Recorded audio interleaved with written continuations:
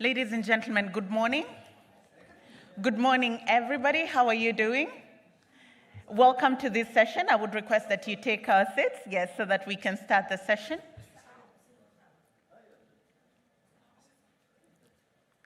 A very good morning to you once again. Welcome to this session. A little bit of housekeeping. We'll be doing this session both in French and in English. So if you're an English speaker, our panelists will be speaking in French. Please do pick one of the translating devices at the back. If you're a French speaker, some of the session will be done in English. So kindly pick a translating device at the back. My name is Ndiro Ganga.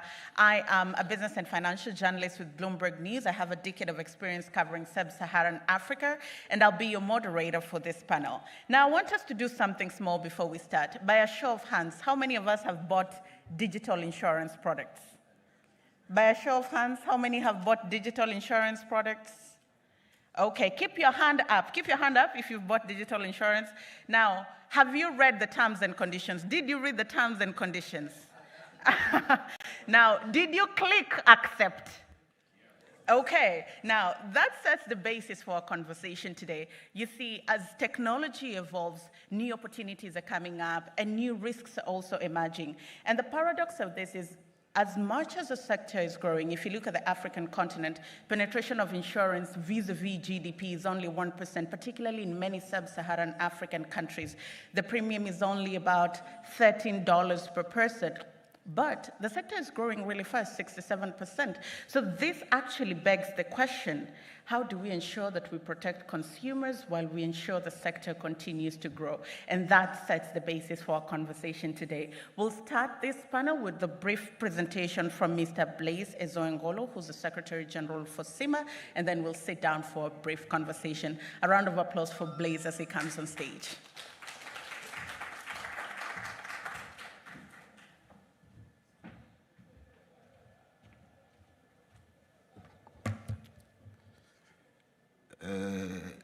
Ladies and gentlemen, I ask for your pardon because my English is very poor.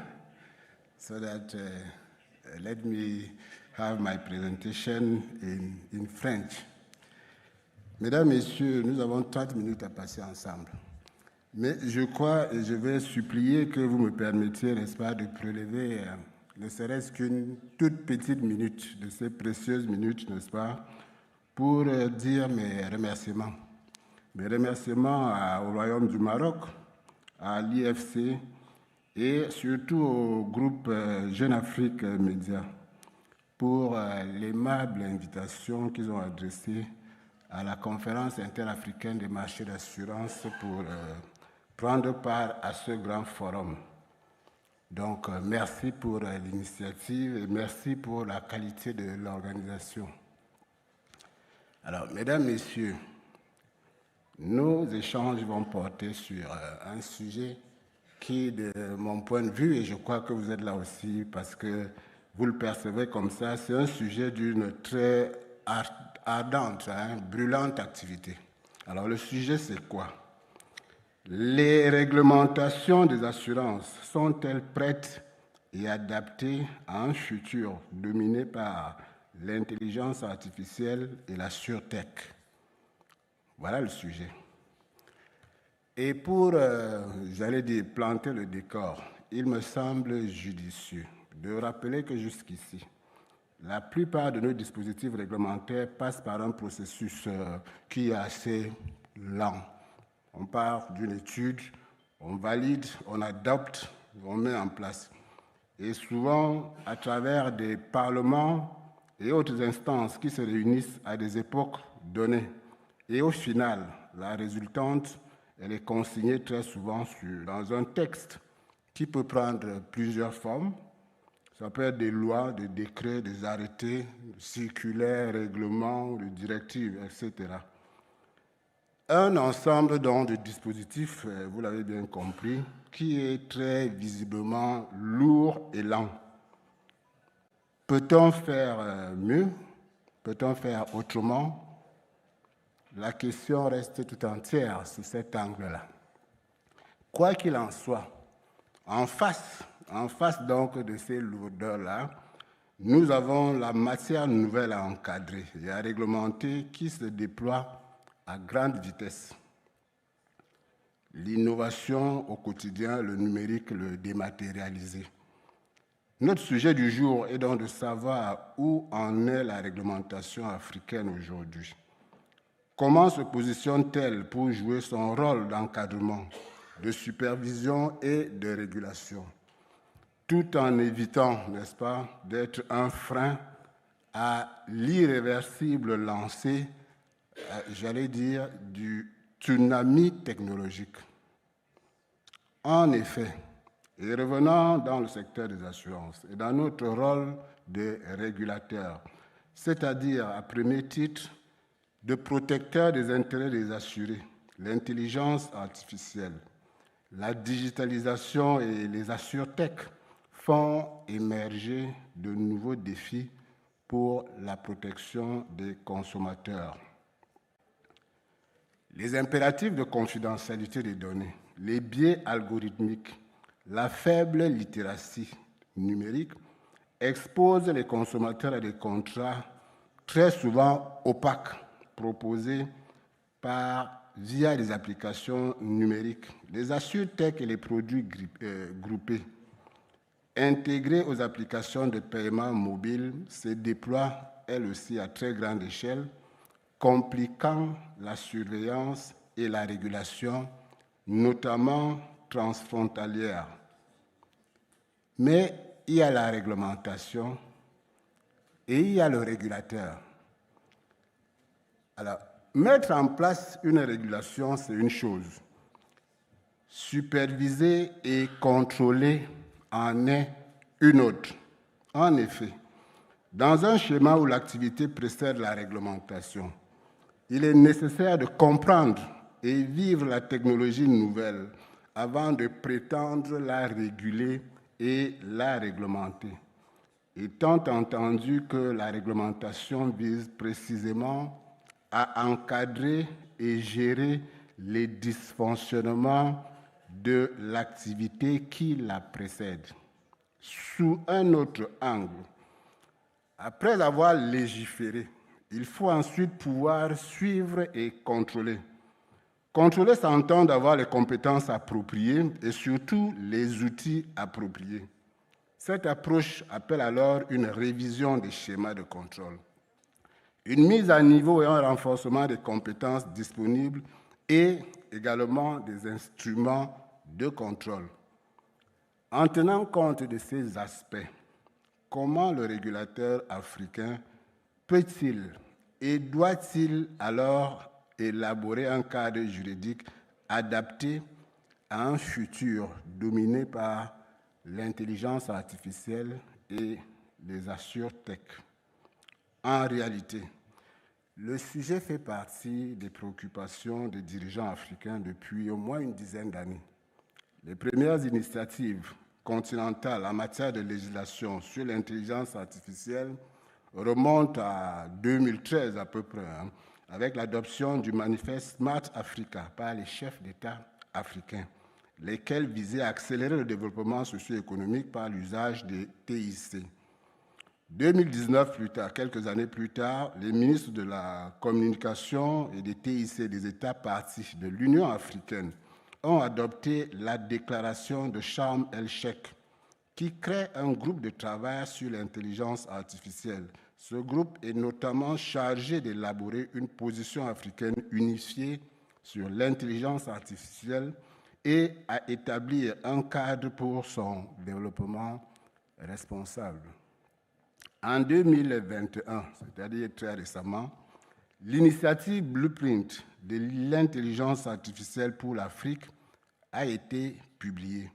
Ce plan d'action propose des recommandations concrètes pour aider les États à mettre en œuvre leur stratégie nationale en leur fournissant des lignes directrices adaptées à leur contexte spécifique.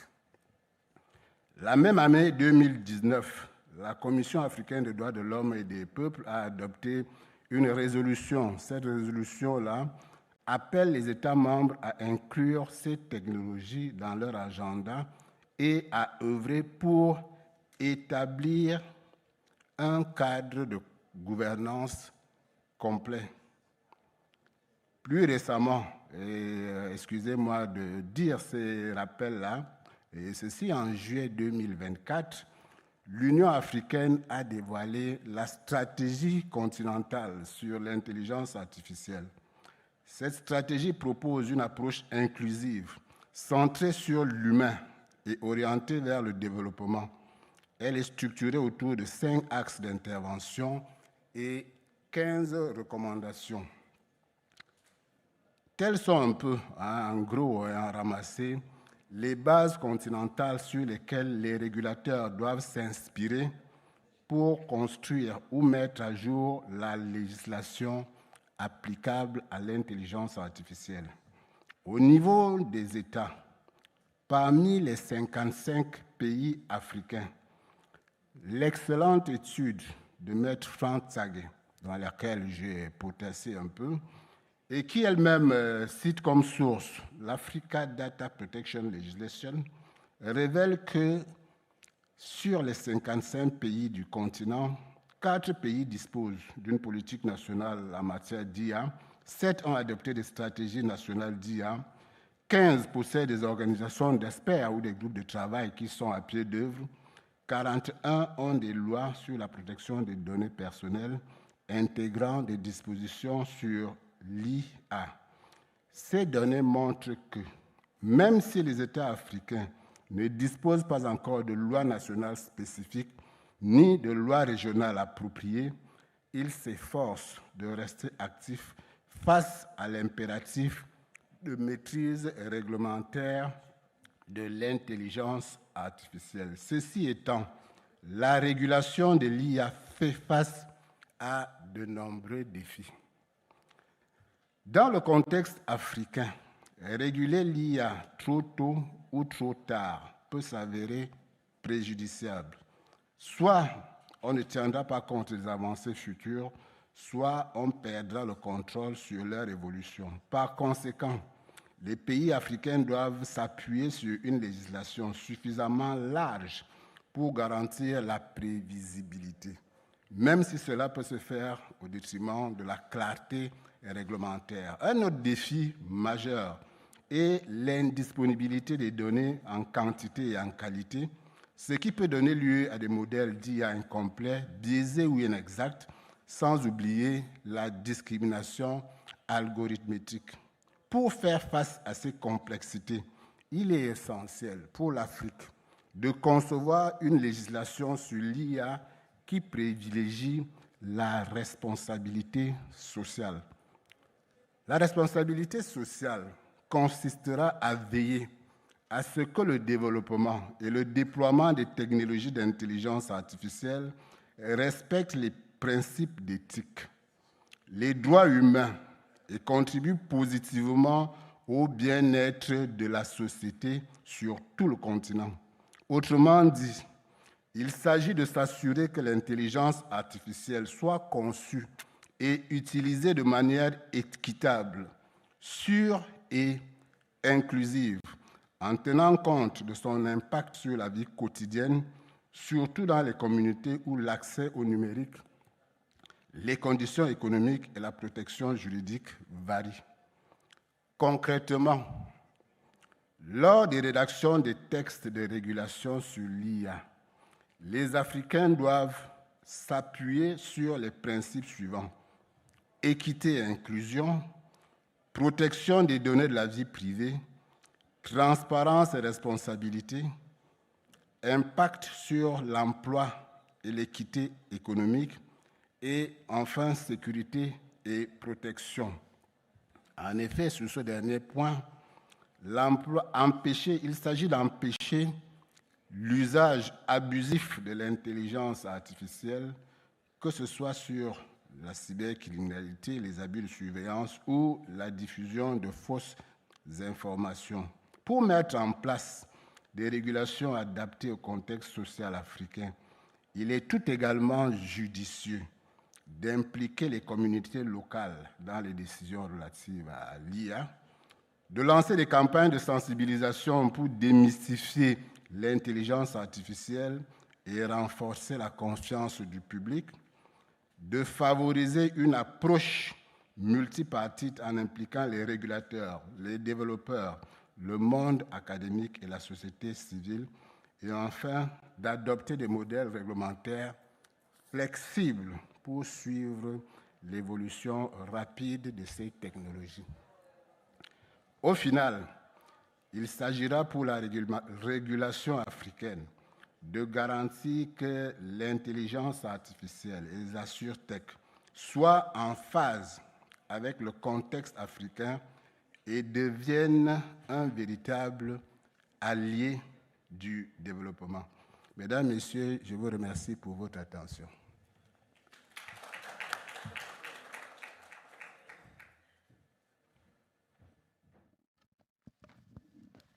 Thank you, Blaise, for that presentation. Another round of applause for him.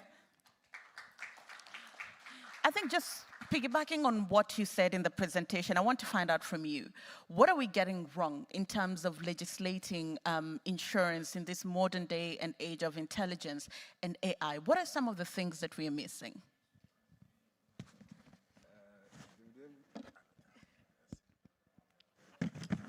J'avais entendu... Ah, voilà. Vous allez me pardonner. Il faut que je trouve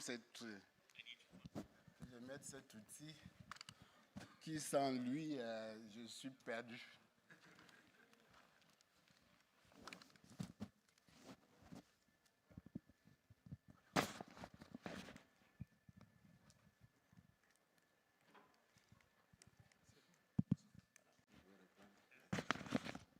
Okay, let's do this again. From your presentation, what would you say we are getting wrong? What are some of the things that we are missing, particularly when we look at regulating the insurance sector in this modern day and age of AI and intelligence? What comes first? Is it regulation or is it activity?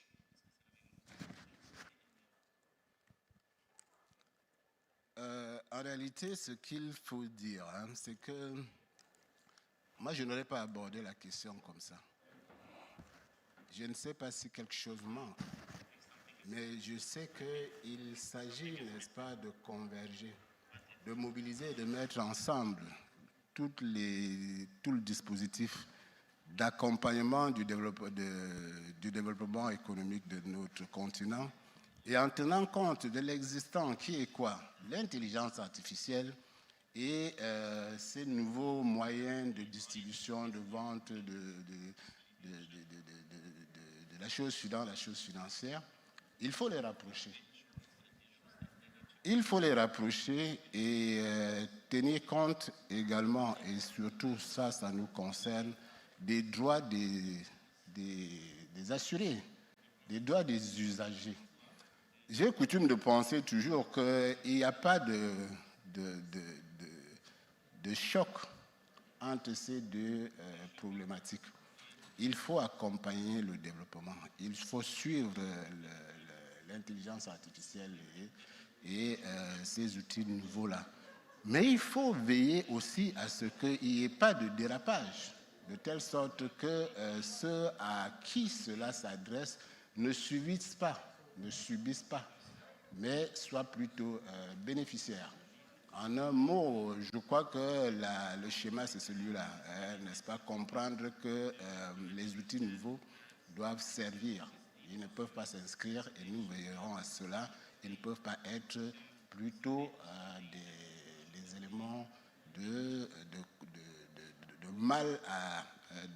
mal, comment dire ça, qui ne concourent pas véritablement à sécuriser les intérêts des usagers.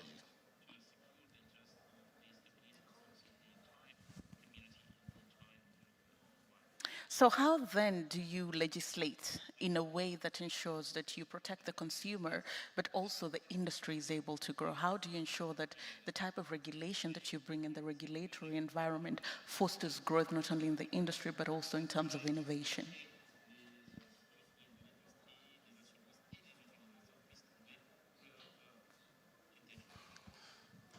D'accord, merci. Alors, je vais revenir à ce que j'ai dit tantôt, à savoir que positionner la question comme étant de mettre en dysphase et en opposition les intérêts des industriels et des développeurs, n'est-ce pas, je vais dire ça comme ça, et ceux des consommateurs, des assurés, ce n'est pas comme cela que la question se pose.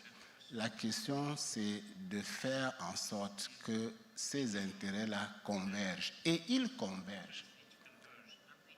Les opérationnels du secteur, celui que je connais bien, l'assurance, n'ont pas intérêt à distribuer ou à agir dans le sens n'ont pas intérêt à agir et à travailler dans un sens contraire à leurs propres assurés. Leur métier, c'est ça, c'est d'accompagner les assurés, c'est de leur offrir les garanties et la sécurité que ceux-ci demandent. Donc, nous ne sommes pas dans un schéma où il y a antagonisme, nous sommes dans un schéma où il faut rechercher une convergence, n'est-ce pas, d'intérêts. Lorsque une entreprise fait du bénéfice, ce bénéfice-là, il doit être orienté vers l'amélioration, n'est-ce pas aussi, de ceux-là qui l'ont permis. Si l'entreprise ne comprend pas cela, naturellement, le risque pour elle, c'est de perdre. C'est de perdre cet élément majeur de l'exploitation qui est le portefeuille des assurés. Voilà peut-être ce que je peux dire sur cette affaire-là. Il n'y a pas choc, il n'y a pas divergence. Il faut travailler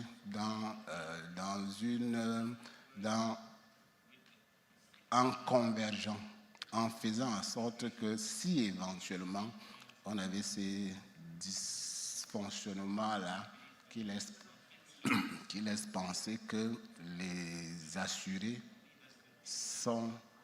leurs intérêts sont contraires à ceux des entreprises, je pense qu'on n'aura pas atteint l'objectif principal. Nous tous devons travailler dans le même sens, dans la même direction, et je suis certain que tous ceux qui sont ici comprennent cette affaire-là de la même manière que moi.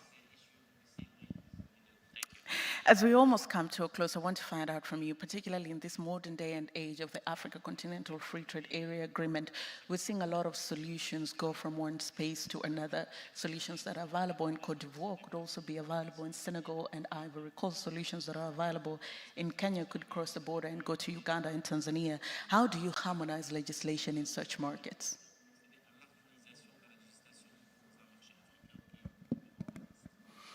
Ah ben ça, c'est le grand défi qui reste. Comment harmoniser l'ensemble des réglementations en face d'une industrie qui, elle, a les mêmes bases et se déploie avec à peu près les mêmes fondements.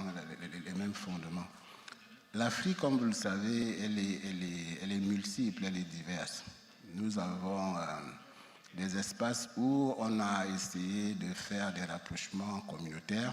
La zone CIMA, par exemple, elle est le modèle, l'un de ces modèles-là où on pense qu'il faut se mettre ensemble pour réguler, pour encadrer. Peut-être que d'autres zones ont aussi ce même schéma-là. Mais comment pouvons-nous travailler pour qu'au final, l'ensemble de notre continent puisse bénéficier d'une dynamique convergente, d'une dynamique où nous tous ensemble, régulateurs et les opérateurs, pourront trouver la meilleure sortie, le meilleur bénéfice de ce qui se passe dans ce couloir que j'évoquais comme un tsunami technologique. J'ai évoqué dans ma présentation tantôt les directives, les recommandations qui viennent de l'Union africaine.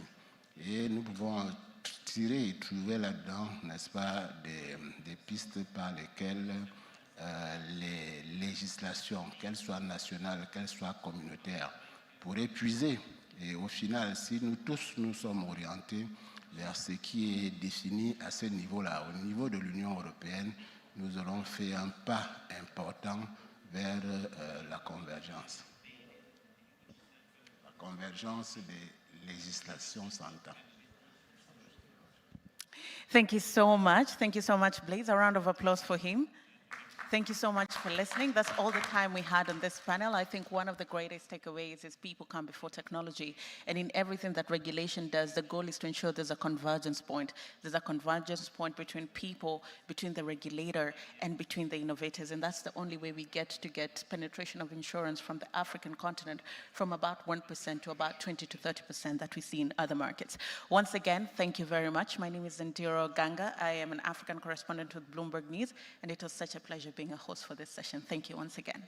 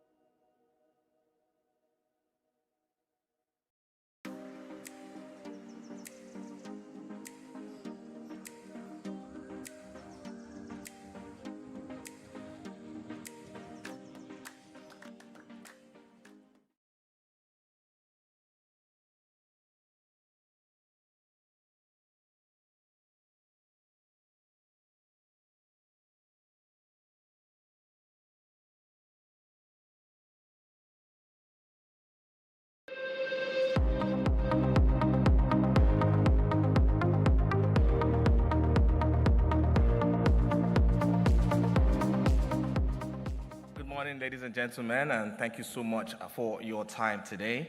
My name is Kenneth Ibomo, and I'll be the host for this session today. Quite an interesting session that we have here lined up today. We're asking one simple question. Can Africa's insurance sector absorb the coming shockwaves that could impact the sector? From shockwaves from technology, shockwaves from climate, and also shockwaves from food ecosystem disruptions. When we talk about risk in Africa, whether it's the cyber attack that cost the Bank of Uganda $16 million, or the April 8 data breach at Morocco's National Social Security Fund, the CNSS, or even when you look at some of the worst El Nino events that happened in Southern Africa, one thing becomes clear. The shockwaves are getting stronger, they're getting faster, and they're getting more interconnected. The numbers tell us that the pressure is mounting, that weather-related issues for South Africa's general insurer, Santam, alone climbed 12% year-on-year to $36 million. And globally, 91% of organizations expect that a significant rise in AI-driven cyber threats. So can Africa's insurance ecosystem, which is already stretched, withstand the scale that is coming? These are some of the issues that we want to explore today. Specifically, we'll be looking at three key areas: how governments and regulators can boost system readiness through premium subsidies, national risk modeling, and public-private partnerships. We'll also be looking at what relief the capital markets can provide through insurance-linked securities and catastrophe bonds, and also can that model extend beyond cyber risk. We'll also explore how technology, parametric data, and partnerships ensure insurance payouts truly match the real-world losses. All this and more we'll explore in this panel today. But before we get into the conversations today, I'd like to begin with an expert presentation from Sana Atik, who's the Director of Insurance for Francophone Africa at Deloitte. She'll help us, more or less frame the scale of the exposure and give us the right perspective for this. Help me welcome to the stage, Sana Atik.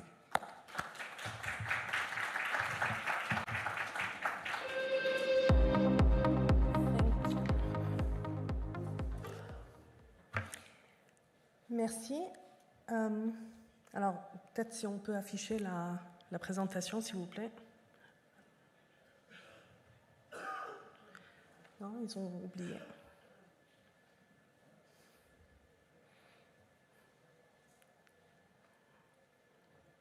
Ils n'ont plus la présentation.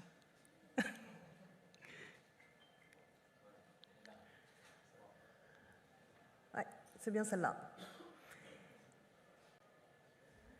Et il y a une petite télécommande, peut-être?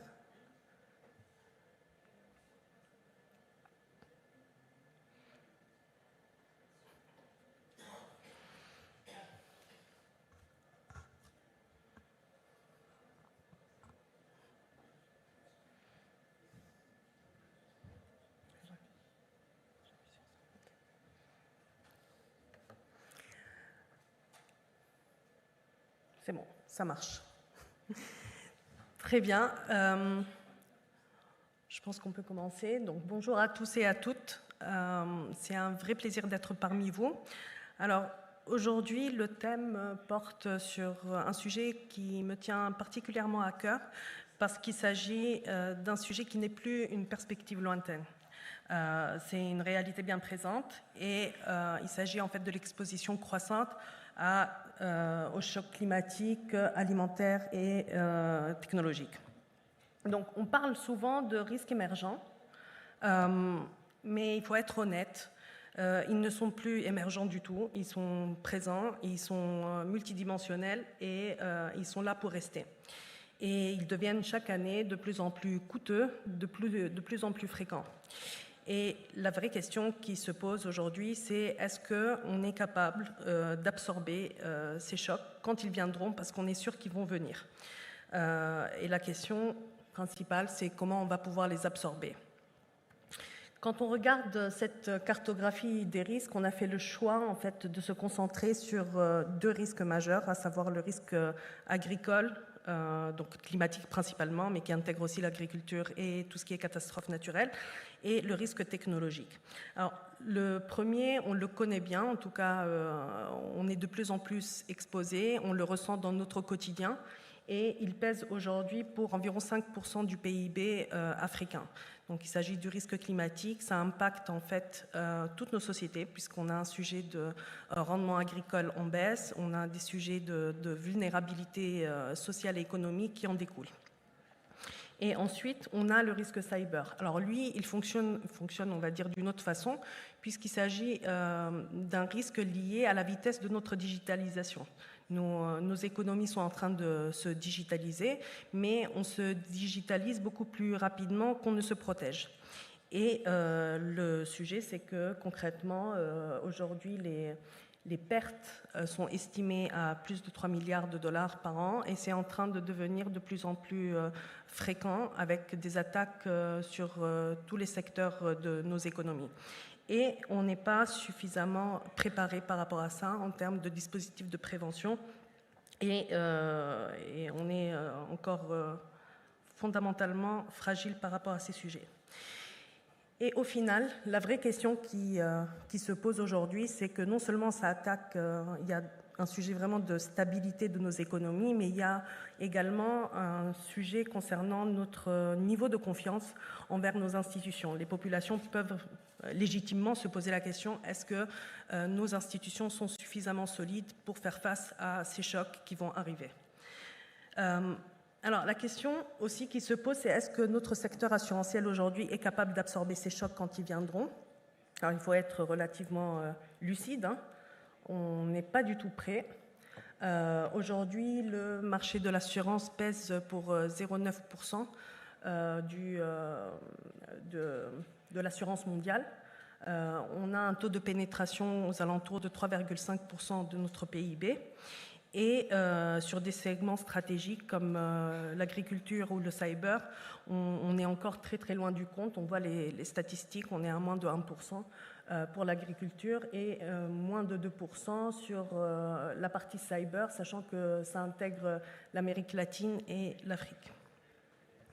Et aujourd'hui, en plus, on a un sujet autour de la réassurance, puisque la réassurance n'est plus capable d'absorber également ces chocs, puisque eux-mêmes sont exposés à d'autres chocs climatiques dans les autres parties du monde. Donc on arrive vraiment à la limite de notre modèle traditionnel. Ce modèle traditionnel, il ne peut plus continuer, il ne peut plus absorber en fait ces chocs qui sont en train de devenir de plus en plus fréquents. Et donc il s'agit en fait de quelle serait la solution pour trouver un modèle qui puisse s'adapter à nos réalités et à notre quotidien, en fait. Donc, il va falloir inventer un nouveau modèle, un modèle de résilience collective qui intègre d'autres leviers que la simple couverture financière. Et donc, notre conviction, c'est qu'il faut se mettre en mode écosystème. Les risques aujourd'hui sont des risques globaux, systémiques, interconnectés et multidimensionnels et il faut que notre réponse soit du même gabarit. Il faut absolument qu'on puisse se positionner dans un écosystème élargi et non plus en mode assurance toute seule. Elle ne peut plus travailler en solo, elle n'en a plus la capacité et face à des risques qui sont complètement hors de contrôle. Donc, l'autre sujet aussi, c'est qu'on parle vraiment d'un écosystème africain. Alors pourquoi on parle d'un écosystème africain ? Parce que nos risques sont particuliers, nos modèles, nos profils de risques sont très particuliers et on ne peut pas tout simplement prendre des modèles occidentaux ou asiatiques et essayer de les implanter chez nous, ça ne marchera pas nécessairement. On n'a pas les mêmes réalités, il va falloir trouver une autre façon d'innover pour pouvoir se positionner et trouver les bons modèles pour pouvoir les déployer chez nous. Donc, si on prend le premier acteur qu'on a identifié, bien sûr, l'écosystème peut être beaucoup plus élargi que ça, mais concrètement, on a le premier, ça va être le régulateur, donc il va jouer un rôle essentiel. Aujourd'hui, il a la légitimité, la vision d'ensemble, la capacité d'agir sur, en fait, ces deux missions, on va dire, de base, à savoir la protection du consommateur, mais également la solidité du système. Et la question aujourd'hui, c'est qu'il ne peut plus se limiter uniquement à ce rôle-là. Il doit pouvoir élargir son champ d'action au-delà de la simple supervision. Et donc, il va devenir un vrai acteur pour catalyser en fait cet écosystème de résilience. Et concrètement, ça veut dire quoi? Ça veut dire qu'il va pouvoir appuyer pour instaurer des couvertures obligatoires sur certains risques systémiques. Il va pouvoir mettre en place, par exemple, des cadres réglementaires adaptatifs. Donc, il y a bien sûr le sujet de la supervision basée sur les risques, mais également les sandbox réglementaires qui vont permettre, en fait, de tester à petite échelle des innovations et faire en sorte de le superviser de façon proportionnée. Ensuite, il y a aussi les interrelations entre différents régulateurs des secteurs. Parce qu'aujourd'hui, les risques, ils sont globaux et ils ne s'arrêtent pas à la frontière en fait, de la banque ou de l'assurance. Il va falloir aussi que les différents régulateurs d'un secteur, des plusieurs secteurs d'une économie se mettent un peu autour de la table pour pouvoir mettre en place des cadres réglementaires adaptés et interreliés.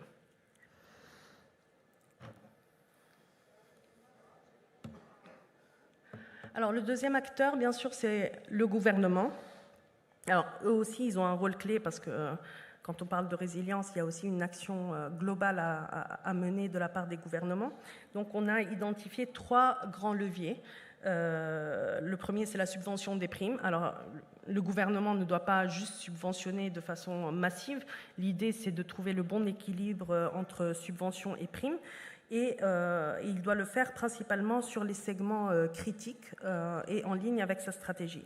Maintenant, on a vu aussi dans pas mal de pays que s'il n'y a pas cette poussée initiale par le gouvernement, en fait, les marchés ne décollent pas.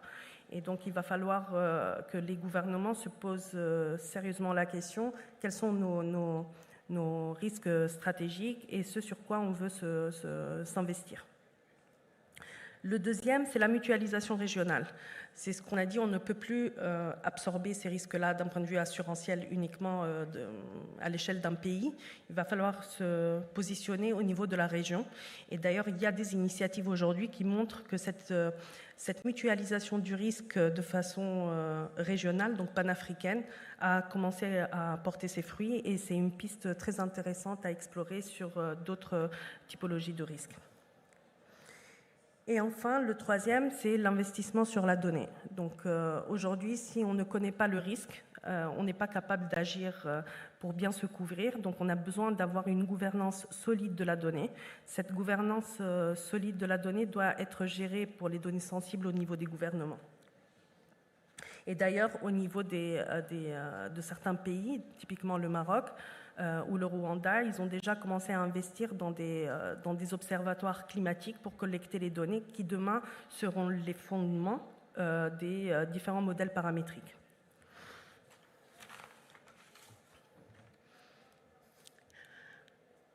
Maintenant, on peut parler aussi des acteurs technologiques. Donc les acteurs technologiques, bien sûr, il y a dedans tout ce qui est start-up, fintech, insurtech, regtech. Mais on sait aussi, d'après nos retours d'expérience, c'est que la technologie n'est pas un outil magique. On ne peut pas juste le déployer comme ça. Il faut que ça soit intégré dans une vision globale et il faut que ça soit adapté à nos réalités et à nos contextes. Mais en tout cas, ce qui est sûr, c'est qu'il faut que la donnée soit fiable et qu'elle soit bien gouvernée. Et donc, je rebondis un peu sur ce que je disais tout à l'heure au niveau des gouvernements. On parle d'une gouvernance de multiniveau au niveau de la donnée. Il faut que ça soit bien géré au niveau des entreprises, au niveau du secteur, mais également au niveau de l'État. Et typiquement, l'idée, c'est pas d'ouvrir vraiment toutes les vannes, c'est plutôt de faire en sorte de mettre en place un cadre qui soit équilibré, qui soit fondé en fait sur la confiance et la sécurité des données en premier lieu, puisqu'on gère énormément de données sensibles.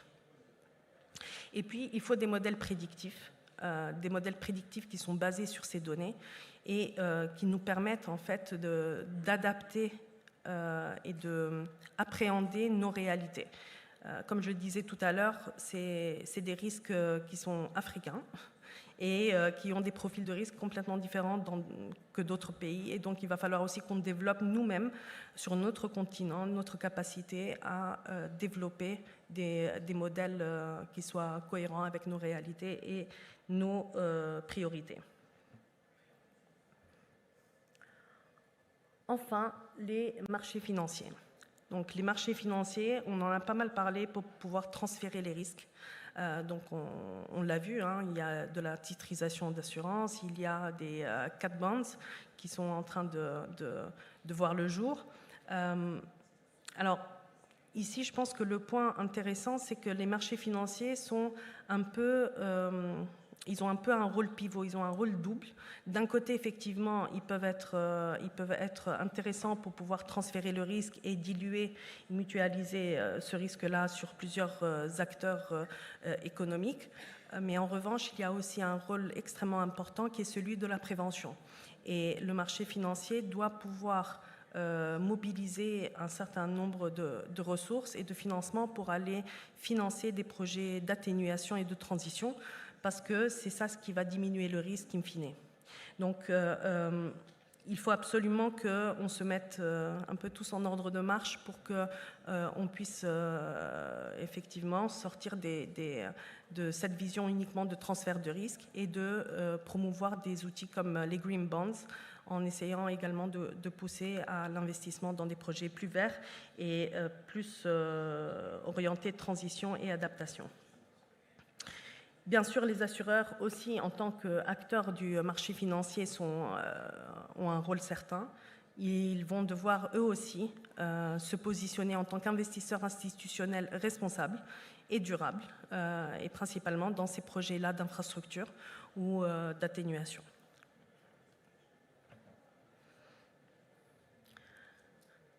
Alors, une petite conclusion. Donc, concrètement, si on regarde par rapport à ces risques émergents, ils ne sont plus émergents, ils sont là, ils sont fréquents, leur intensité varie d'année en année, mais c'est une question aussi de courbe d'apprentissage.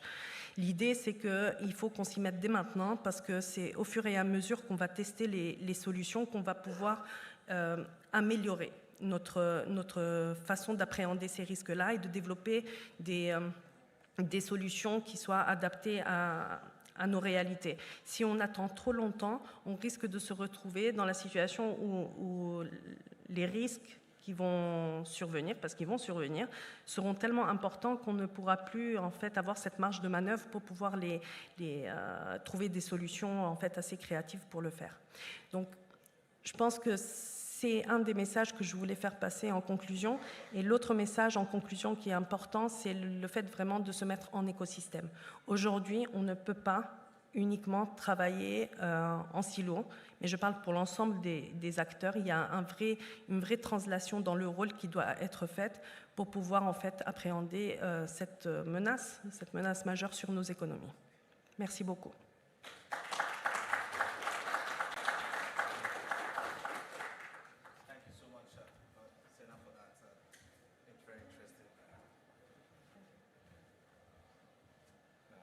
Quite insightful presentation there from Senna. But let's take the conversation now up a notch, and let me get to introduce some of the other panelists for this conversation. I'd like to introduce to the stage Mr. Gildas Nzuba, is the Director for Côte d'Ivoire Zone at the CEO of Sunu Assurances for Côte d'Ivoire, the Group Sunu. Thank you so much for your time. I would also like to invite to the stage Lynette Odera, who's the Chief Officer for Public Sector and Inclusive Solutions at ZEBRI.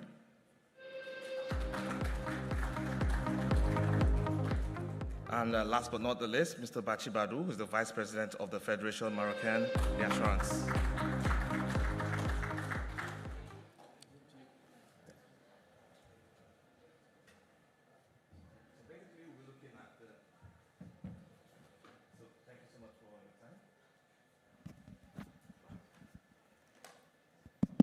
All right, so thank you so much, ladies and gentlemen.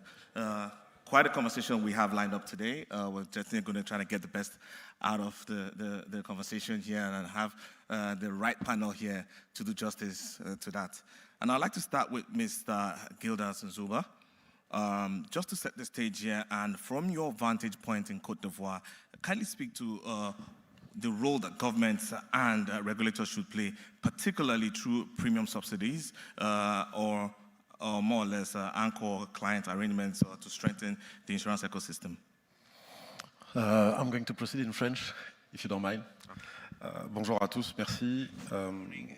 Alors, La première particularité de la zone qui est la nôtre, c'est que sur 14 pays, nous avons un même code des assurances, donc ça donne normalement une certaine mutualité.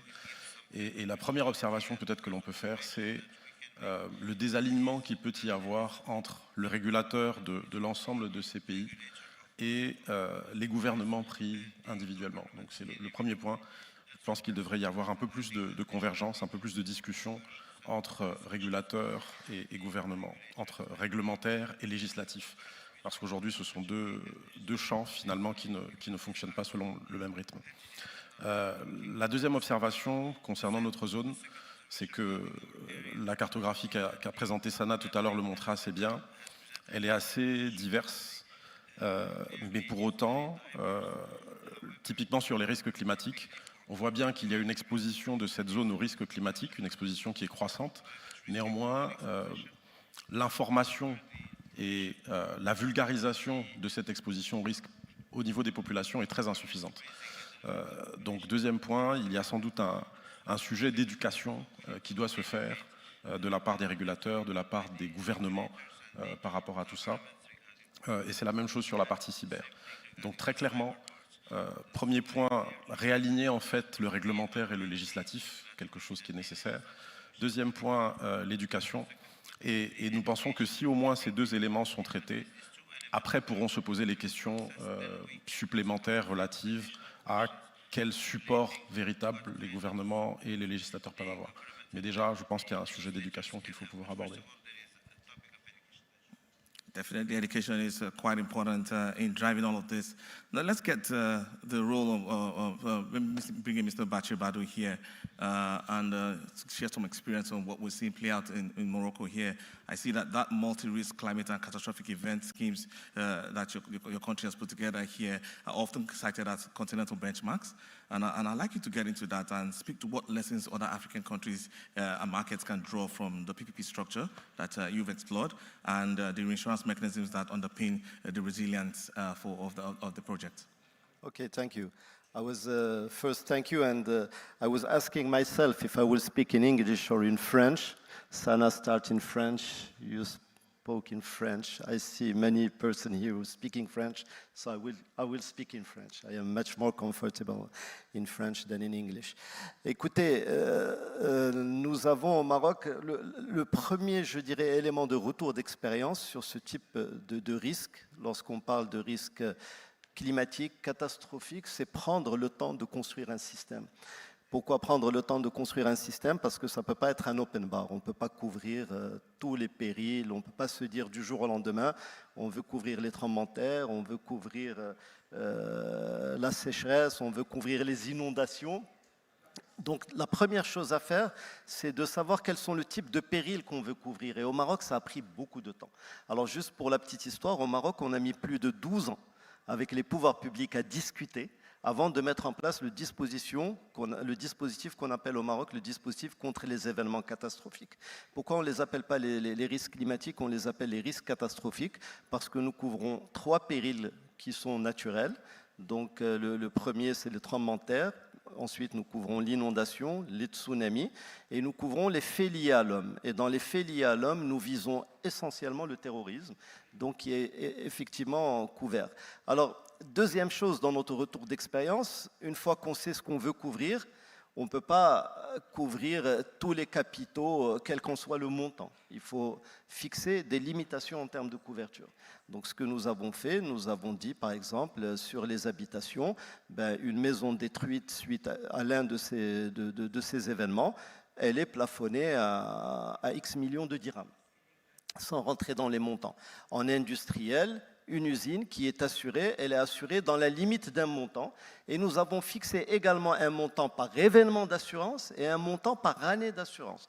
Pour vous donner une idée, nous couvrons par événement 300 millions d'euros par événement et nous couvrons 900 millions d'euros par année d'assurance. Donc partant de là, une fois qu'on a réussi à délimiter un périmètre, c'est à partir de ce moment-là qu'on a commencé à travailler sur des conditions de couverture et surtout sur une obligation d'assurance. Et je reviendrai tout à l'heure sur la partie obligation d'assurance qui est nécessaire.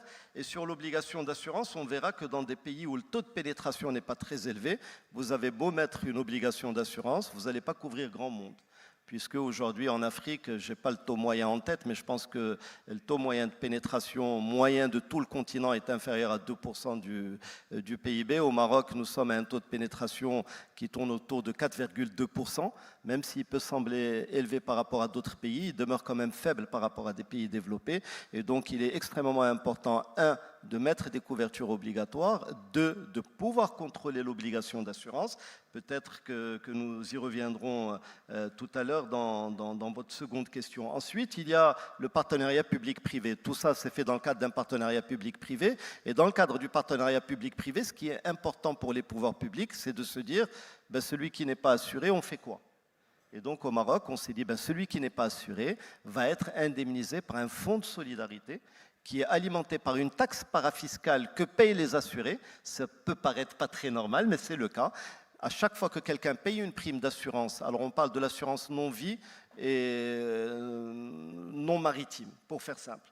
Sur les assurances non-vie, il y a une taxe parafiscale qui alimente un fonds de solidarité et ce fonds de solidarité permet d'indemniser les non-assurés. Alors malheureusement, on a eu l'occasion d'expérimenter le système, vous le savez, septembre 2023, tremblement de terre d'El Haouz. Les gens qui ne connaissent pas très bien la géographie marocaine, c'est à côté de Marrakech. C'est un tremblement de terre qui a causé beaucoup de dégâts, mais il a causé beaucoup de dégâts non assurantiels. Mais quand même, sur la partie assurantielle, le secteur de l'assurance a payé à peu près 55 millions de dollars d'indemnisation, essentiellement sur la ville de Marrakech, où il y a eu quand même quelques habitations, quelques commerces, quelques usines qui ont subi des dégâts. Et nous couvrons aussi, et c'est assez particulier par rapport à d'autres pays, nous couvrons tout ce qui est dégâts corporels et les décès. Donc les personnes qui ont subi des dégâts corporels ou qui ont décédé suite à cet événement, donc leur famille ou eux-mêmes ont bénéficié d'indemnisation. Donc notre retour d'expérience, et je m'en arrêterai là peut-être pour laisser la place aux questions suivantes. 1, le partenariat public-privé est incontournable. 2, il faut prendre le temps pour construire le système. 3, il faut fixer des limitations, ce n'est pas un open bar, il faut savoir ce que nous couvrons exactement. Et 4, les mécanismes de l'obligation d'assurance, c'est facile de dire je la mets obligatoire et je contrôlerai l'obligation. Je vous dirai tout à l'heure, peut-être dans une autre question, comment nous avons fait pour pouvoir effectuer ce contrôle. No doubt the experience there will be very, very beneficial to, other African countries as they also plan their ways there. But let me bring in Lineto Dere here, who's the Chief Officer for Public Sector and Inclusive Solutions at ZEPRI.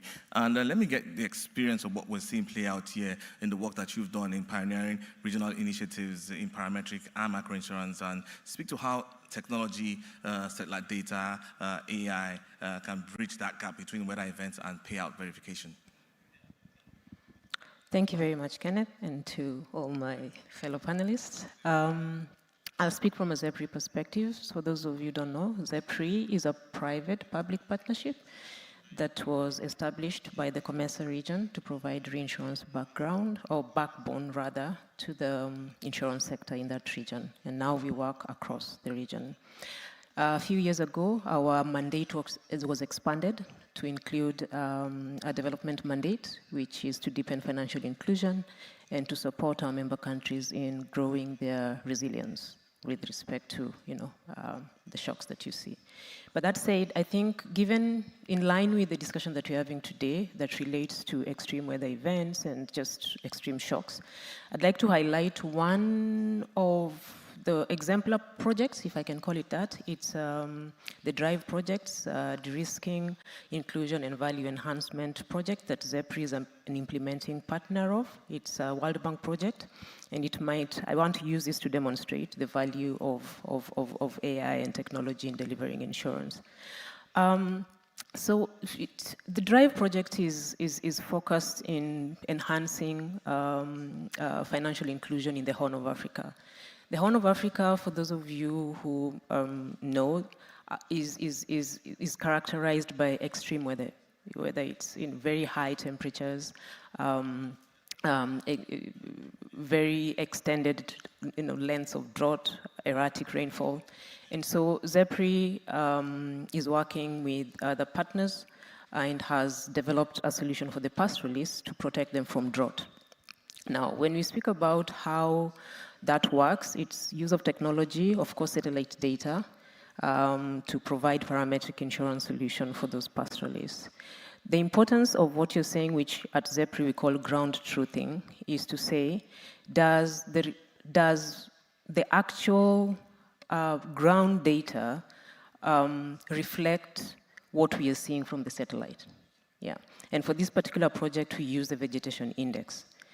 So the vegetation index sort of guides ZEPRI to understand what's happening in an expanded region across the Horn of Africa. And that validation means we are validating, or ground truthing, it's validating that the trigger, what the trigger for the payout corresponds to what's actually happening on the ground. So one of the ways I wanted to demonstrate this, that some time back, we had an experience where you have farmers or pastoralists complaining that they're actually experiencing drought, but the satellite is showing you something completely different. So that is the importance of ground truthing, to make sure that you're reducing that basis risk, because if the vegetation index is looking at the health and the greenness down below, but it is possible that that greenness or those shrubs are not the type of feed that the cattle or the goat can eat. So you have to be able to validate that what you're seeing from the satellite data corresponds to what the actual situation is on the ground. And so that's why I said AI is good, digital innovation is good, but it must correspond to the needs of the people on the ground. Over time, you use that ground truthing to make your index a bit more accurate, yeah? And that in itself then creates trust, so that your trigger is responding when it needs to respond. So I thought I should highlight that as one of the learnings that we as ZEPRI, through the delivery of the DRIVE project, have been able to say, yes, AI is great, digital innovation is great, but it needs to be able to relate to the needs of the people on the ground, which in our case was the pastoralists, and be able to respond and make sure that the triggers are set, at the right place. Yeah. No doubt, accuracy and trust are very important elements there. But let me bring in Mr. Nzoba back into the conversation here. And we're seeing that these climate and cyber shocks are rising. And how would you then strike that balance between affordability and risk adequacy in your product design? And I understand that the nuance right now is that capacity is the real issue. And let's get into that. Merci. Je vais rebondir sur les propos de mes prédécesseurs et pour aller vers la question que vous avez posée. La première chose, en fait, et par rapport à ce que devraient pouvoir apporter les gouvernements, c'est l'information. On parlait tout de suite de l'écart qu'il peut y avoir entre des observations satellitaires et puis ce qu'on observe sur le terrain. Il y a clairement une absence de données aujourd'hui qui ne permettent pas de véritablement évaluer quelle est la fréquence de survenance de tel ou tel risque, quelle est la sévérité de tel ou tel risque. Et donc à partir de là, ça devient très difficile en fait de donner un prix véritable à la couverture que l'on va donner. Le Maroc indiquait tout à l'heure 12 années d'observation pour réussir à mettre en place un dispositif. Ça donne un peu une idée de la profondeur. Aujourd'hui, dans la zone CIMA qui nous concerne, nous avons quelques expériences qui ont été faites, mais toutes ces expériences, en fait, se sont traduites par des sessions en réassurance à 100%. Parce que justement, en local, la capacité de nos compagnies est bien trop faible pour pouvoir absorber l'entièreté de ces chocs. Chez Sunu, on a une expérience sur de l'assurance excès d'eau, donc de l'inondation, que nous avons faite au Togo, sur 3 communes, avec l'ARC, African Risk Capacity, et c'est un programme de réassurance à 100%. Donc clairement, il y a ce sujet de capacité des sociétés en front, capacité qu'on aurait même du mal à évaluer du fait de l'absence d'informations réelles et d'absence d'informations solides. Et ensuite, il y a le marché de la réassurance, et très heureux de savoir que ZEPRE travaille sur ces sujets-là. Mais clairement, sur l'ensemble du continent, il faudrait sans doute beaucoup plus de capacités en réassurance, et pour aller dans le sens de ce que disait Sana, même là encore, ça ne suffirait probablement pas, et il faudrait sans doute envisager du transfert de risque un peu alternatif que ce modèle traditionnel. Donc le vrai sujet, selon nous, dans la zone CIMA, il y en a vraiment deux. C'est l'information, la qualité de l'information, the accuracy of the information that you have, et les capacités, que ce soit au premier niveau, en deuxième niveau en réassurance, et même en troisième niveau. Yeah, no doubt data quality quite critical there if you're going to get the outcomes that we desire. But then let me bring Mr. Bachi back into the conversation as well, leading on what you were alluding to earlier in terms of natural disasters. I'd like you to speak to the second system that you've helped build, talking about mandatory coverage against natural disasters. And I understand that you face some complexity around reinsurance and capital adequacy. And I'd like you to speak to that, and how did you overcome those structural barriers? OK. Écoutez, c'est vrai, d'abord, ce sont des risques très complexes. On en parlait tout à l'heure, la data est au cœur du dispositif. Si vous n'avez pas de data, vous ne pouvez pas assurer, vous ne pouvez pas couvrir. Alors, il se trouve qu'on a déjà la data qui est dans nos propres bases de données en tant qu'assureur, mais nous avons aussi toutes les modélisations. Vous savez, aujourd'hui, les grands acteurs de l'assurance, surtout de la réassurance mondiale, et les grands courtiers mondiaux, ont des outils de modélisation des risques. Donc nous arrivons à modéliser les risques. Même en l'absence d'une data très très fine, on arrive à modéliser des risques et on a, au niveau de notre région, nous avons une idée assez précise sur la sévérité par exemple des inondations, leur fréquence, les périodes de retour, la même chose sur les tremblements de terre. On est dans une zone au Maroc qui a connu un certain nombre de séismes dans son histoire. Vous savez, on a 2 événements majeurs dans l'histoire du Maroc. Le premier, personne ne le connaît, il remonte à tellement longtemps, je crois que c'était 1770, c'est un tsunami qui a été provoqué par le fameux tremblement de terre de Lisbonne, et ensuite le fameux tremblement de terre 1961 à Agadir qui a carrément décimé une ville. La ville d'Agadir a disparu suite à un tremblement de terre qui était terrible. Donc on a de la data, on arrive à mettre un prix sur le risque, parce que ce qui est très important, c'est de mettre un prix sur le risque.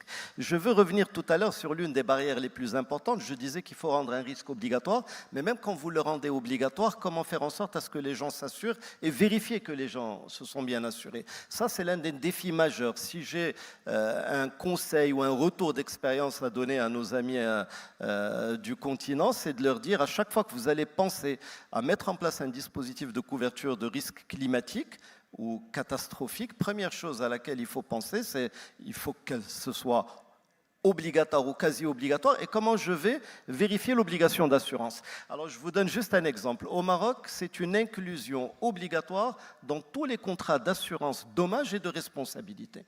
Je souscris à une assurance automobile, responsabilité civile, j'ai une inclusion automatique de la garantie. La voiture est couverte, mais ce n'est pas ce qu'on vise. Ce qu'on vise, c'est de couvrir en dégâts corporels le propriétaire du véhicule, son conjoint, ses enfants, indépendamment de l'endroit où il se trouve au moment de l'événement.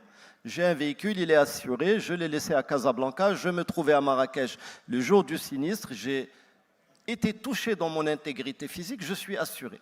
Donc d'un coup, on a assuré un ensemble de Marocains, il suffit d'avoir un cyclomoteur qui est assuré pour que moi-même, mon conjoint et mes enfants disposions d'une couverture corporelle si je suis touché par un événement. Et par déclinaison, j'ai une usine, j'assure mon usine, elle est assurée en événement catastrophique. J'ai une multirisque habitation, ma maison est assurée en multirisque en événement catastrophique. Donc, obligation d'assurance, 2, contrôle. Quand on ne met pas en place une obligation d'assurance, on a un deuxième dispositif au Maroc qui est assez intéressant, on a une multirisque climatique. La multirisque climatique, elle est née d'un partenariat public-privé, une mutuelle d'assurance au Maroc et le ministère de l'Agriculture et donc le gouvernement marocain, qui fait que chaque agriculteur qui veut assurer sa parcelle Et les périls couverts sont très larges. C'est inondations, excès d'eau, sécheresse, vent, grêle.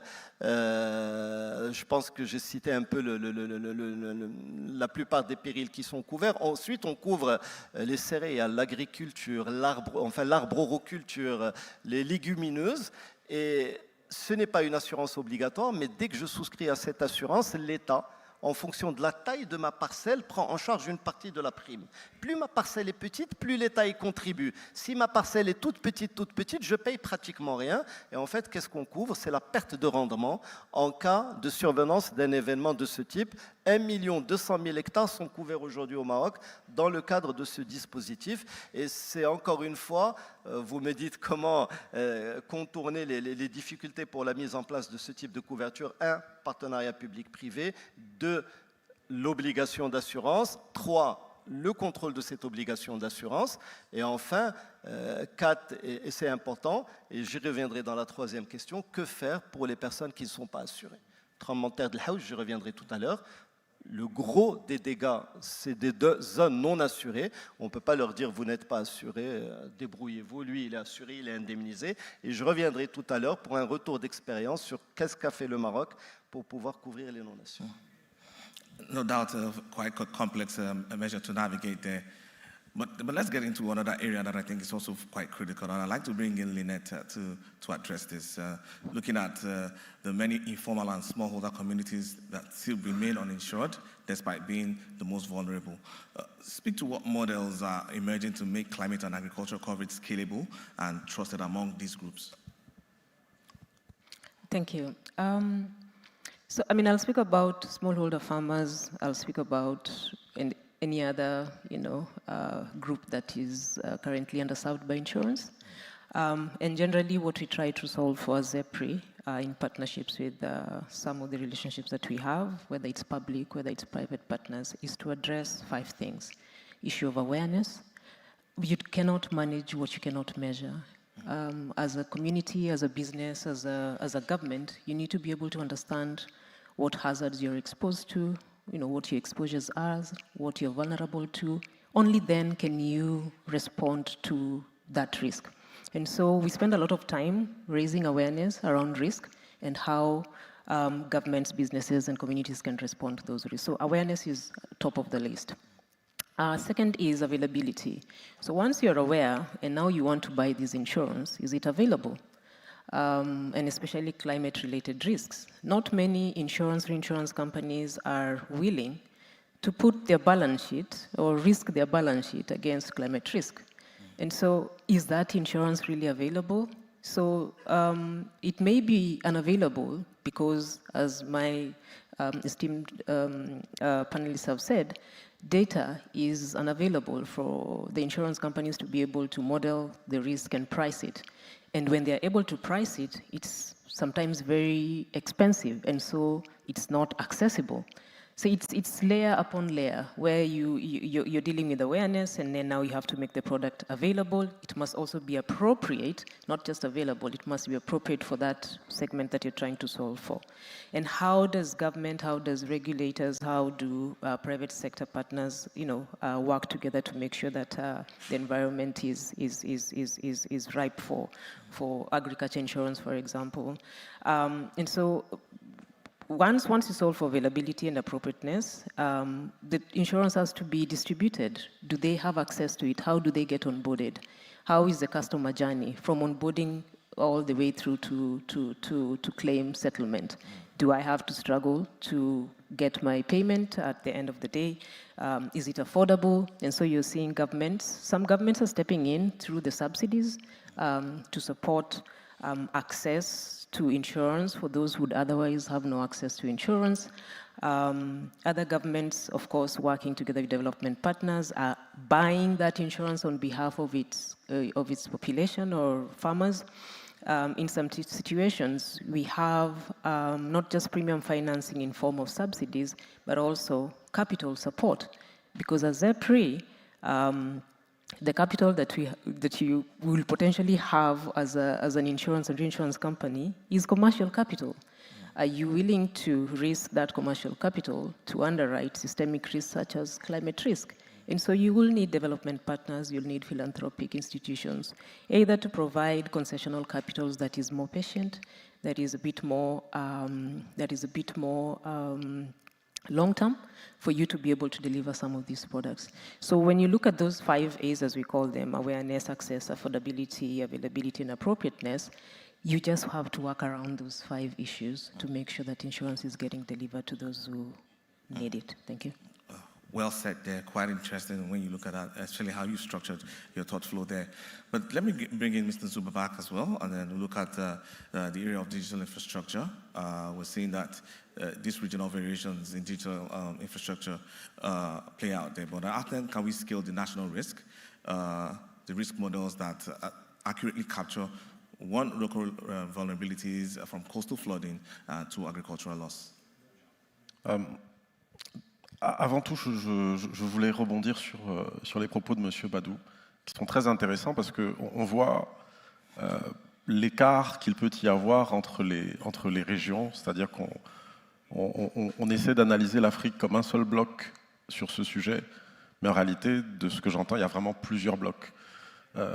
Et pour faire le point avec ce que disait notre collègue de Zegpré, avec les 5 points qu'elle a balayés, ce qui est très intéressant, c'est de voir que l'expérience marocaine, qui est une expérience publique-privée, en fait, a touché les différents 5 points qui pourraient être perçus d'un point de vue purement privé. Donc je pense que, pour ma part, en tout cas, ce que je retiens, c'est que l'expérience marocaine est extrêmement pertinente, plutôt bien structurée, et permet en fait d'adresser les différents sujets en termes de mesure du risque, en termes de pricing du risque, en termes de distribution rendant obligatoire, et après, derrière, en termes de sécurisation de l'indemnisation. Donc, je pense que c'est un point dont on rediscutera, si vous permettez, M. Badou, parce que c'était vraiment assez édifiant.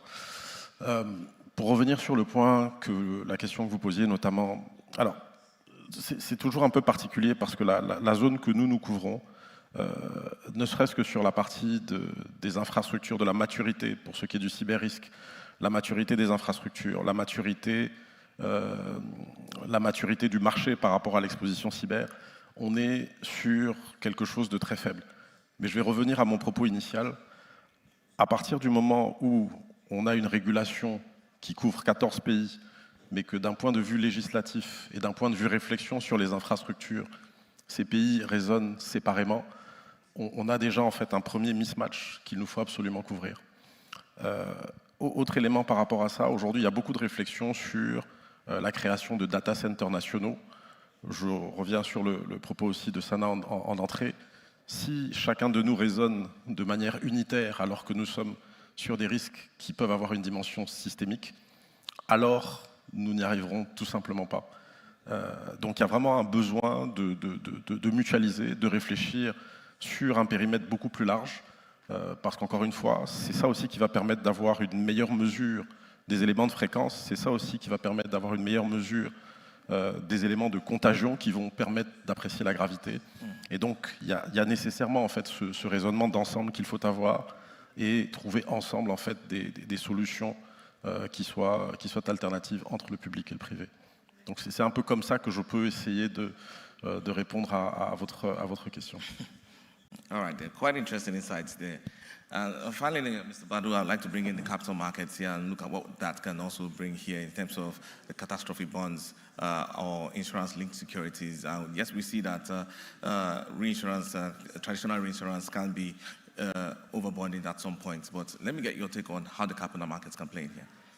Écoutez, je vais vous étonner. Moi, je pense qu'on est loin d'avoir épuisé les capacités assurantielles avant de penser à des modes alternatifs de couverture pour ce type de risque. En tout cas, c'est ma perception personnelle en tant qu'acteur au Maroc, et on a expérimenté le système. Vous savez, la première des choses, d'abord, quand on a voulu mettre en place ce dispositif, les assureurs ont dit au pouvoir public on veut prendre zéro risque. Zéro risque, réassurance internationale. Les pouvoirs publics nous ont dit, attendez, vous n'arrêtez pas de dire on est le deuxième marché africain, on a des sociétés solides, comment ça zéro risque? Vous devez maintenir une partie du risque au Maroc et mettre de la capacité. Alors qu'est-ce qu'on a fait? Et c'est un système où vous ne pouvez pas aller tout seul, c'est un marché. Personne n'est capable d'aller tout seul en tant que compagnie d'assurance, d'offrir un produit tremblement de terre et d'aller acheter de la couverture à l'international. Donc, nécessité de structurer. Qu'est-ce qu'on a fait? On a créé un pool sous forme de réassurance. J'ai le privilège de le diriger. Je dirige la compagnie d'assurance qui gère ce pool. On centralise l'équivalent de 40 millions d'euros de rétention pour le marché marocain de l'assurance, plus une partie de la rétention en propre chez les compagnies d'assurance. Pour faire simple, c'est à peu près 50 millions d'euros de rétention sur le marché marocain, et après on part à l'international. L'international, il y a énormément de capacités sur la réassurance, pour autant d'être crédible. La crédibilité est le point essentiel. Le Maroc est extrêmement crédible à l'international et on l'a montré. L'un des signes de crédibilité, c'est que lorsqu'il y a un événement, des inondations, on ne déclenche la garantie que sur un acte administratif du chef du gouvernement. C'est le chef du gouvernement qui dit c'est un événement catastrophique après la recommandation d'une commission nationale. On a eu des inondations qui étaient assez importantes et le gouvernement marocain ne s'est pas précipité pour déclencher un état d'événement catastrophique. Donc les réassureurs mondiaux, les Munich Re, les Suisse Re, je ne vais pas tous les citer, je parle des deux premiers et on décline, veulent tous être dans le dispositif de couverture de marocain. Donc avant d'aller vers des modes alternatifs, utilisons la capacité locale, utilisons le réassureur national. L'Atlantique Re au Maroc garde aussi une partie de la rétention sur le Maroc avant d'aller sur le marché international. Et enfin, très rapidement, je sais que le temps est quasi fini, le Fonds de solidarité contre les événements catastrophiques, lui-même, s'est couvert en réassurance paramétrique, et tout le monde était étonné de voir que lors du tremblement de terre de l'Haouz, le Fonds de solidarité a reçu quelques jours après le tremblement de terre 300 millions de dollars. Ça venait de quoi? D'une couverture paramétrique. Il suffisait de dépasser un trigger qui était un degré sur l'échelle de Richter, et le Maroc a reçu, comme par enchantement, 300 millions de dollars, mais celle-ci a servi à indemniser les non-assurés. Je sais qu'on n'a pas beaucoup de temps, je suis très bavard, et ce système, je peux vous en parler encore pendant des heures. Donc voilà.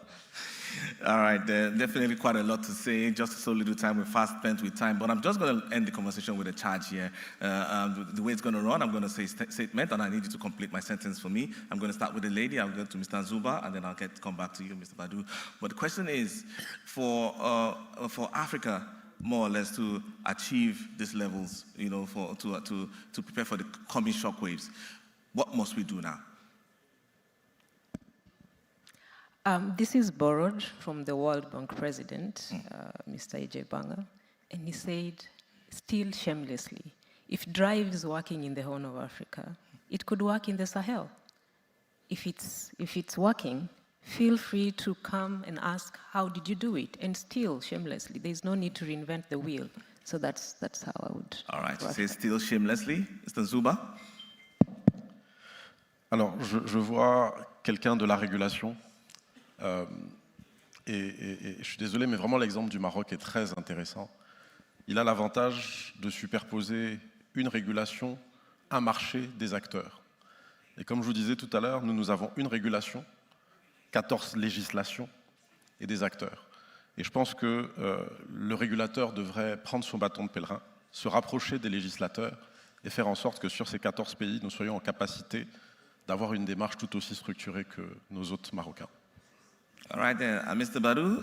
Oui, très rapidement. Première chose, être ambitieux, travailler rapidement et travailler la main dans la main. Ce n'est pas un problème de compagnie d'assurance ou de secteur de l'assurance, c'est un problème pays. Donc, je reviens au partenariat public-privé. C'est essentiel, c'est fondamental, et je pense que sans ces partenariats public-privés, on ne peut pas réussir pour couvrir ce type de risque. All right, then thank you so much. We've come to the end of this quite interesting panel. Thank you so much, my panelists, and also the audience. Thank you so much for being a grateful audience here. And also to our expert earlier today who helped us to set the perspective there, Sanatik. Thank you so much for your contribution, and brings us to the end of this conversation. Thank you so much.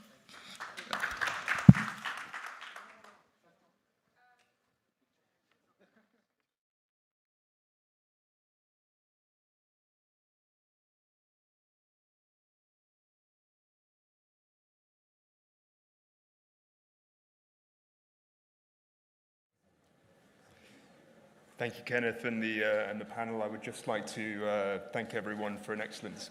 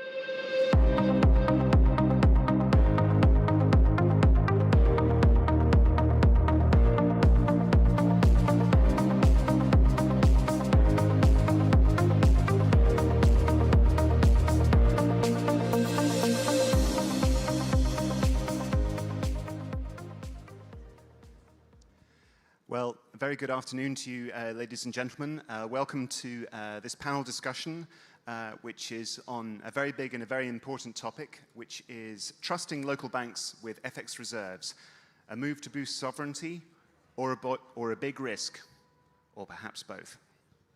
So the theme of this conference is unlocking Africa's financial power. And a key part of this theme, this process, is can and will Africa put and keep its money where its mouth is, its FX reserves, keeping them here on the continent instead of sending them abroad, keeping them here where its businesses are thriving and where its trade is growing. So among the clear and compelling calls to action that we heard during yesterday's sessions was a call for sort of African states to begin or to continue to entrust Pan-African commercial banks with their FX reserves and to enable domestic banks to manage FX risks as well. And there are obvious benefits as part of this process of unlocking Africa's financial power. I mean, beyond the obvious arguments over sovereignty, keeping your money in your country rather than storing it overseas, the Bank of International Settlements, the Banque de France, the Bank of England, JP Morgan, etc. Having such money at home in Africa makes a lot of sense. And also, it would also ease reliance on foreign clearance networks and sort of bring it home from overseas institutions, as I just said. But practically, what needs to happen before this process of onshoring begins or starts to really sort of develop momentum? How ready are the continent's domestic banks, even the larger institutions, for such a move? In markets such as Morocco, South Africa, Nigeria, and Egypt, you have some very large lenders, but are they ready? And this is in terms of their required credit standards, clearing requirements, and government benchmarks needed to safeguard sovereign assets. And this is before we get into sort of the tricky issues sometimes of countries' economic stability, currency stability, legal and regulatory frameworks, and so on. So is repatriating reserves a risk worth taking? This is going to be the subject of our discussion today. My name is John Everington. I'm a senior editor at The Banker magazine, which is part of the Financial Times Group. It's a wonderful privilege and joy to be able to chair this panel discussion today with some distinguished guests from both the central bank side and the commercial bank side. And so I'd like to introduce them and bring them on stage now. First of all, I'd like to introduce Mr. Ivo Andrianarivello, who is the governor of the Central Bank of Madagascar.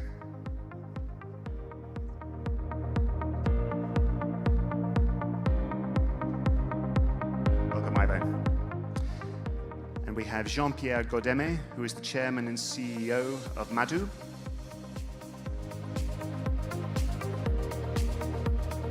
Welcome, Jean-Pierre. We have Jean-Claude Cassibrou, who is the governor of the BCEAO. Jean-Claude, welcome to the stage.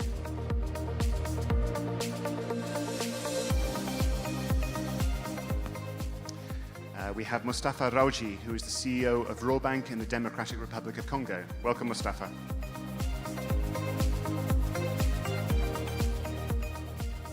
We have Ini Ebong, who is the Deputy Managing Director of the First Bank of Nigeria. Welcome, Ini.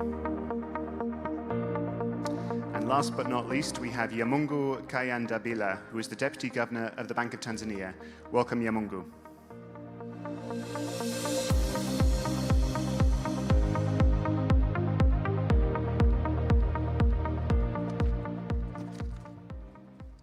Well, gentlemen, thank you so much for joining us today. We have it's really wonderful to have so many kind of big names and sort of real experts in their field, such senior figures. It promises to be a great discussion. If the pre-conference discussion was anything to go by, we had to sort of like kind of tear them out of their seats. They were having such a kind of great discussion. So I'd like to carry this on now. So I think Jean-Claude, perhaps starting off with you, I mean, at the BCEAO, I mean, it would really be good to sort of set the scene. You're the central bank. I mean, you're sort of to 8 West African states, all using the same currency. Foreign reserves held the BIS and Banque de France, but it also within the local system. So you've already begun this process. I mean, can you sort of tell us your thoughts about why it makes sense to sort of have more sort of FX reserves onshore. And I mean, what are the opportunities, but also what are some of the risks as well? Thank you. Thank you very much. First, I would like to say that, of course, as you said, we have 8 countries. We are a central bank with a fixed exchange rate regime for our currency, which is pegged to the euro. But I think to really put the whole issue in really the right perspective, we have to start with foreign exchange, foreign reserve from the central bank viewpoint perspective. Why do we need a foreign exchange? Why is it so important for us? It's important for us because this is what we use to finance key import, petroleum, food, to pay the debt, external debt of the country, and to stabilize or guarantee the foreign exchange. So those are critical functions that if they are not met, will create substantial problem for the whole economy. So this is the first point. And because of that, from the central bank viewpoint, there are key elements in foreign exchange. Security of the capital, the liquidity of the capital.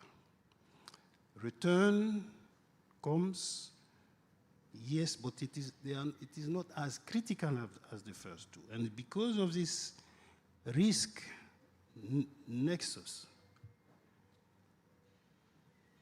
this shape the type of asset we put the money on. Now, if I give the example of the BCO, we manage our foreign exchange. It's not at the bank difference. We have nothing at the bank difference. So you say that it's important for me to correct. Mm-hmm. We have absolutely nothing at the bank difference. We manage totally our foreign exchange. We already give commercial banks in the PCO area, jurisdiction, all the banks. We give them already 20% of all foreign exchange earning. We keep that with the bank, commercial bank, and they manage it to do whatever they want to finance operation of the client, whatever they want, they keep it. They remit 80% to the central bank. And in case they need foreign exchange, after having spent all the 20% we give them, they can come to us and we'll provide it. Because we have the obligation to provide foreign exchange to the bank whenever they come because of the fixed exchange rate regime. If there is, other central banks have different exchange rate regimes, so it has different implications. So we give already 20% to the commercial bank to manage, to do whatever they want. We could do more.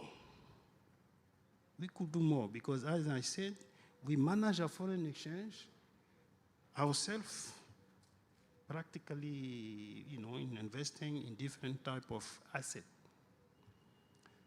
We could do more, provide to the commercial banks to manage part of our foreign exchange. But of course, to do that, we need to, and we are open to do it, but we need to go through some very specific due processes.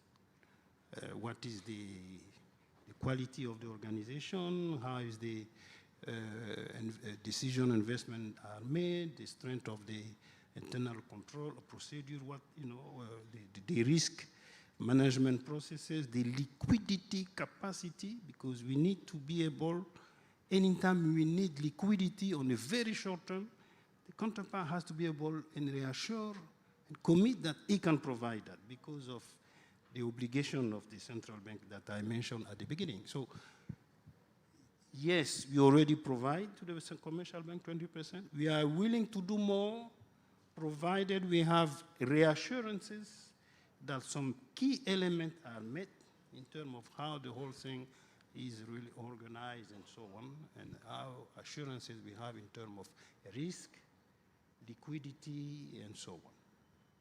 I'll stop here. Thank you. No, very good. I mean, and that's sort of a very good way to start the discussion. And so, staying sort of kind of within the sort of West African region, I'd like to turn to you now, Ini. I mean, sort of outside of WAEMU, I mean, within Nigeria, I mean, you've had sort of, I mean, there have been sort of, I mean, foreign currency issues is probably putting it mildly over the past years. So, but I mean, from your perspective as a commercial bank, I mean, what do you make of this topic about sort of trusting banks with kind of more foreign reserves? Thank you very much, and good morning. I think it's a very topical issue as it relates to the discourse around what Africans can do for Africa.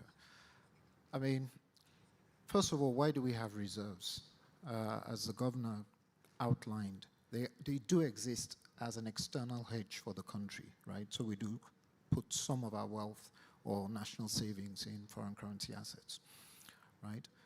But again, these savings are needed for national or regional development. And the whole discourse around allowing some of these reserves being invested through African financial institutions or domestic institutions is very important. Because from where I sit, you know, today when we need hard currency financing as a commercial bank, we have to go to global correspondent banks. Now, these are the same global correspondent banks that our central banks place their reserves with. So you ask yourself, why can't we disintermediate them, right? Now, I mean, no way suggesting that it be carte blanche. And clearly the regulators have to put in place the necessary guardrails that guide that. But there is a compelling argument for some of these reserves, or some of these national savings to be placed through not just domestic institutions, but also regional African institutions, so that the speed and pace of financial intermediation to drive development increases. And as you say, it doesn't need to be carte blanche. It can, yeah, one can start small and then sort of for specific purposes and go from there. Definitely. Again, if you look at the history of Nigeria, about 20 years ago, in the mid-2000s, the central bank had a deliberate policy or post-consolidation and recapitalization of the industry, wherein they did place a certain amount of reserves with domestic banks. Unfortunately, that was rolled back probably about 5, 6, 7 years ago. But there are ways this can be done. And I would strongly urge that the regulators, some of whom sit around this panel, look at that, because it is important and it is something that I think should necessarily be encouraged. No, very good. Well, you have a regulator just sitting on your left shoulder, so just sort of jumping over to East Africa, to Yamungu from Tanzania. We've already had Jean-Claude's sort of perspectives, and I mean what they're doing in BCAO. Very different sort of scenario for Tanzania in terms of the currency and other things. I mean, what's your perspective on this question? No, thank you, John. And I mean, well, it's hard to frame this, you know, straight in a linear way. But I think it's a good call, and for the good cause, really. So actually, our local banks, we trust them. You know, they have been doing a fantastic job, you know, growing our economies. I mean, you know, so I just want to emphasize that, you know, the trust is there because they are doing good job. You know, we are talking of all this growth is because of the intermediation. They are doing a lot of. So coming to FX, and I wouldn't really repeat what Governor Bissau, you know, mentioned. For central bank, for a typical central bank, especially for us, you know, in Africa, FX, you know, is like insurance, you know, for us.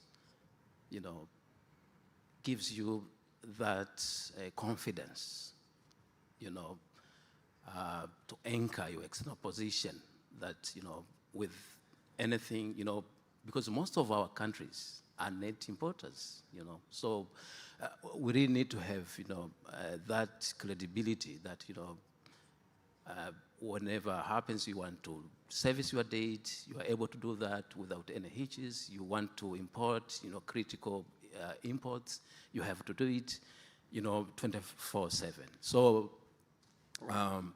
but as I said, this is a good call for us to rethink how we do things. I will give you one example. For example, you see our investment policy, FX investment policy, our minimum is a single A. So it's triple A to single A, nothing else. So maybe we need to review this when I'm doing, my team is doing the strategic asset allocation. Maybe next year they have to, we have to maybe go back to the drawing boards. But really, I mean, this is a really good call. But again, maybe one thing, and I will give you one example. Maybe I hope it's relevant to this discussion. We have started a gold program in Tanzania since last year, October, so it's like 1 year.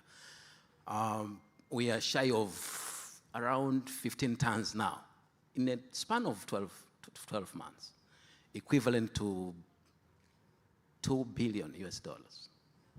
$2 billion US. Guess what? Those gold are at the Bank of England, and they were earning nothing, zero. So please, I know commercial banks, you are here. Please, we have that program. So if you have, some product, come and speak to me. Thank you. Maybe I stop there. Thank you. And on behalf of all Englishmen, thank you very much. The Bank of England needs all the help that it can get right now. So we thank you for your gold. We thank you for your custom. So just sort of, we've heard from sort of central banks and the banks. Just to sort of take a bit of a brief interlude and now come to Jean-Pierre from Madhu. I mean, again, for you, I mean, you see this kind of the challenges in terms of FX reserves and working with foreign currencies and local currencies on a day-by-day basis. I mean, for this kind of perspective, I mean, what does it mean for you guys in terms of kind of having some of this FX being onshored, as it were? Oh, thank you, John, for the question. I believe it's a very, very important question, but it's a question that requires more things than we can actually think about. Now, when we think about the FX, I think one of the first things that we can think about really is centralizing, the FX for the central banks globally. To centralize that, it's extremely complicated because we have so many central banks. We need to get all the central banks together to start discussions about how much of reserves can we actually pull together to help each other. And this is really where, the problem starts, because each country has different aspects. Each region has different things they need to care about. So it becomes very, very, very difficult. Now, in terms of onshoring the FX reserves into Africa, we believe there's few requirements that have to be in place. We need stronger, regulations and governance. That's extremely important to make sure that even if we onshore a small part of the effects of the countries, there's very, very strong governance into the commercial banks. We don't want to get into a situation where, a president of a country calls the CEO of a bank and tells him, hey, one of my cousins just applied for a loan at your bank and I need you to approve this $50 million dollar loan for him, right? So we need those really strong governance without political interference. Extremely important. Second thing that we need for this to happen eventually, we also need a very, very strong financial structure. Now, when we look at the repo market in the US, for instance, the US trades around $4 trillion a day in terms of the repo market, liquidity. But when we look at most of the repo market in Africa, it's not sizable enough in terms of liquidity. So, and this is a call really also for the governors around here, that providing more liquidity to those banks can also help, put together a very strong financial infrastructure for the regions in Africa.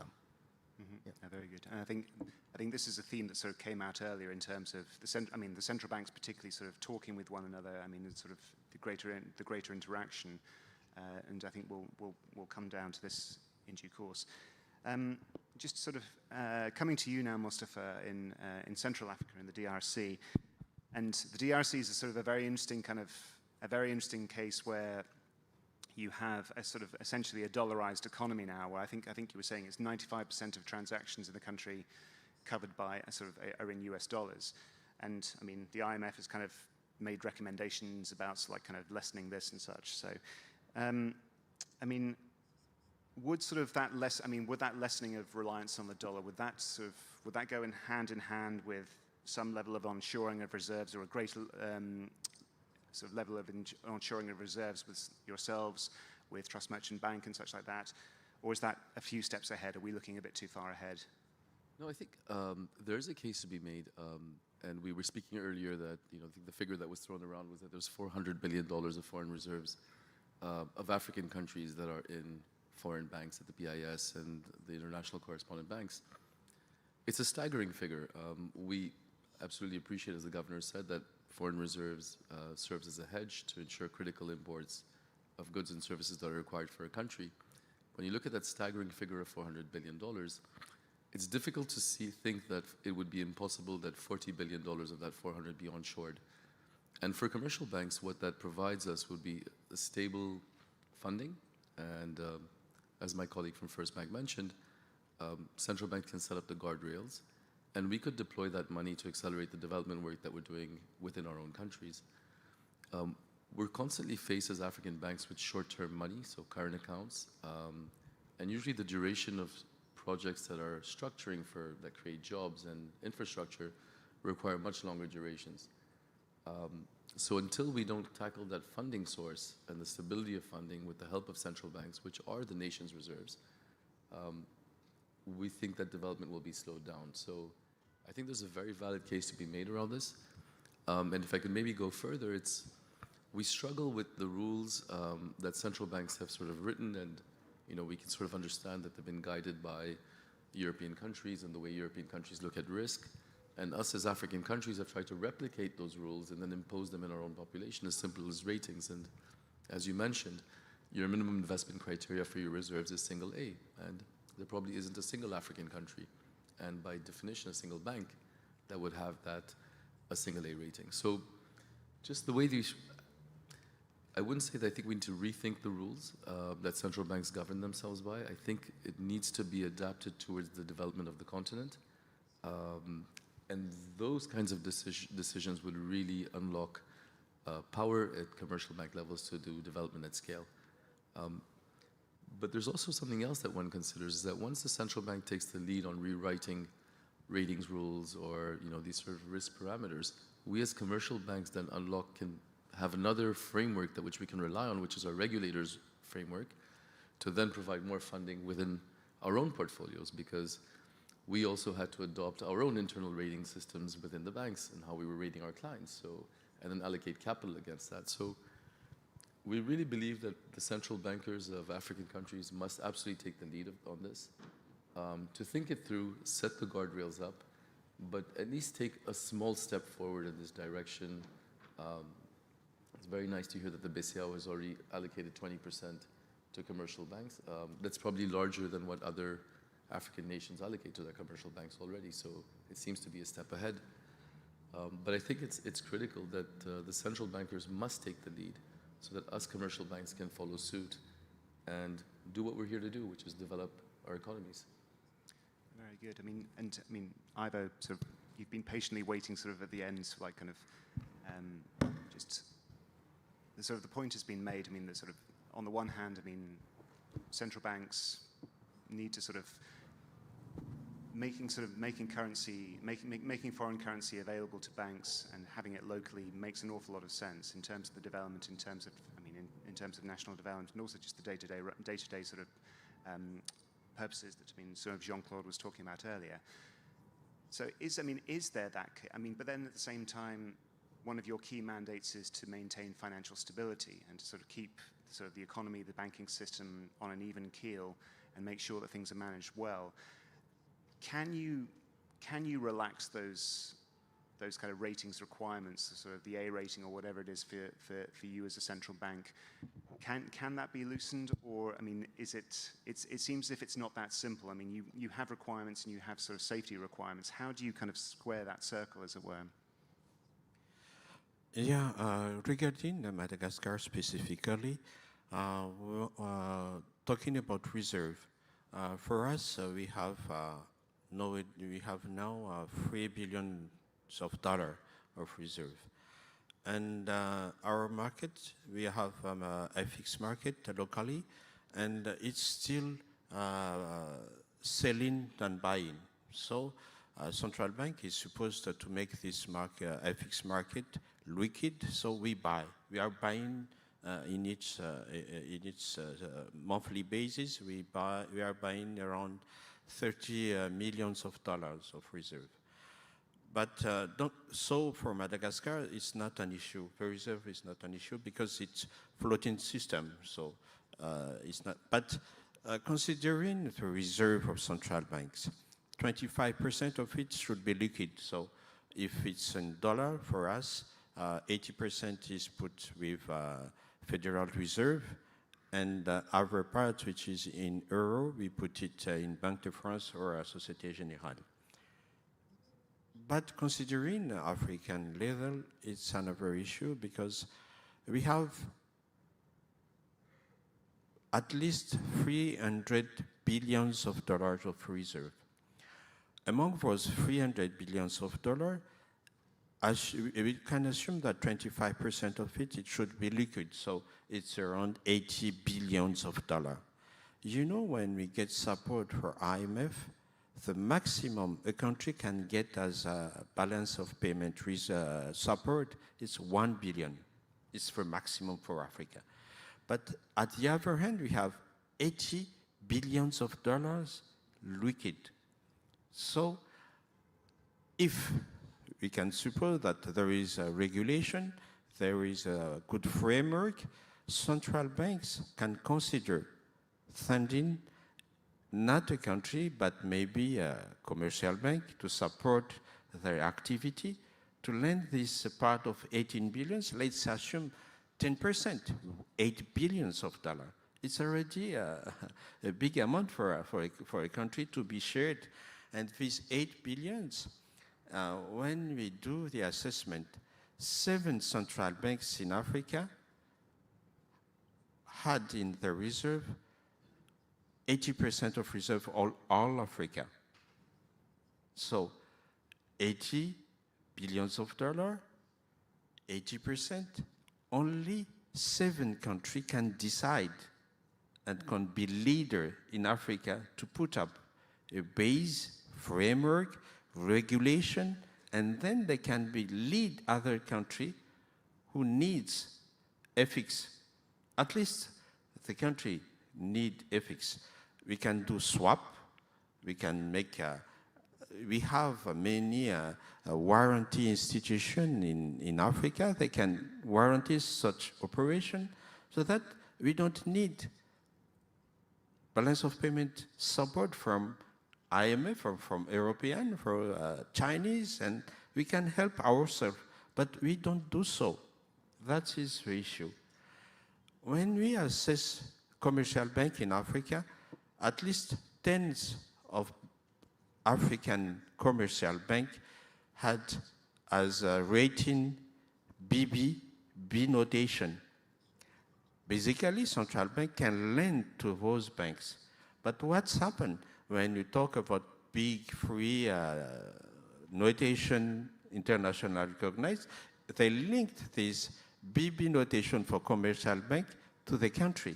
Once the country is considered, the notation, the rating of those commercial bank drop. And then central bank cannot lend to the commercial bank, cannot give FX needed for those commercial banks to be used. And that's a problem for Africa. If we change the paradigm and to consider our own commercial bank, our own institution, Africa can support Africa by African, but it's not the case. When we manage our reserve, for us, for example, 80% of those reserves go to bond, American and European bond. If we consider this situation, Africa is supporting America and European economy, but not Africa. If we consider it at the Africa level, we have at least 300 billions of dollars deposited in European and American country. And what for Africa? Nothing. So we work hard, we stabilize the economy, we get reserve, and then we support American and European country. And that is the issue for Africa. We should be conscient. We should wake up. African think for Africa first. Why the American country can told America first, and for Africa, America first as well? There is not, something is not good there. America told us America first, but we arrived in African reserve, America first as well. That is the paradigm. Thank you. No, very good, very good. I mean, we've talked about sort of, I mean, within sort of the BCAO, Jean-Claude, I mean, we were talking earlier, I mean, you have the sort of, the regional pooling of assets within sort of the eight countries and with the banks there. And one wonders, talking to sort of some of the other regulators on the panel, is this something that could be extended elsewhere? I mean, Yumungu, maybe coming to you. I mean, you have, it's a different situation in East Africa, but you have kind of, you have close integration between Tanzania, Kenya, Uganda and such. Is that sort of, do you see a kind of regional pooling of assets? I mean, is this something to sort of, is this something that you envisage for the future in this whole area? Be good to get your thoughts. No, thank you, John, once again. No, you are quite correct. I think this is a good thing to do.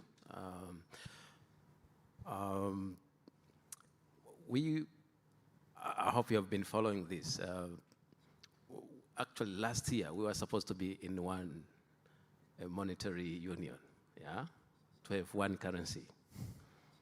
And this is our dream, you know, for a long time, because we signed the protocol, I think it was 2013. But, you know, we failed to do that. So we have pushed it to 2031. You know, so another 7 years, you know, kind of 6 years now.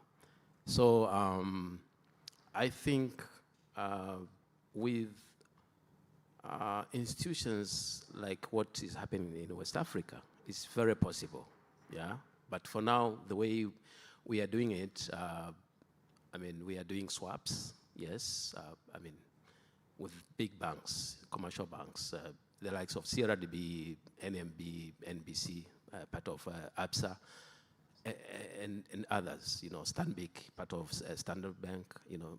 So I think I hear my superior governor from Madagascar. I think we need a little look on this issue, really. So for us, we have been doing plain vanilla swaps. You know, we even go up to $100 million, $200 million, and this won't be for 3 months, 6 months. We go for up to 24 months, 5 years. Down. So you see, things are happening. It's not like things are not happening. Things are happening, but I like, you know, when the first panel, during the opening here from Her Excellency Minister for Finance, Morocco.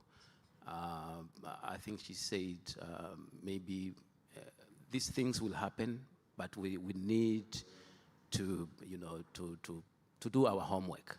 Yeah, we have to make, our house really in order.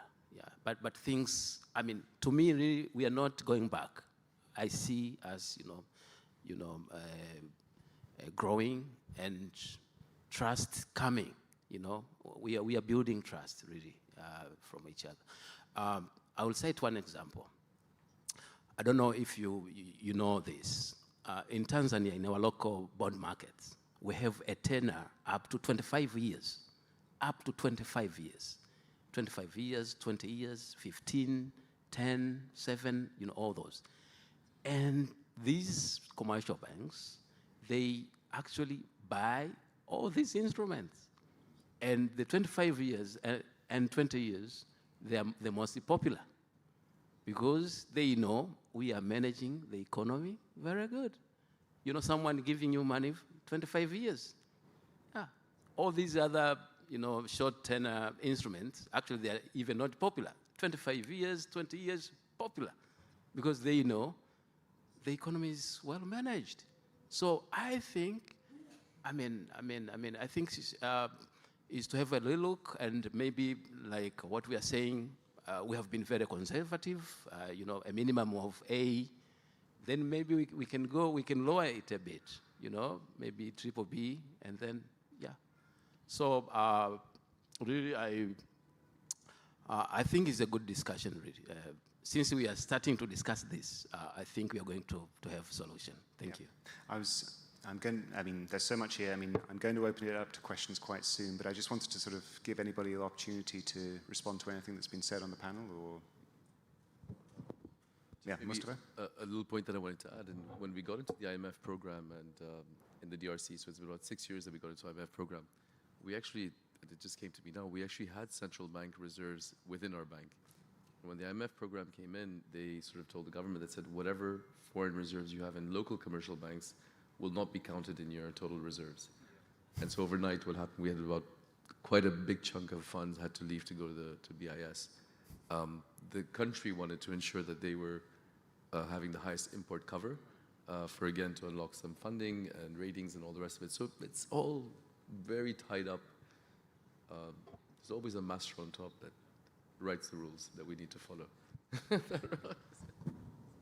Yes, Jean-Claude? Yeah, thank you. Just one or two things. I think, like my brother from Tanzania, yes, we do also invest in A-class type asset, and we buy, for example, African Development Bank paper. Anytime African Development Bank issue paper, we do invest because of the class of asset. But I think the idea that really monetary union are the way of the future. We have at the BCAO already a monetary union for 8 countries, but we are working, discussing on enlarging that to ECOWAS. Today, 12 countries. If Nigeria, Ghana, the Gambia, Liberia, Sierra Leone, plus the BCAO countries, and Guinea-Bissau plus the BCAO countries, with a single currency and so on, with pooling of reserves, with much higher participation of commercial bank in foreign exchange management reserve. And even at the level of the African continent, there is already a decision to move in the long term, of course, through the African Central Bank Organization Association, to a monetary union of the continent. Of course, it will take time because it has to go step by step. I think in East Asia they are working, we are working in West Africa, in Southern Africa they also. So I think this is the medium to long-term objective, and that will help a lot already because it will give a much broader, much larger possibilities of commercial bank, African commercial bank, to participate in the management of the reserve, foreign exchange. Thank you. Yeah, very good. I mean, there's a lot that can be said about the deeper economic and political integration. Sadly, we only have about 15 minutes left. We could go on for another hour on this. So I'd just like to open it to the floor for any questions. To start off with, if has anybody got any questions for any of the panelists or any comments that they'd like to make based on what they've heard? Yes, sort of gentleman in the fourth row. Sorry, can maybe just wait for the microphone if you don't mind. Thank you. Yes, my name is Dr. Ibrahim Damboki with Thrive Agric. I head the business development. So my question is in regard to the unification of the currency for African countries. But most importantly, the trade unions. How do we incorporate that the governments can have one financial system across Africa, also for companies to list their companies. That way we do not have the high charges and costs associated with cross-listing. And then secondly, to support trade, the currency. How do we infrastructure that? Because we have stakeholders across the room from different countries, and we can become ambassadors to ensure that we push our governments to unify our financial systems across the continent. So my key question is, what are we doing to ensure that we have one financial system, similarly to what Europe has done, similar to what the US did with the unification of the states in the 1800s. So that is my key question. No, and thank you for the question. I mean, and which is a very relevant one. I mean, for so many topics that we're discussing these 2 days. Let's see. Maybe if we can just, I'll take. Let's see.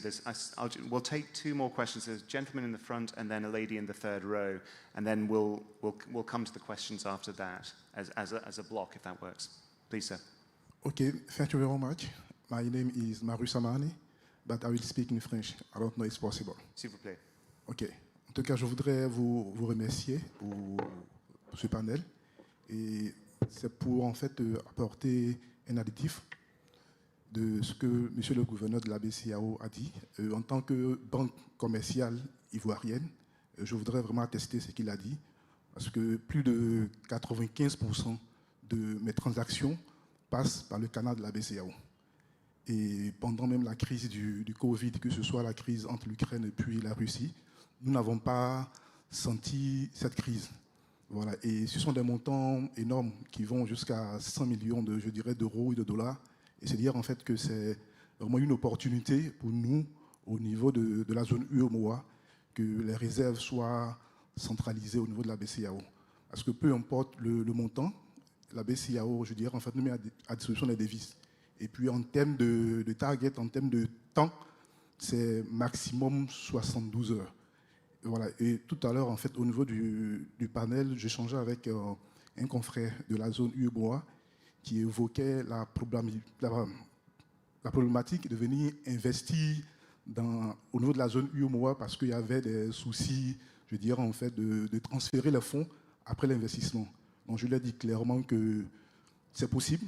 Voilà, c'est possible parce qu'une fois qu'on reçoit, je dirais, l'investissement, on cède à la BCEAO au moment du remboursement. La BCEAO nous met à disposition les devises. Voilà, et donc ça veut dire en fait que c'est possible, c'est intéressant, ça nous aide, nous, au niveau de la zone UEMOA, surtout pour nos transactions. Merci.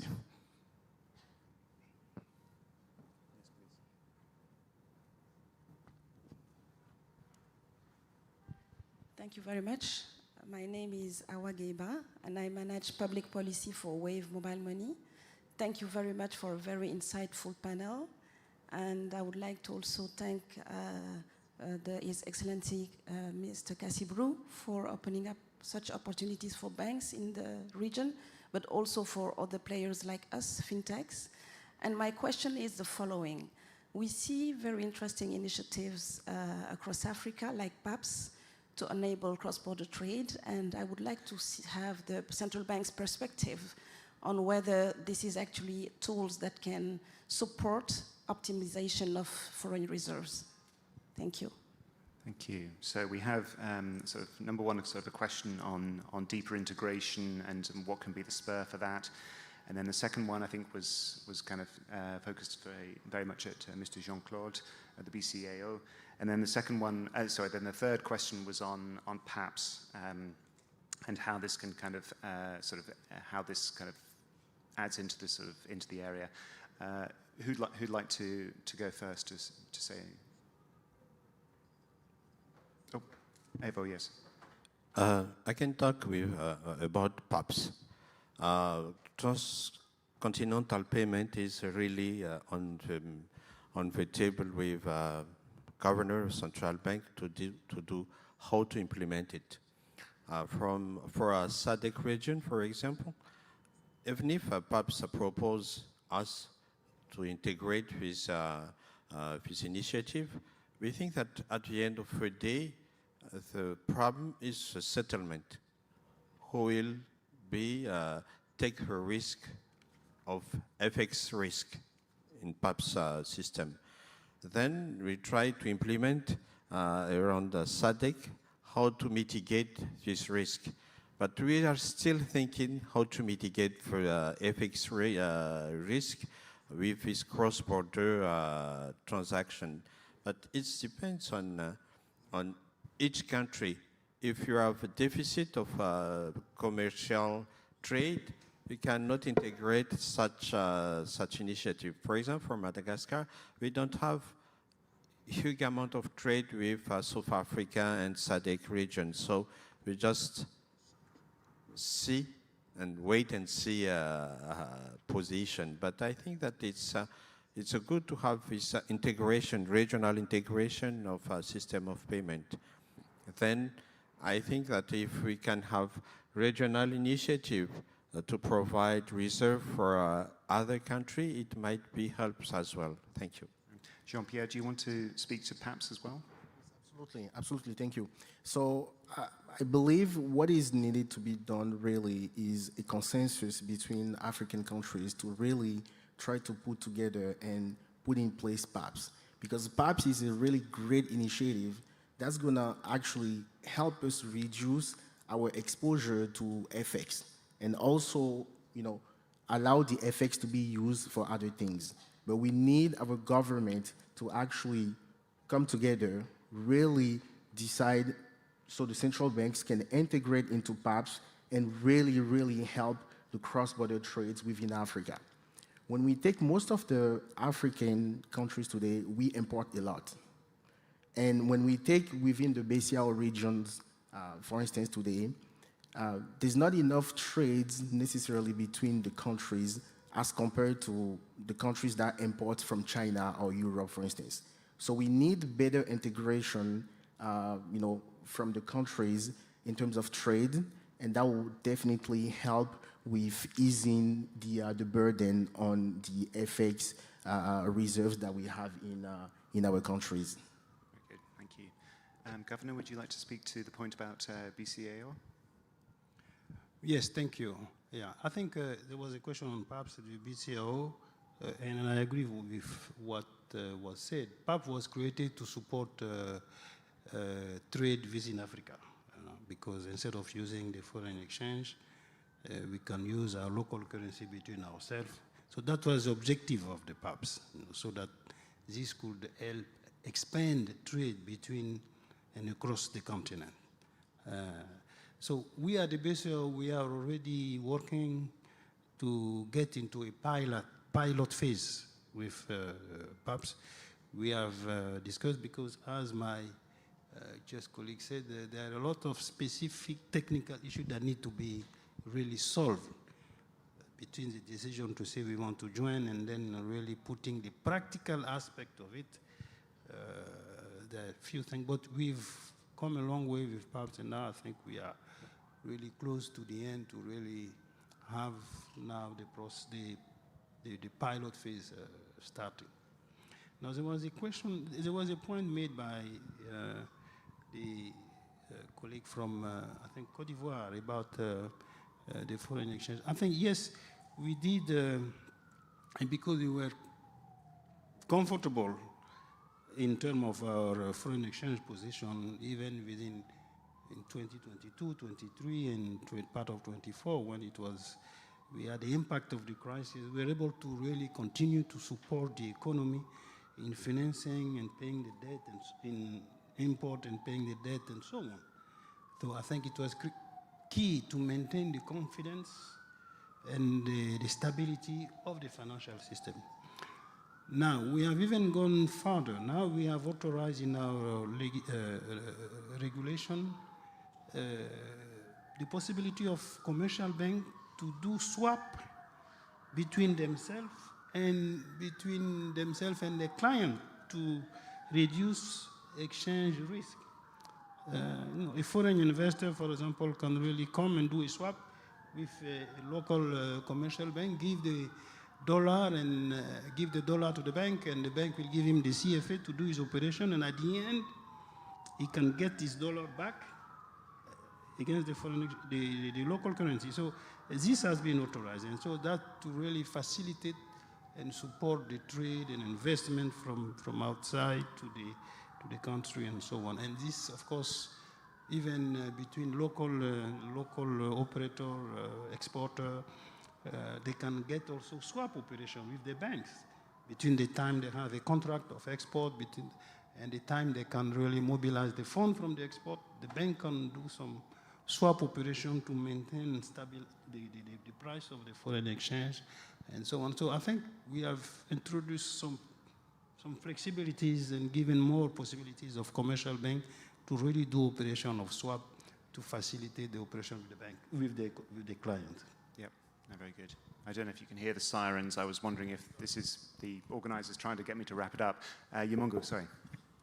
Yeah, just to rejoin on the pubs, very good initiative. But again, we have to appreciate the regional payment systems. Yeah. For example, in East Africa, we have the EAPS, East African Payment System, but in our SADC region, where we also belong, Governor knows, we are in CCBG, so we have the SADC RTGS. So all these, need to be, connected to PABs. But, it's a process.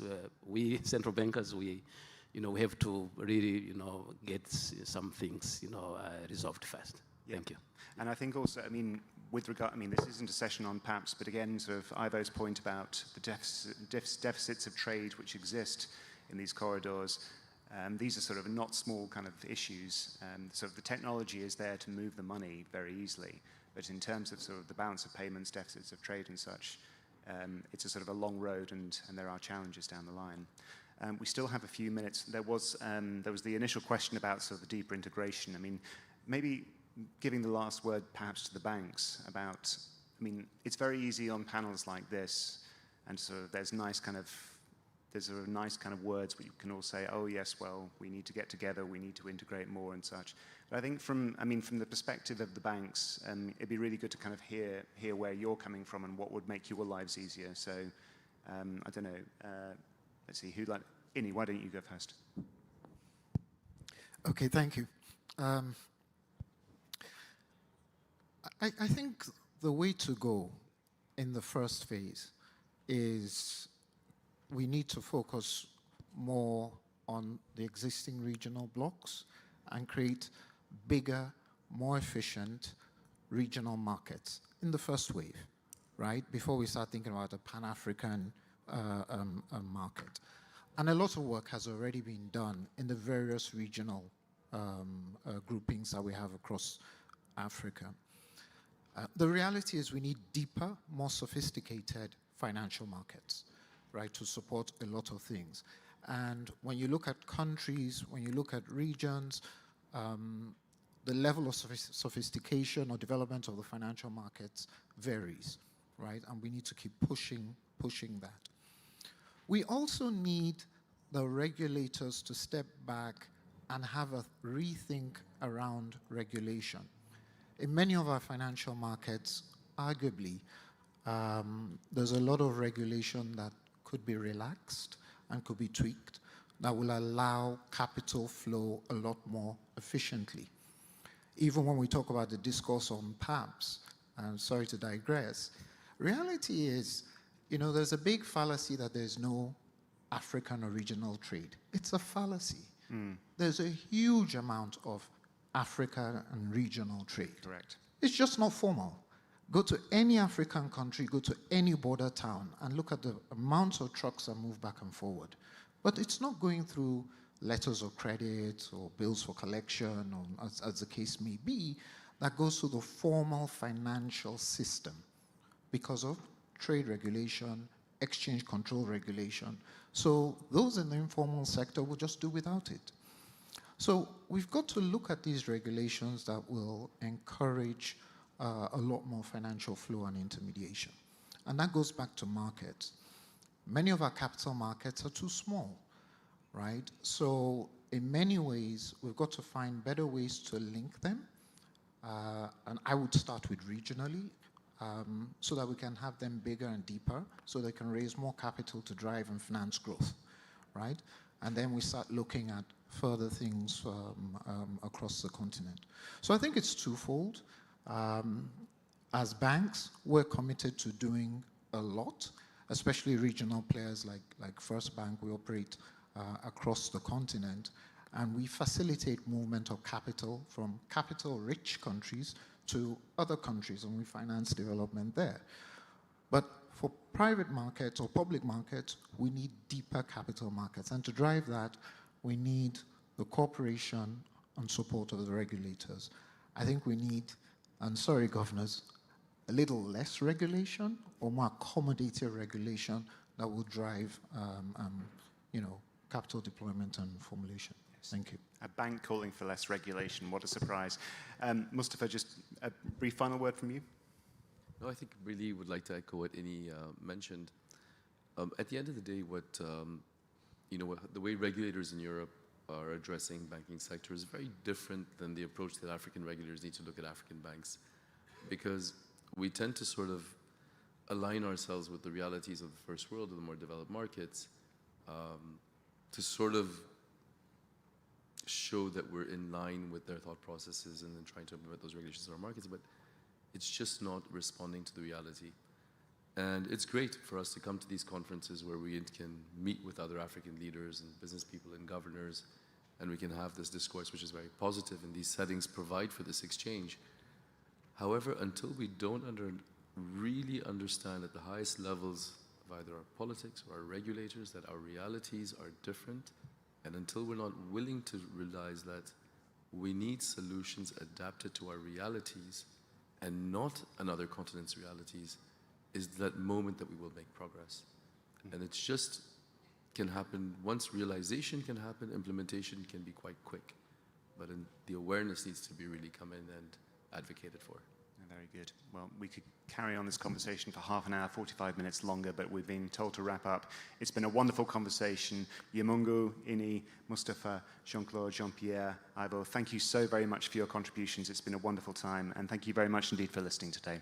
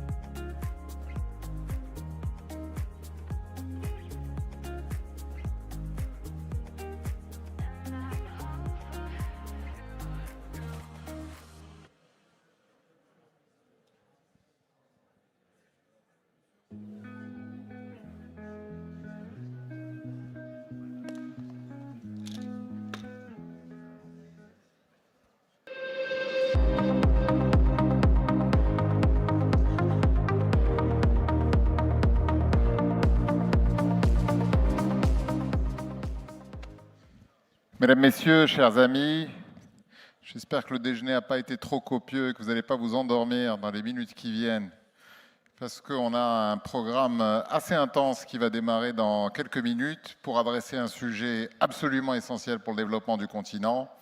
C'est comment permettre aux pays enclavés d'avoir une projection stratégique, de pouvoir s'ouvrir sur les océans, atteindre les corridors pour assurer à la fois leur souveraineté, leur sécurité, leur stabilité, mais également leur avenir. En effet, tous les pays n'ont pas la chance d'être la Suisse et de bénéficier d'un tissu productif de très haut niveau au cœur de l'Europe, mais en Afrique, 16 pays sont enclavés. Pour entamer cette discussion, j'aimerais inviter sur scène 5 speakers d'exception que je vais vous présenter. Je vous en prie, sous vos applaudissements. Ils le méritent pour être avec nous à 14 h. Je vous en prie, venez sur scène.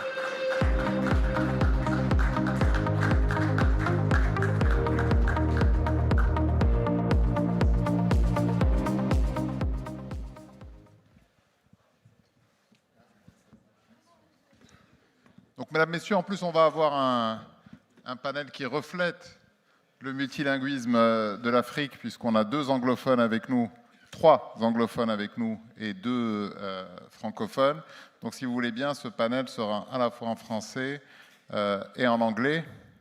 And to start this conversation, I'd like to remind us of the words of the great Chinua Achebe, who used to say, "When you build a road in Africa, everybody's smiling, except the monkeys and except the donkeys, because they know that progress is coming and you're going to remove them from the road."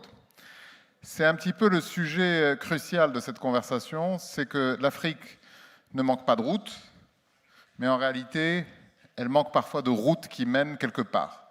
C'est quelque part ce legs post-colonial qui a fait de ce maillage d'infrastructures en Afrique un continent qui permet de sortir de la matière première, de l'amener vers les ports et de pouvoir l'envoyer vers une projection internationale.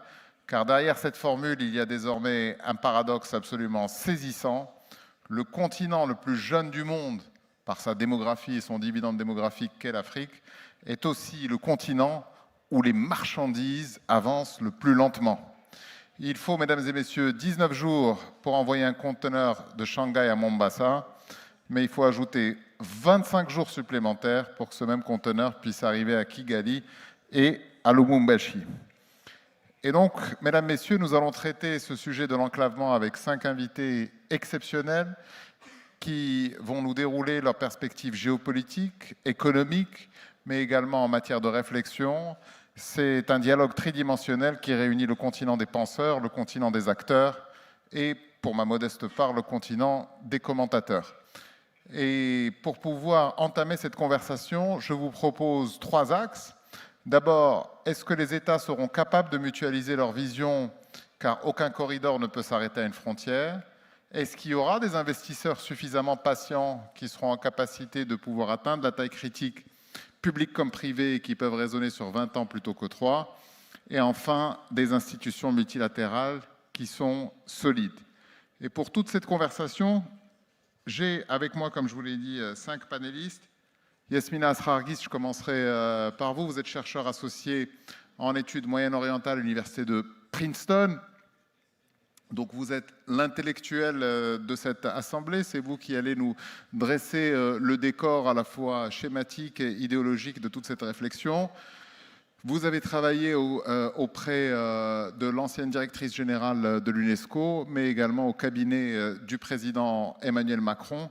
C'est dire si les subtilités et les frustrations parfois de la vie diplomatique n'ont aucun secret pour vous, et donc vous nous planterez le décor.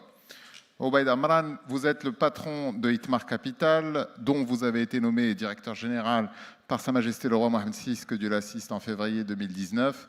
Vous avez occupé avant ça le poste de directeur général adjoint de l'agence Mazen, qui est l'agence qui éclaire le Maroc grâce aux énergies renouvelables, qui éclaire partiellement, parce qu'on ne va pas s'emporter, faire du nationalisme chauvin dès le début du panel. Et vous êtes reconnu pour votre expertise dans le développement, les partenariats, le financement et les investissements durables. Et vous avez été nommé par la Commission européenne au sein du groupe d'experts de haut niveau sur le financement.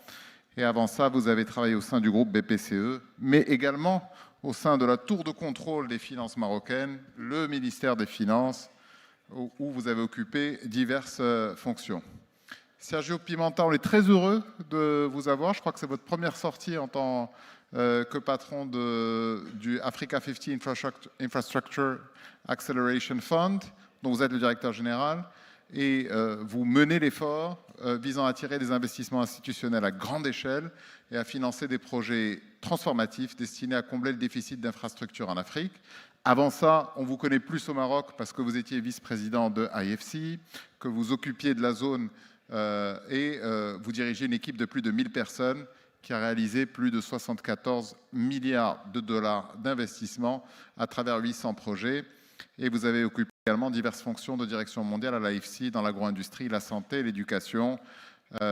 Et vous êtes français et portugais, diplômé de l'école polytechnique, l'école des ponts et chaussées. Et vous êtes passé par diverses petites institutions telles que Stanford, Harvard, Oxford et IMD. Solomon Quaynor, you are the Vice President for Private Sector Infrastructure and Industrialization for AFDB. So you are coming from this multilateral organization that has the huge and daunting task of financing development of Africa, and which we know very well here in Morocco because you have huge projects. People might know the African Development Bank as the one that financed the airport of Marrakesh, that financed a lot of huge infrastructures in Morocco. Before that, like Sergio Pimenta, you were at IFC, which means that IFC is grooming talents for global development in Africa.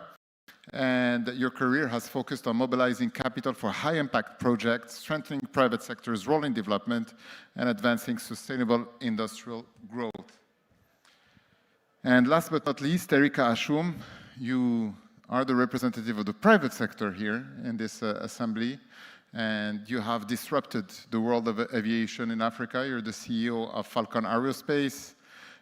You lead a platform that includes brands such as VivaJets, FlyPGX, and CharterXE. And before founding Falcon Aerospace, you built a career in aviation and charter services, including roles as UAV pilot and drone services. And under your leadership, Falcon Aerospace secured a Nigerian air operator certificate and obtained a $10 million financing facility. You are the voice and the proof that from Africa, with African talents, we can operate in a sector that traditionally used to be in the West. So let me start, without further ado, let's go to the debate. And I'll start with you, Yasmina, because we're asking you to give us the scene setter and what's going on with this question of connectivity and internal stability. A lot of economists speak about this impossible trilemma, have steady growth, internal stability, and yet have connectivity. Can we say that trade corridors are the new frontiers for peace and sovereignty in Africa? Thank you very much, Abdelmalek, for inviting me today. It's an honor to be with you. Maybe a bit of history before starting to answer and engage in the conversation. Just to remember collectively that infrastructure, logistics, and transportation have always been at the heart of political conquest and military power. That's how empires were built over history. That's why they usually fail. This very idea of being able to move people, goods, resources from from point A to point B is absolutely fundamental and is a way of measuring power. It's been a way of measuring military power across centuries.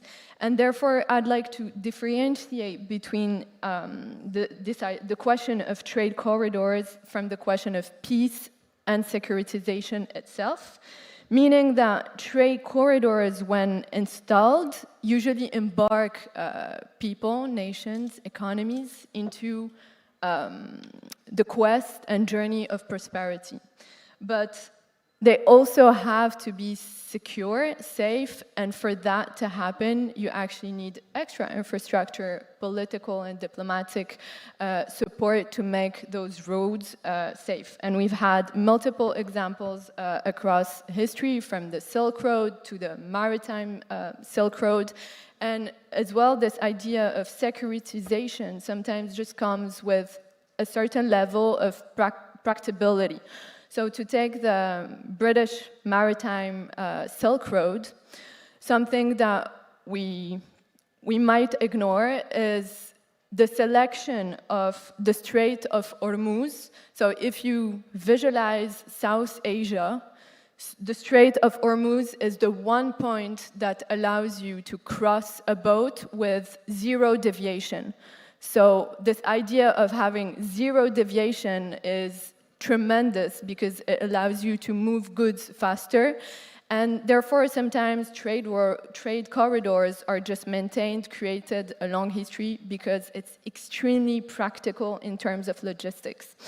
In terms of Africa now, it's a self-owning narrative. The fact that Africa has now its own trade corridor, it means that we own our history, we own our corridors, we own a part of our engagement with the global economy. And that's truly a self-integration, and it allows Africa to reshape its entry into the global stage.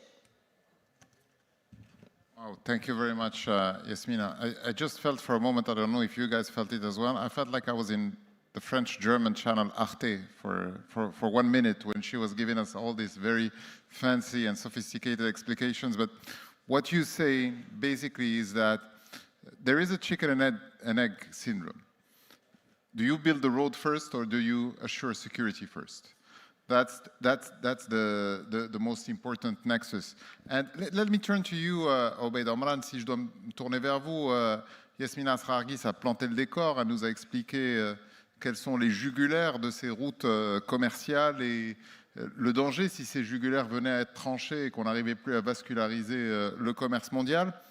Mais pour le traduire en éléments très concrets au niveau du financement, vous qui êtes patron de fonds souverains, comment on structure dans cet environnement complexe, imprévisible, un financement mixte qui peut avoir des obligations souveraines, des SPV, de la blended finance?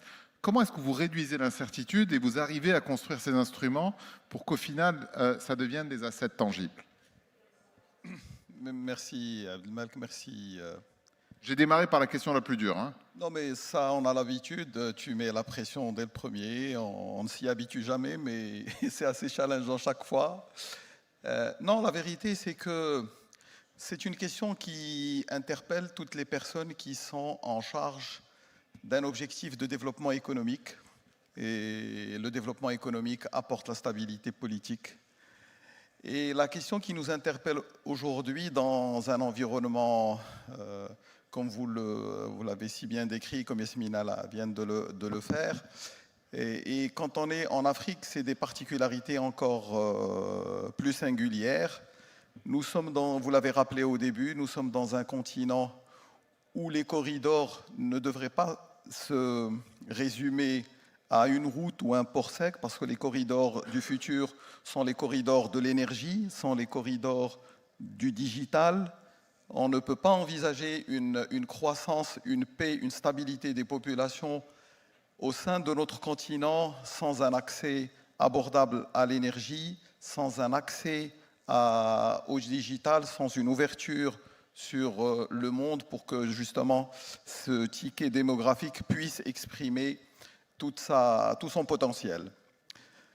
En disant ça, on ne fait que rajouter à la complexité de situations où les environnements juridiques sont parfois différenciés, ne sont pas tout le temps compatibles, et c'est là où intervient toute l'ingénierie dont on a la responsabilité de pouvoir l'apporter quand on envisage de faire des projets qui sont à une échelle régionale. Et cette complexité peut être adressée à travers des établissements ou des structures de développement comme la Banque africaine de développement ou tout autre organisme dans le développement, mais la contribution du secteur privé est aujourd'hui de plus en plus importante au regard des montants qui sont nécessaires au financement et dans le cadre des contraintes budgétaires que vivent l'ensemble des pays de la région. Et cela nous pousse à imaginer des formules innovantes de financement qui reposent d'abord sur des conceptions de développement où les projets sont organisés de façon à ce que les risques puissent être portés par chacune des entités qui est en mesure de le prendre de la façon la plus appropriée. C'est un monde où l'innovation est nécessaire, où le militantisme continental doit s'exprimer afin de porter justement les opportunités réelles de développement de projets au niveau des finances qui existent à l'échelle internationale. Nous devons organiser, packager, mettre dans une enveloppe et dans un schéma qui est digestible ou digeste pour la finance internationale, une destination comme l'Afrique. Et c'est parler le même langage, préparer des documents dans la même langue que comprennent ces mastodontes, être en mesure de les accueillir avec les aéroports au sens infrastructure financière dont ils ont l'habitude, afin de pouvoir contribuer au financement, n'est-ce pas, de ces corridors qui, par essence, ont besoin d'être financés par des États. Donc c'est là où l'équation se situe. Ce n'est pas une équation simple, c'est une collaboration, une coordination des efforts et un alignement qui doit se faire au niveau des régions. Alors, ce que vous nous dites en substance, c'est qu'il y a un enjeu de taille, un enjeu régional, mais un enjeu aussi d'apprendre pour nous, Africains, à parler le même langage que les institutions internationales, ce qui veut dire qu'on a un aggiornamento à faire en matière de meilleurs standards internationaux pour pouvoir accéder à ces techniques. Mais vous avez évoqué un point qui est très important, qui est qu'il y a les infrastructures physiques, la route, dont on a beaucoup parlé, les ports, etc. Mais vous avez parlé aussi de celles qui apportent la connaissance et celles qui apportent l'énergie. Est-ce que vous pouvez nous dire deux mots justement de la traduction concrète de ça dans la vision du roi du Maroc qui lui a parlé de cette fameuse projection Afrique-Atlantique, de ce gazoduc qui doit partir du nord du Maroc pour arriver jusqu'au Nigeria pour permettre de libérer les énergies de l'industrie et qui part dans une optique justement de désenclavement. Est-ce que pour vous cette vision est de nature à atteindre la taille critique? Je pense que cette vision apporte la réponse à la problématique. Parce qu'aujourd'hui, quand on considère la façade atlantique, le désenclavement de toute la zone du Sahel par rapport à un accès à une façade qui a été négligée en termes d'équipement, d'infrastructures, d'ouverture sur le monde. Mais également de fracture numérique. Et de la fracture numérique, absolument, tout va avec. Et quand on ajoute à celle-là, à cette perspective et à cette vision qui a été portée par Sa Majesté, que Dieu l'assiste, le projet qui est né également de sa vision, qui est celui de connecter l'ensemble de l'Afrique de l'Ouest à travers un canal qui va distribuer du gaz du sud, donc du Nigeria jusqu'au Maroc, et demain peut-être une connexion avec l'Europe, avec tous les développements aujourd'hui gaziers, toutes les découvertes qui se font le long de cette côte au niveau du Sénégal ou de la Mauritanie.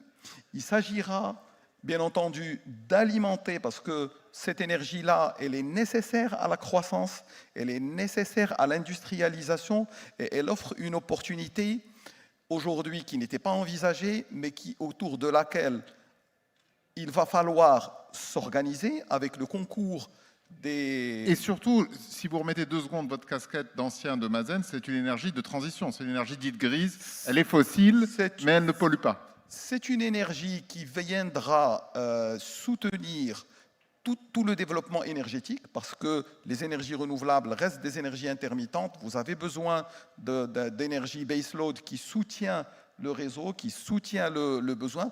Mais le plus important aussi qu'il faut considérer, c'est que cette énergie-là, elle rendra possible une industrialisation qui n'était même pas envisagée il y a de cela qui n'a jamais été envisagée à ce jour. Et quand on considère qu'en Afrique, je vais donner un chiffre qui va choquer, mais qui est réel, c'est que nous avons 600 millions d'habitants qui n'ont pas un accès satisfaisant à l'énergie.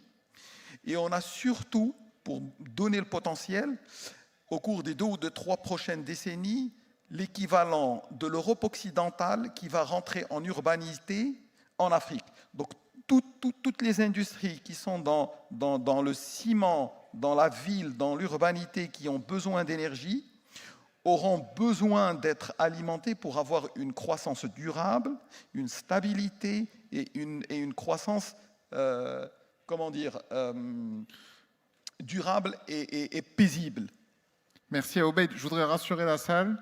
Ce n'était pas une séquence discrimination positive parce que c'est mon compatriote et qu'il a parlé plus que les autres, mais on lui décomptera les quelques minutes qu'il a prises de plus parce que le Maroc est dans une optique de coopération sud-sud et d'égalité, donc chacun aura le même temps de parole.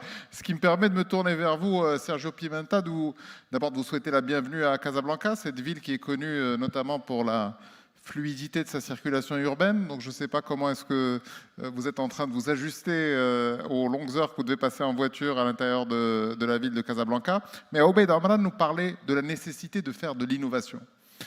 Et vous êtes à la tête maintenant de l'Acceleration Fund de Africa 50. Africa 50, on le connaît, c'est ce fonds qui est basé à Casablanca et qui mobilise de l'argent pour financer. Mais vous, plus particulièrement, est-ce que vous pouvez nous parler de votre fonds? Vous venez de mobiliser 275 millions de dollars, si j'ai bien lu.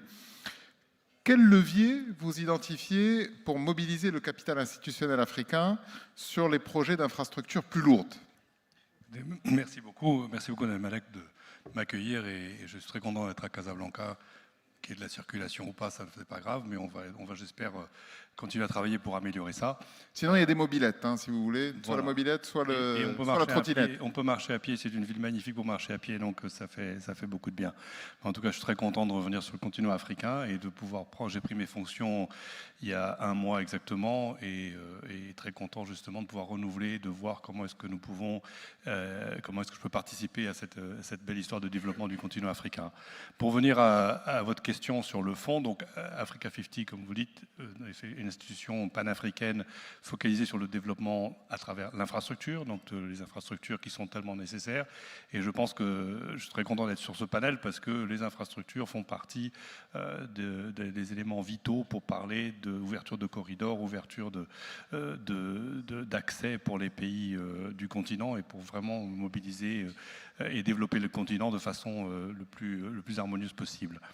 Au sein d'Africa 50, le fonds que j'ai l'honneur de diriger est un fonds qui a une caractéristique très intéressante. C'est un fonds de capital risque, donc qui veut, sa logique, c'est d'avoir des investisseurs qui sont attirés par à la fois des résultats financiers, mais également un impact au niveau du développement du continent, donc des investisseurs qui ont un intérêt dans cet agenda-là. Mais très spécifiquement, nous avons vraiment ciblé les investisseurs africains. Et je pense que c'est le premier, je dis bien le premier parce que j'espère qu'il y en aura d'autres, fonds en Afrique qui a un tel tour de table au niveau des investisseurs africains. Sur 22 investisseurs que nous avons actuellement, 20 sont des institutions africaines. Peut-être pour l'audience, que vous le précisiez, l'épargne institutionnelle africaine, c'est autour de 500 milliards de dollars. Mais 80% de cette épargne, comme le disait Madame la ministre des Finances hier, elle a un visa, elle part à l'international. Donc votre objectif, c'est de capter une partie de cette épargne institutionnelle africaine. Exactement, c'est non seulement de capter une part de cet investissement, de cette épargne régionale, mais également de démontrer que c'est le bon véhicule d'investissement. C'est-à-dire que l'épargne régionale, si elle reste en Afrique, va va contribuer au développement du continent. Donc l'idée, et ce qui est intéressant, c'est un fonds panafricain. Nos investisseurs viennent des 4 coins et du centre du continent africain. Nous sommes bien répartis au niveau géographique et l'intention est de déployer ces fonds sur l'ensemble du continent africain. Le premier investissement était ici au Maroc, mais nous avons un pipeline de projets à peu près sur l'ensemble du continent africain. Et ça, j'allais dire pas une narrative, cette approche de vraiment mobiliser l'épargne africaine pour faire des investissements à long terme, des investissements sur l'infrastructure, à mon avis, c'est la clé du développement. Et même avant avoir rejoint Africa 50, c'était un thème que j'avais toujours soutenu, de dire qu'il faut aider à mobiliser le capital africain de manière à ce qu'on puisse avoir un développement de l'Afrique par l'Afrique. Alors le fonds a d'autres, actuellement nous avons deux investisseurs non africains. Notre closing terminal, la fermeture du fonds va être à la fin de cette année calendaire, dans un peu moins de 2 mois. Nous allons avoir d'autres investisseurs africains qui vont rentrer, peut-être 1 ou 2 autres non africains qui vont rentrer, mais une fois que ça sera terminé, ça sera vraiment un outil de mobilisation du capital africain pour investir dans l'infrastructure africaine. Dans ce domaine-là, Sergio, il n'y a pas d'amour, il n'y a que des preuves d'amour. Est-ce que vous pouvez nous donner une taille typique d'investissement pour vous, un objectif de rentabilité, même s'il est impressionniste, et puis votre objectif, une fois que vous aurez fait la deuxième levée, vers quelle taille vous voulez aller? Donc, comme je vous disais tout à l'heure, c'est un fonds de capital risque, j'allais dire, tout à fait standard, comme vous en trouverez aux États-Unis, au Japon, où vous voulez, à travers le monde. Donc nous avons des critères qui sont très semblables, des taux de rendement qui sont ceux que nos investisseurs nous demandent d'avoir. Notre ticket typique, ça sera dans les 30 à 40 millions de dollars. Nous faisons des investissements en fonds propres, et ça c'est un point que je veux insister parce qu'en Afrique, il y a des financements disponibles très souvent sous forme de dette.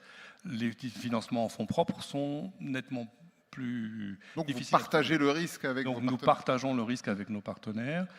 Nous avons aussi regardé, parce qu'il y a un certain nombre, il n'y en a pas beaucoup malheureusement, mais quelques fonds d'investissement qui sont focalisés sur l'infrastructure en Afrique.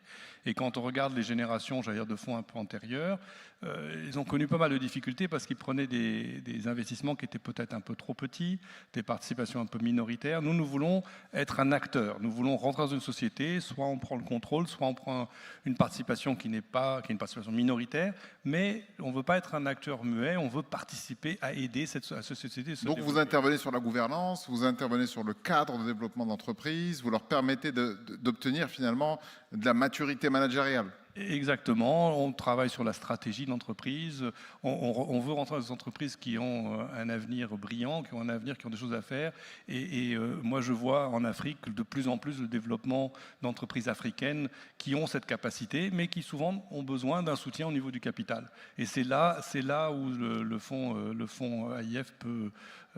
IAF, pardon, AIF c'est en anglais, c'est un titre qui, vous parliez d'être bilingue, c'est ça ne fonctionne pas très bien dans les 2 langues, mais donc le fonds d'infrastructure que je dirige, je pense peut avoir un rôle intéressant à jouer.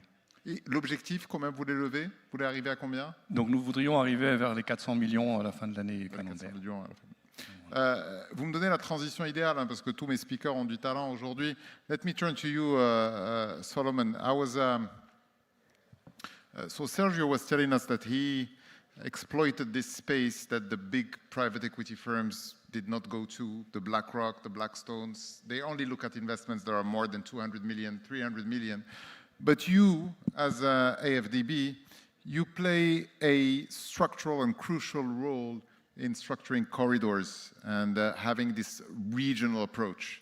So in the words of the great American poet Janet Jackson, what have you done for us lately? What are the bank's priority projects today, and how are the corridors selected for financing? Okay. Abdul Malik, thank you very much. But before I answer your question, I just want to point out that the AFDB is the founder of Africa 50. And one of the things we did for the Infrastructure Acceleration Fund, which is very important for the context of Afis this year, is we invested early as a limited partner to really catalyze African institutional investors into the Infrastructure Acceleration Fund. And that is... You're not only the corner investor, you're the founder. We're the founder of Africa 50 itself. I wouldn't say that we're the founder of the Infrastructure Acceleration Fund. That is Africa 50 itself. But you know, the main message here is we always look at the ways in which we can catalyze other private sector funding, and I just wanted to mention that. No, so coming back to your question, I mean, the African Development Bank was set up to really focus on regional connectivity. Our forefathers foresaw that, and that has been part of our DNA all the way through. So when it comes to really regional projects or infrastructure projects in a country that have regional impact, you know, this is our forte. You know, every 3 years we raise money for our concessional window called the African Development Fund, okay? And we actually are able to incentivize countries to work on cross-border projects because we bring some magic money as long as they both commit. And we call that African Development Fund Regional Envelope. And it's really about, it's sized at about $2 billion every 3 years. So this is really another incentive for countries to come together in the right MOUs to do the right preparation work to stimulate, you know, regional corridor projects. Now, we also work... Can you give us just one example, maybe for the audience to understand what is a winning partnership between two countries building corridors and something you participated in? So a good example is the SGR, which is a rail project from Tanzania through Burundi to DRC. So we were able to use our concessional window really as a partial credit guarantee to raise up to $3.2 billion to implement this project. But we're looking at, you know, regional projects, you know, across Africa. First of all, we work with the African Union in what they call the PAP2, which, you know, stands for Program for Infrastructure Development in Africa, the Priority Action Plan. And, you know, they've prioritized 69 projects.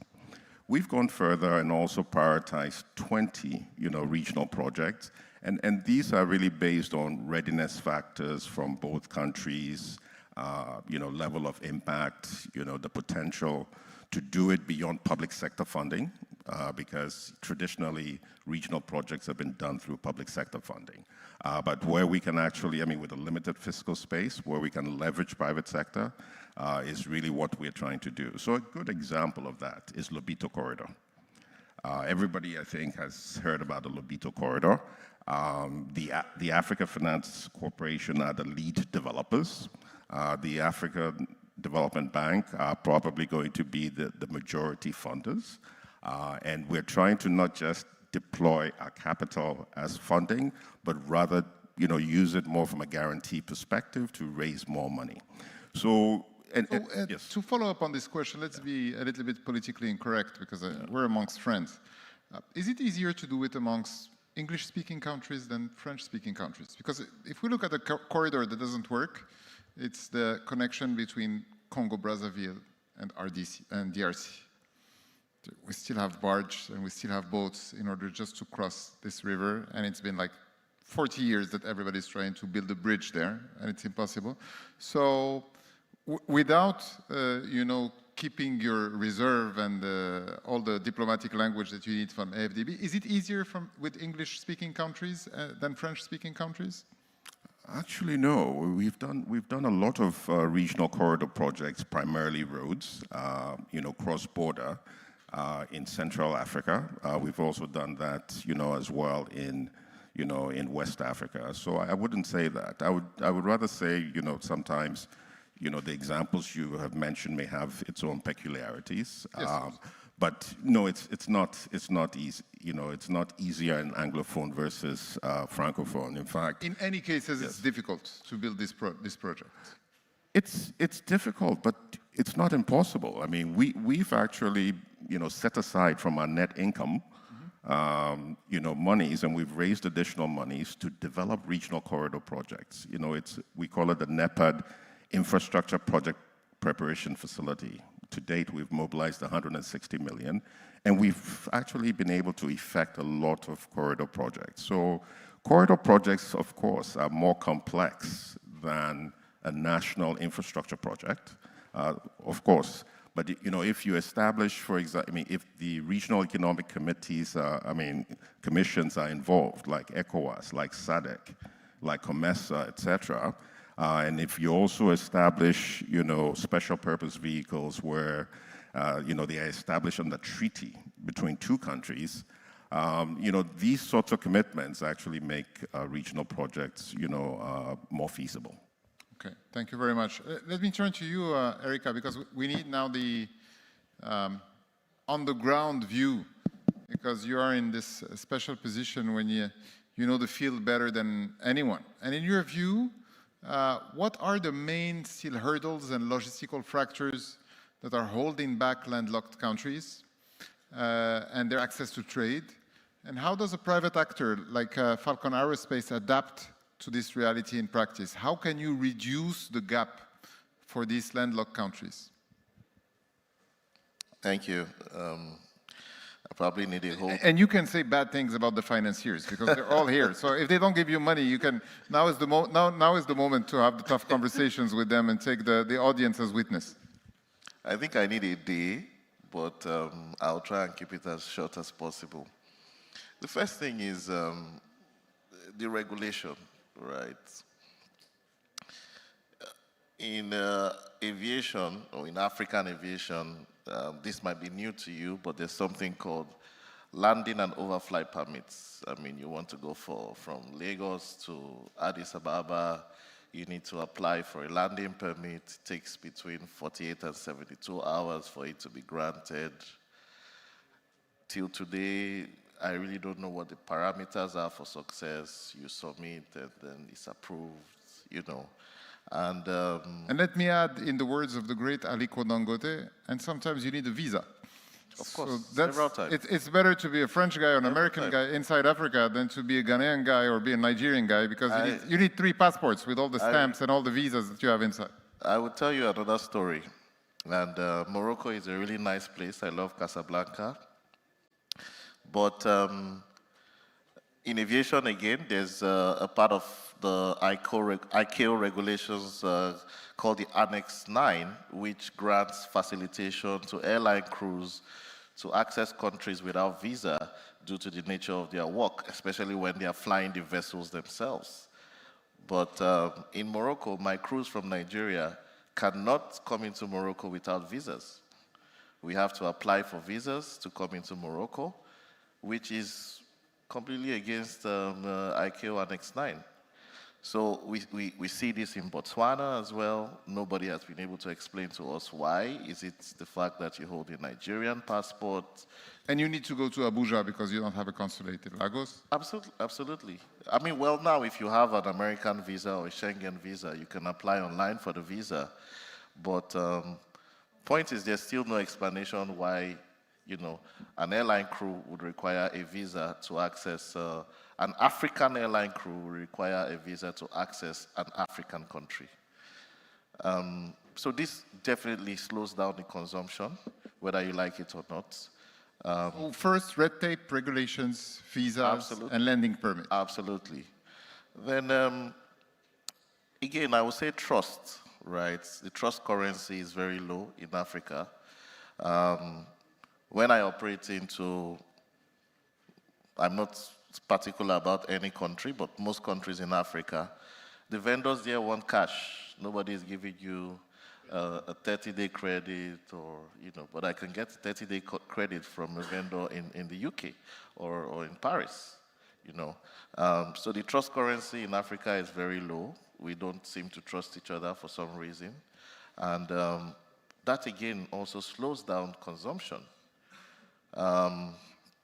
Insurance is something people don't really talk about because our business model is the assets generate the revenue, right? We have to insure the assets. Who are your brokers for insurance? When you're in the aviation business, who is insuring you today? So it's different countries have different regulations. Like in Nigeria, a Nigerian asset has to be insured by a Nigerian company. However, they take that insurance, of course, to a reinsurer in London. But it will shock you that I have to pay an extra premium. Even if my airplane is based in Nigeria, I'm a Nigerian operator, I have to pay extra premium to reinsure my aircraft to be based in Nigeria. And maybe this speaks to the capacity of the reinsurance companies in Africa not being big enough to take aviation risk, but it adds an additional layer of costs, right? Because I have reinsurers sitting in London who don't really, understand the geopolitical environment. Maybe they're getting their data from Google, right? But when you look at the exclusions list, you see countries like Ethiopia, Kenya, Abidjan, and you have to pay extra to reinsure those countries into your insurance. So you have a competitive disadvantage with the largest Western companies that come to operate in Africa? Are they submitted to the Absolutely. same rules and regulations or no? No. So if I'm NetJet and I'm arriving to Lagos, is it easier for me than for VivaJet? I would think so, right? Yes. Because they probably will get a longer credit line, right? Their insurance is cheaper, right? And maybe they have, I mean, if you ask me, maybe they have the trust currency that an African operator doesn't have. That's the ultimate paradox. African companies don't get access to credit from African countries, whereas international companies get access to it. Absolutely. Okay. Then lastly, the multiplicity of currencies, right? Naira is my currency in Nigeria. I'm operating to Kenya, and I'm going to pay in Kenyan shillings. But of course, I have to convert first into US dollars, and then do another conversion from the US dollars to the Kenyan shillings. So I have two conversion costs on top of, whatever the end cost of the product is. So this, which means that PAPS works on paper, but still doesn't take into effect this conversion. So I've seen recently a lot of... I see that Solomon is very happy because I'm saying bad things about the Afrexim Bank, but that's okay. I know the rivalry between you guys. I mean, I've seen on the news now that it's working, but in all my... Maybe one last point about connectivity and corridors, which is very important. We know that West Africa, and especially the Sahel, is one of the most under-equipped zone when it comes to radars. And radars are very important for your business because you need to be able to track down the planes and to do it. And this is why sometimes in Africa we have ghost airplanes that are just going in these zones. Do you see a progress in this area? Do you get a better access to radars in the zone? Do you get a better maps? Do you get better navigation now? Absolutely. I mean, thankfully, the navigation equipment and communication equipments are also under the purview of the regulatory authorities, right? And there are minimum benchmarks that every country that is an ICAO member state must equip itself. Yes, there are challenges. We don't have total radar coverage in Africa, right? But it also doesn't really impact the efficiency of the airplanes routing from place to place, because airplanes are now more than ever equipped with their own independent navigation and communication equipment. So we are navigating that space. We know the airspace very well, thankfully. But I think in terms of priority, I mean, I would put that, low. Okay.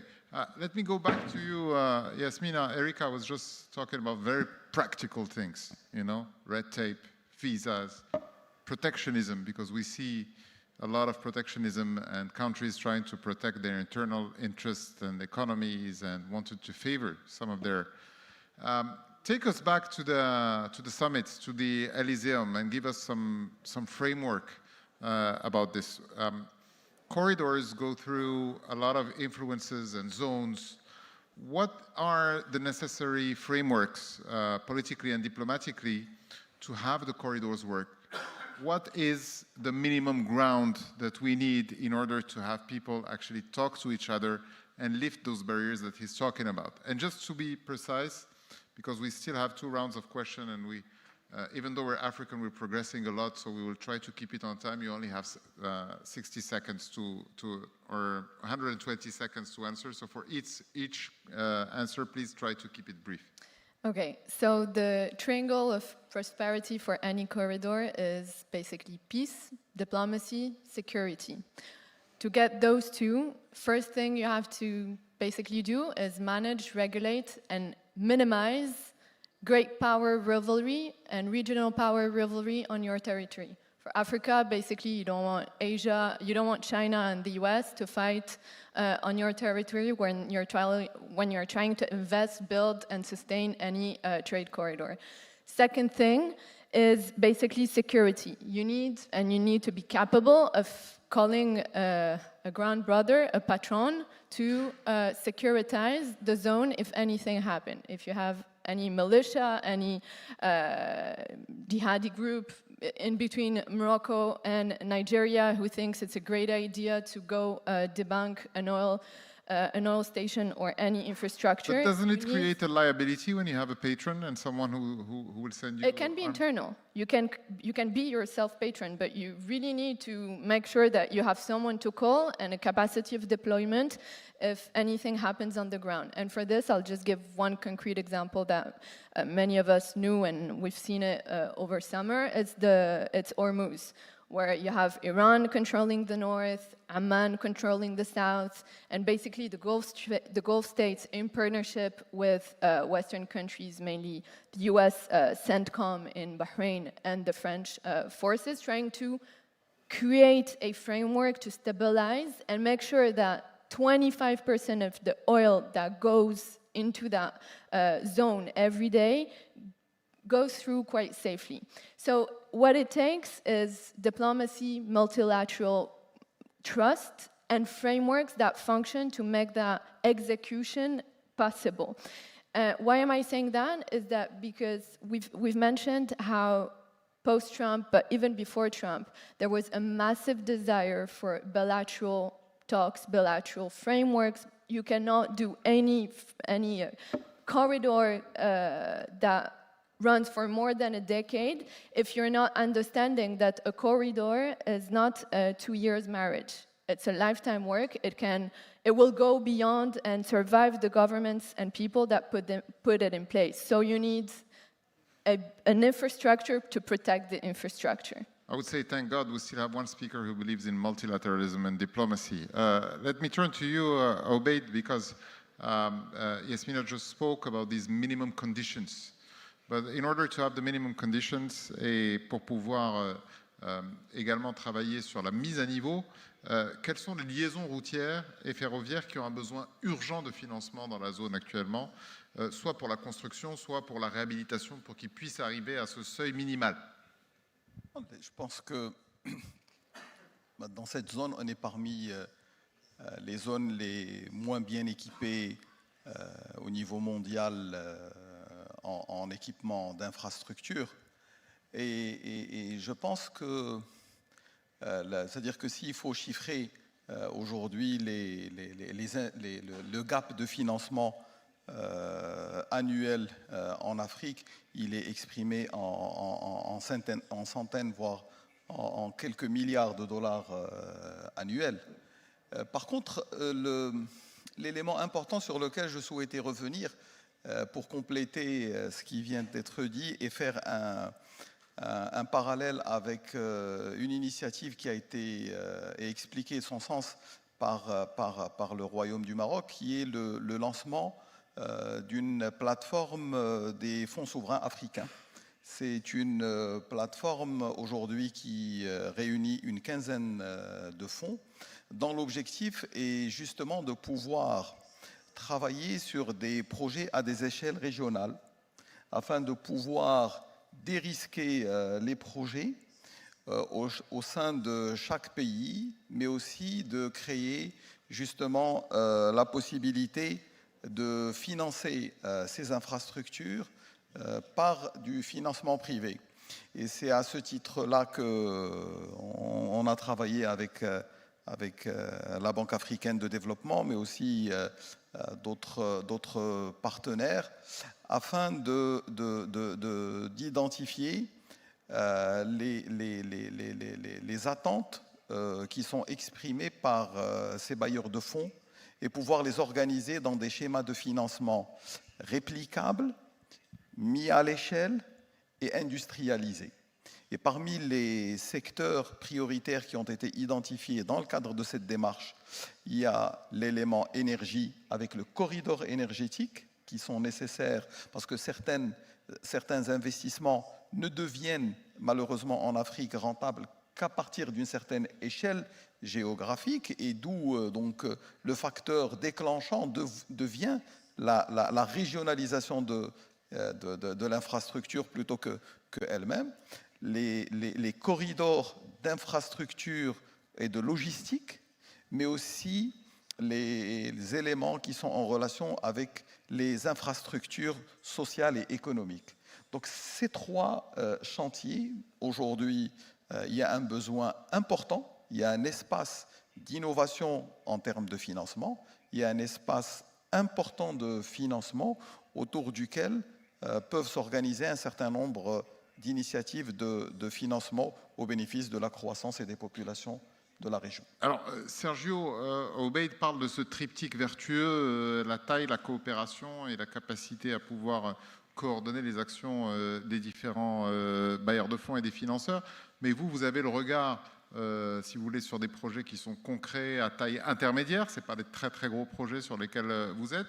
Qu'est-ce qui fait qu'un projet aujourd'hui de corridor, pour vous, il est investment ready? Quand vous avez votre checklist, quels sont les éléments les plus cruciaux que vous regardez et qu'est-ce qui vous manque la plupart du temps? Qu'est-ce que vous avez repéré comme étant des facteurs communs qui vous manquent, au-delà de ceux qu'a évoqué Erika, qui sont des sujets structurels et politiques, red tape, administratifs, et qui, eux, sont des temps longs.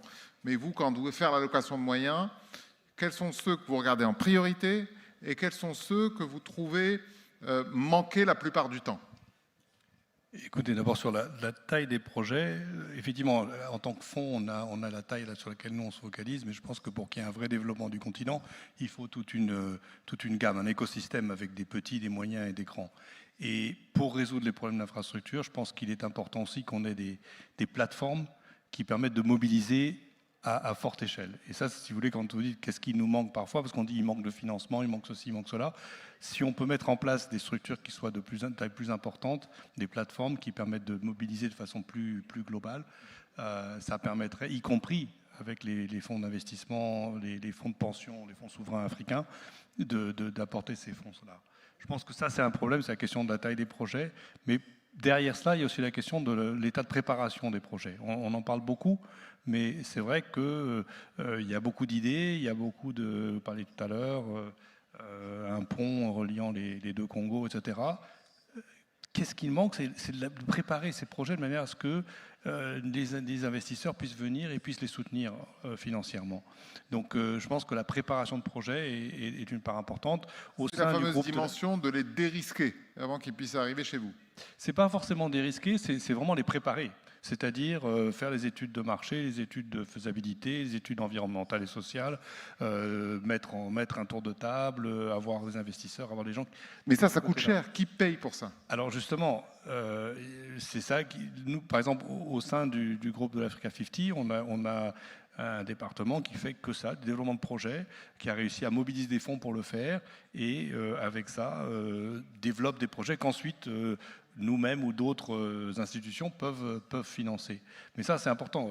La Banque africaine de développement a Solomon le mentionnait tout à l'heure, a des instruments pour le faire, comme l'IFC là également, d'autres institutions. Je pense que ça, c'est un des rôles que les multilatéraux peuvent jouer, les bilatéraux peuvent jouer, mais au niveau africain, encore une fois, il faut réfléchir. Qui en Afrique peut le faire? Il y a des gens qui peuvent le faire. Par exemple, des grands groupes qui ont des capacités financières peuvent aider des petites entreprises, des startups, peuvent aider des entrepreneurs à se développer, à lancer ce genre d'idées. Donc je crois que c'est vraiment un état d'esprit, c'est l'idée de dire ok, il faut regarder plus en amont, il faut se mettre plus en amont dans les projets. Mais le troisième point que je mentionnerai, je ne veux pas répéter ce qui a été dit par Yasmine tout à l'heure, mais tout l'aspect réglementaire, l'aspect du cadre des affaires, de la transparence, de la stabilité au sens stabilité économique, c'est-à-dire que quelqu'un qui va investir dans un projet sait que la législation ne va pas changer pour des raisons X ou Y à court ou moyen terme.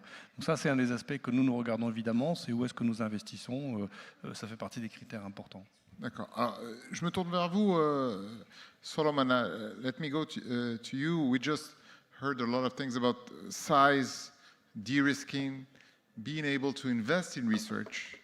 And you guys at AFDB, you have this impetus, this capability to invest in research. How do you make use of your research in order to bring together partners? Do you go from there, I would say, political will to build stuff together? Or sometimes do you recognize specific projects and you would call two neighboring countries and say, okay, can we sit at the table? I know you have several platforms. You have AIF for transactional services, and you can also have them at headquarters. But what is the helicopter view? Do you see the opportunity and you call people together? Or do they come at you and ask you, okay, we don't have minimum capacity and money to do this. We don't even have money to do the study and do the preliminary groundwork. How does it work on the ground? Okay, Abdulmalik, I think you really want to get me into trouble today. You tried that on the Francophone, Anglophone potential divide. And then you also did I did not mention to the audience your background. That no, you are Ghanaian, Nigerian, and American. So you have you have three things. As I said, when we were together, it's either the beginning of a very funny joke or a very terrible story that we have to tell afterwards. Okay, but the second part where you're trying to get me into trouble is with AfriExim. The reason I smiled is, I mean, first of all, we're the founder of AfriExim. And, you know, what we pride ourselves, you know, in terms of AfriExim, it's innovation, creativity, and agility. And yes, it's come up with PAPS, as you said, and you know, for us, we all need to support PAPS. But the reason I smiled is I'm part of the Afis Supervisory Council.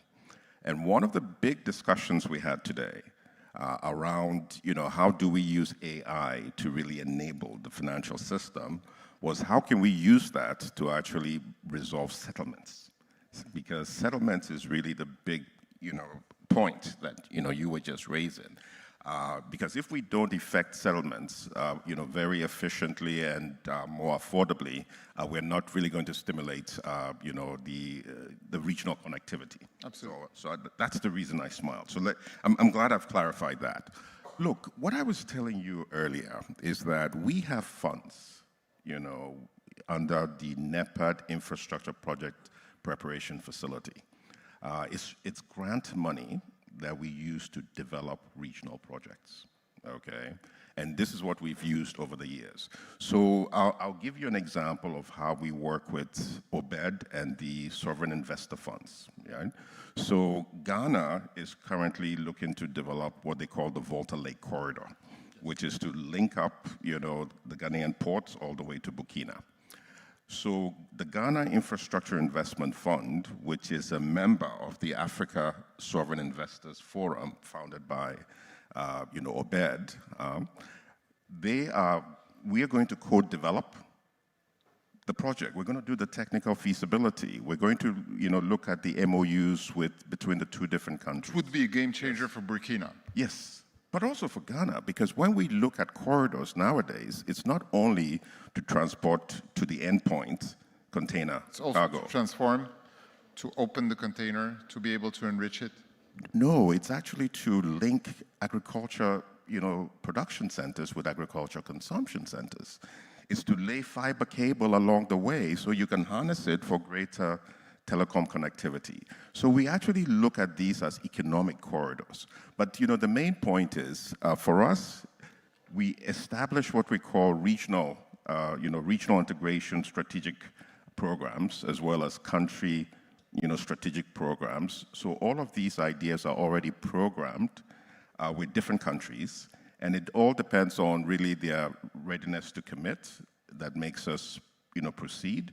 But really, with the advent of the Sovereign Investors Forum like ITHMA Capital, etc., that's a natural partnership to really accelerate regional projects as well. So readiness to open this multimodal ecosystem is also a key issue. So if I turn to you, Erica, for the final question of this panel, and before we wrap up, because unfortunately we're running out of time, so it was a fascinating discussion, but we don't have enough time to run the third question. So I'll try to group my last question to you, because you're the representative of the private sector, and you spoke so shimmeringly, vividly about red tape and difficulties. What, in your opinion, is the solution? Is it multimodal connectivity, have very smooth connectivity between rail and plane and roads? Or is there something that we can come up the African way that will totally disrupt what's happening in this connectivity? Thank you. I think we should just copy, paste, recycle. There is really no need to invent or reinvent the wheel.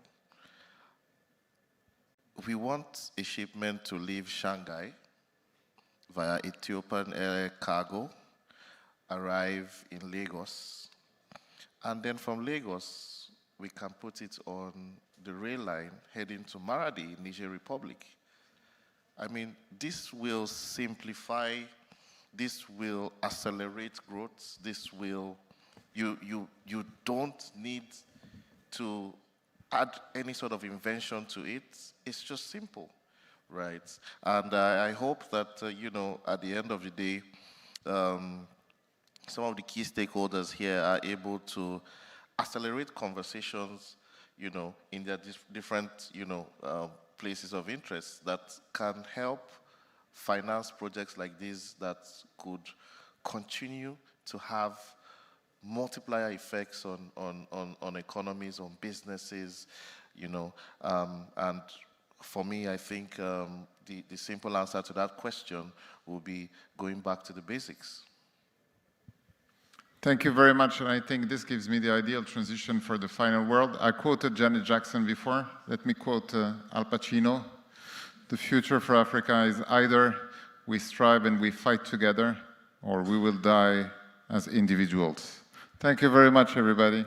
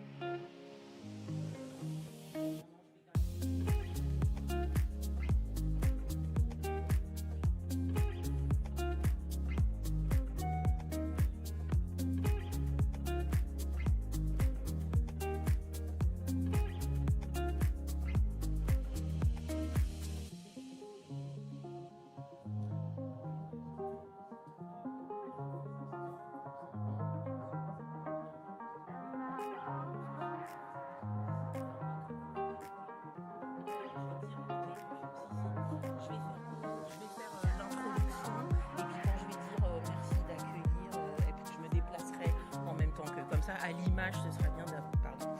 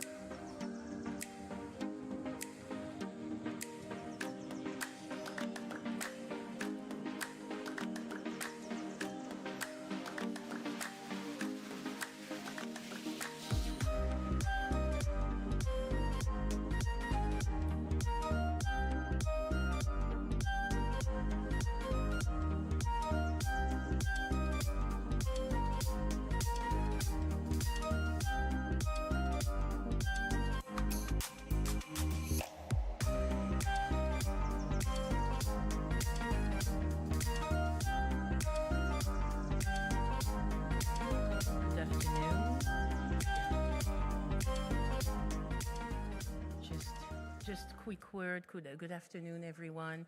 I leave you the... Oh, sorry. Hold on.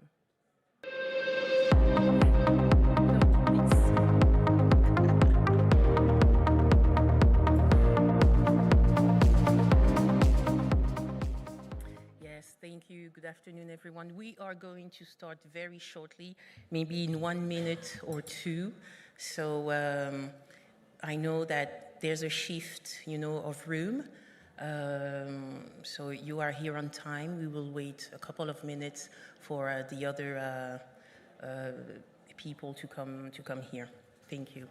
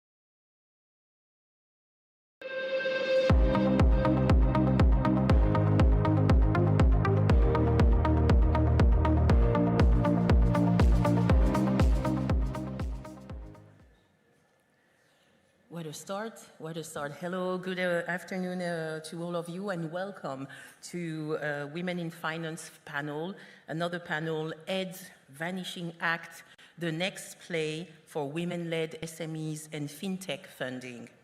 I'm Alice, your host, and I'm a consultant in financial and strategic communications. Women-led SMEs are facing a new challenge. A looming $31 billion drop in global aid this year threatens to put pressure on credit and support systems for women-led SMEs and fintechs. For years, concessional finance, blended funds, and donor-backed guarantees helped de-risk credit for African women entrepreneurs. As these lifelines fade, how will African financial institutions step up to fill the void? We'll have a discussion of about 40 minutes with our three speakers, and it will be followed by a Q&A session. So we'll be glad to also have your participation. But let's get down to business. Please welcome warmly our three speakers. So Josephine, Anan, and Koma, please come on stage. You're Director, Partnership, and also Blended Finance of IFC, World Bank Group. Also, Josephine, sorry. Oh, Josephine, sorry. Oh, Josephine, but you came here. I looked at Josephine. So, Josephine, sorry. You're the Managing Director of EcoBank Kenya and also Regional Executive for Central, Eastern, and Southern Africa. Elizabeth, sorry about that. It's really the beginning. Elizabeth Kibirige Namugeni, you are Director, Partnership, and Blended Finance IFC. You are based in Washington. Am I correct? Yes, ma'am. Thank you very much. And last but not least, Daniel Nomo. You please welcome. You are Head of Portfolio Business Development for AGF African Guarantee Fund.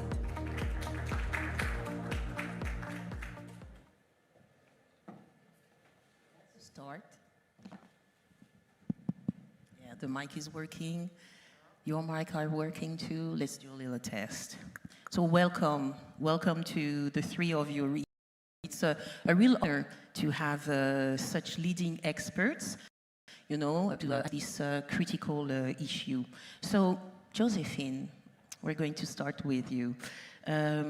You are the managing director of a Pan-African bank, EcoBank. The first question is for you. So, what do you think? How can you, African banks and also insurers, design sustainable instruments to finance women-led SMEs and fintechs post-aid? Thank you so much, and it's really a pleasure to start this very important conversation. I think the facts are clear, as in the fact that aid is declining.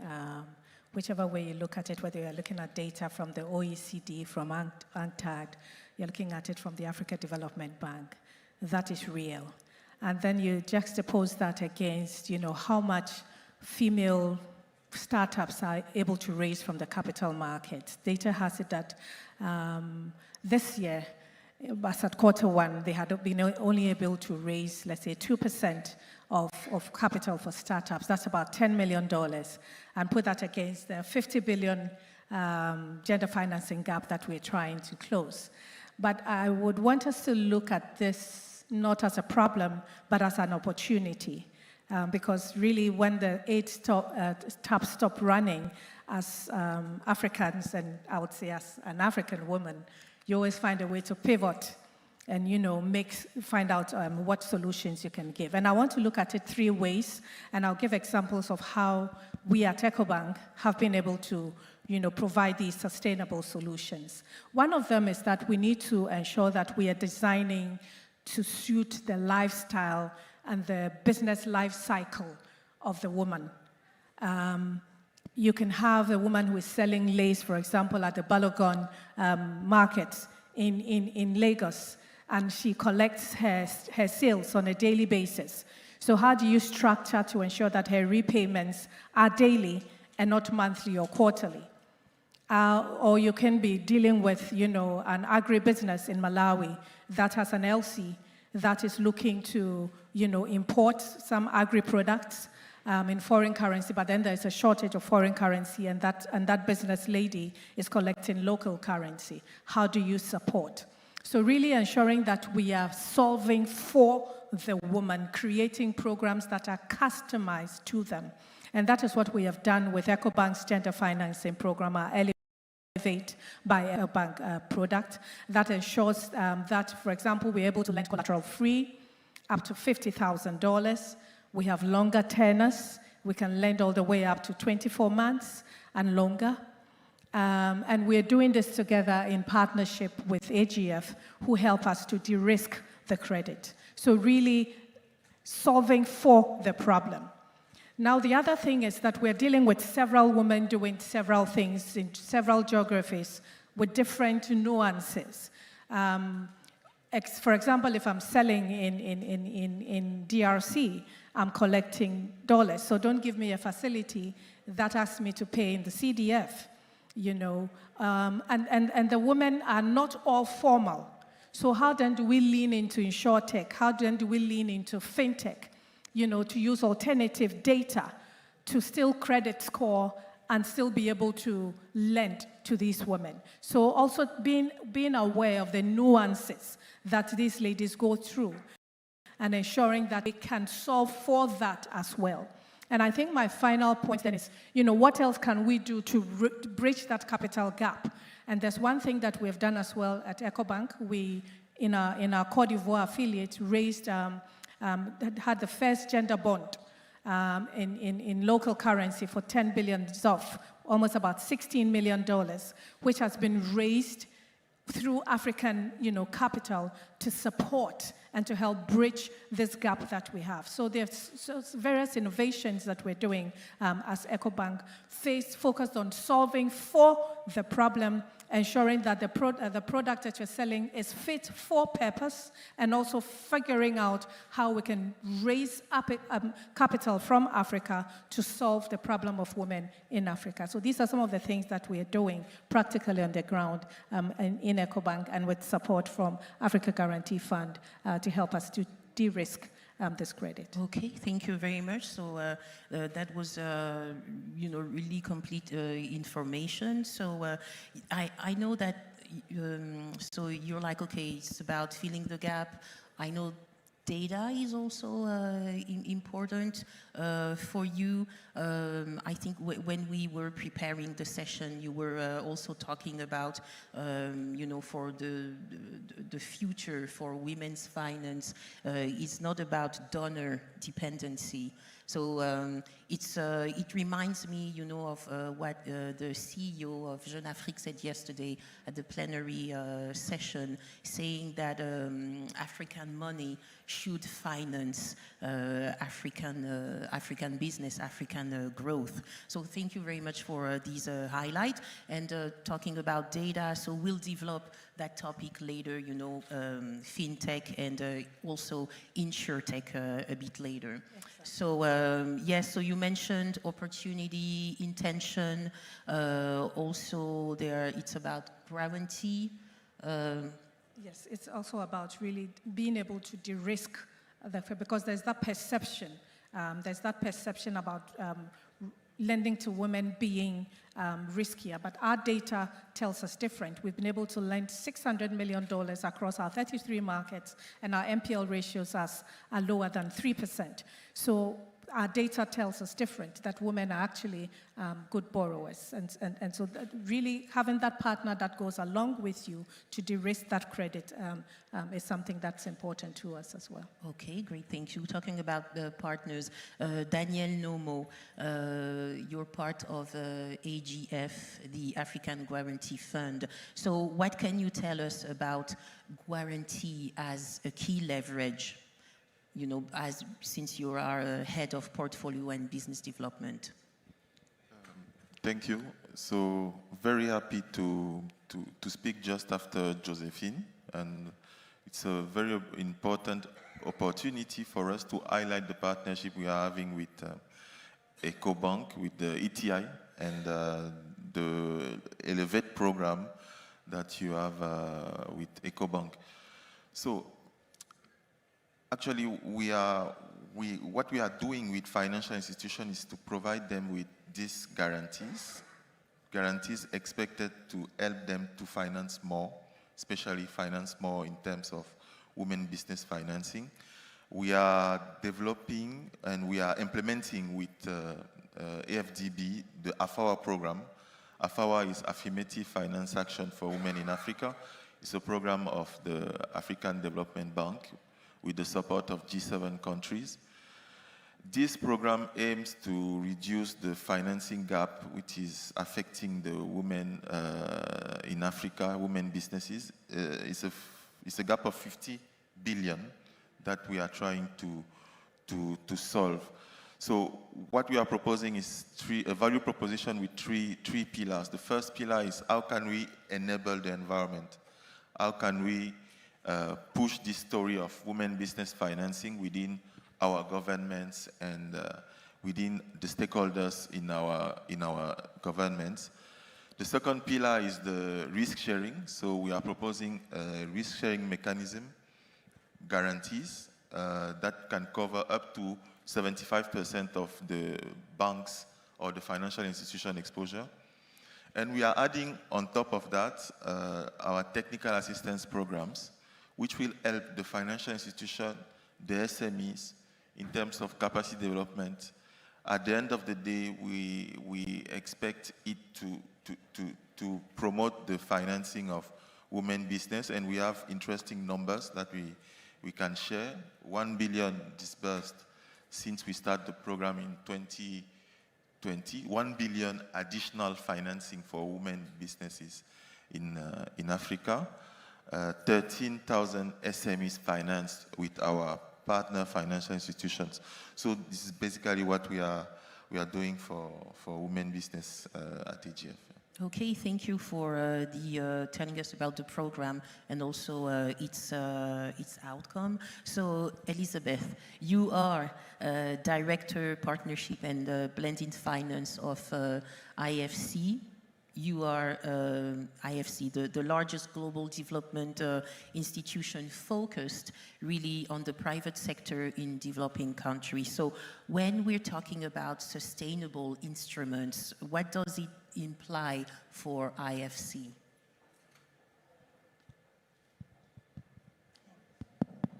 Okay. It's working. It's working. I think somebody's controlling it from somewhere because I didn't have to do anything. Yes, indeed, and thank you for the question. I'm pleased to be here with both Josephine and Daniel, who are meeting for the first time, but we actually have a lot in common.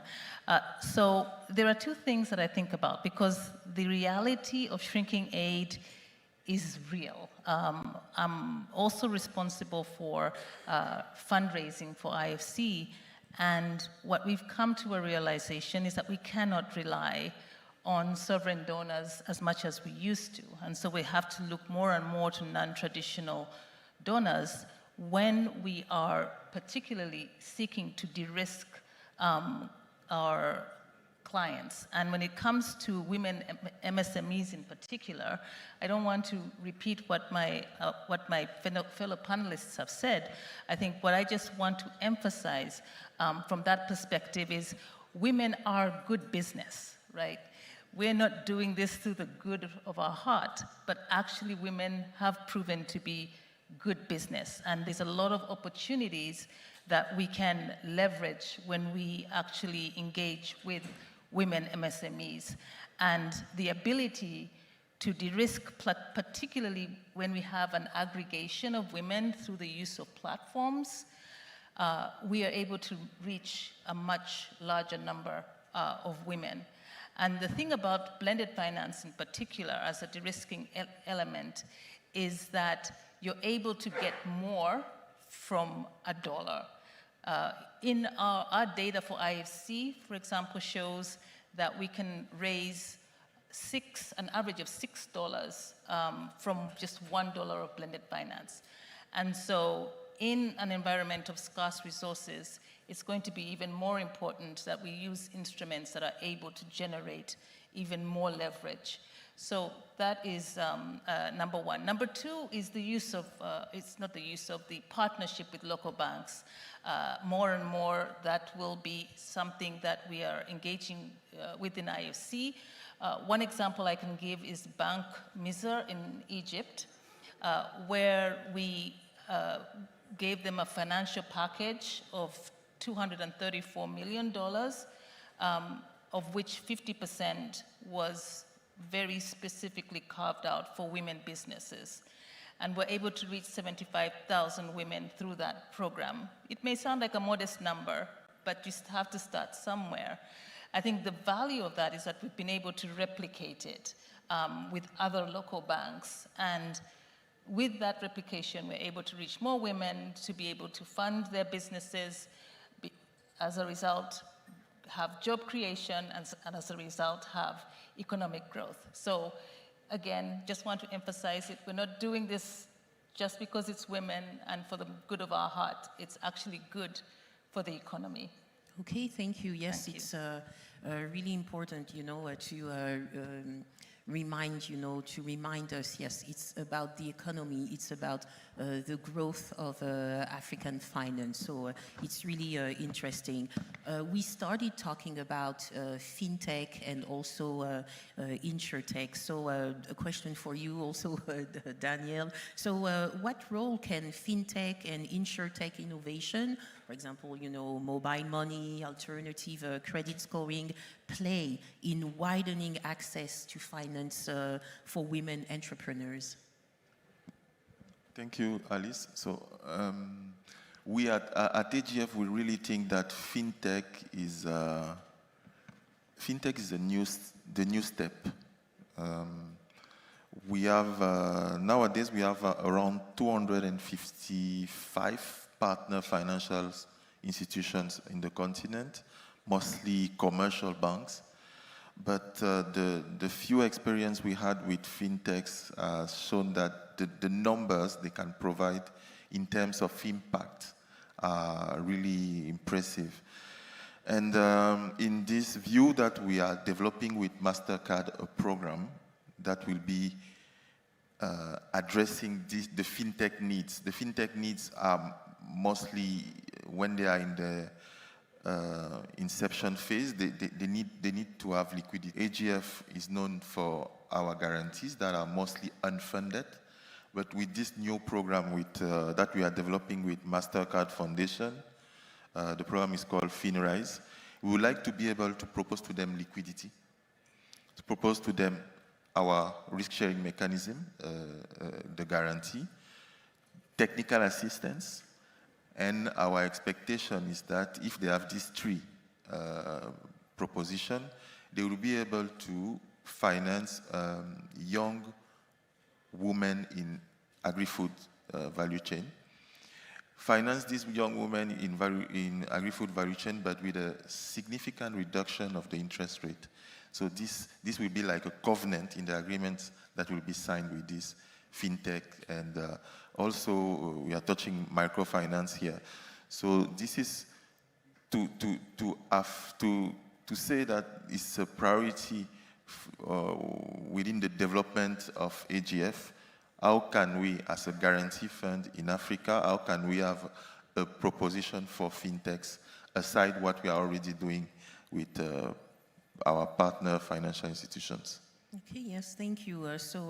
Yes, you just told us about the impact of fintech, and it's huge, you know. So to develop the ideas, Josephine, why digital innovation is really a goal to tackle? I think that we see digital innovation as really an accelerator and also as a game changer. And if you step up a bit and look at the uptake of mobile money, for example, about 60% of adults across sub-Saharan Africa, and I say entire Africa, you know, own a mobile money account. And between Airtel Money, MTN Momo, M-Pesa, I mean, there are flows of over 800 billion annually. That's close to the GDP or half the GDP of the region. You know, but then I think the critical point is how are we able to convert this digital footprint into financial identities for the women? Because they are doing, you know, they have Momo accounts and they have Airtel Money accounts and they are transacting.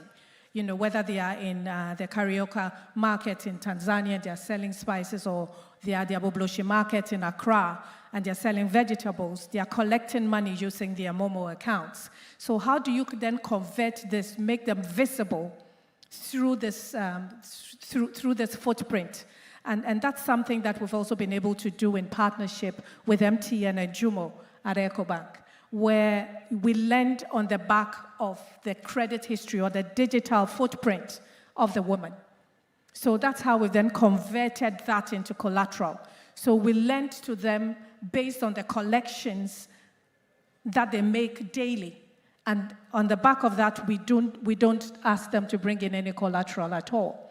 So if I collect $100 a day, I'm able to lend to you $50 a day, because I see you, how much you are buying in terms of your Airtel, your top-ups and all of that. So that for us is a game changer.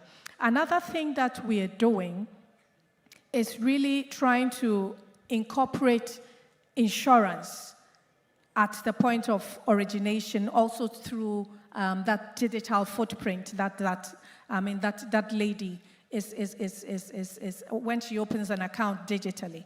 And so we're also able, in partnership with Sanlam and with Old Mutual, are selling micro-insurance. I mean, it's as I researched for this panel, it was interesting to note that only 3% of women have business insurance, which is a critical thing that they should have. you know. So being able to partner with Sanlam and also with Old Mutual to sell insurance to them at the point of origination of the transaction is a step in terms of how you can use fintech and how you can use digital. Another thing that we're doing at EcoBank, it's we've partnered with a fintech, and we are providing supply chain financing with Invoicia. And what we're doing is that you don't have to bring us collateral.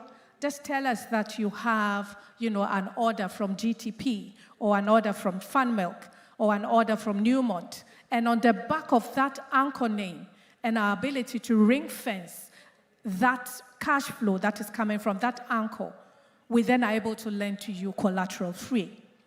We've also developed our EcoBank Merchant Cash Advance product, which also then says if you collect through any EcoBank digital platform, be it a POS, be it an online banking platform, and we see the collections that you give to us, we're able to lend a portion of that amount to you collateral free.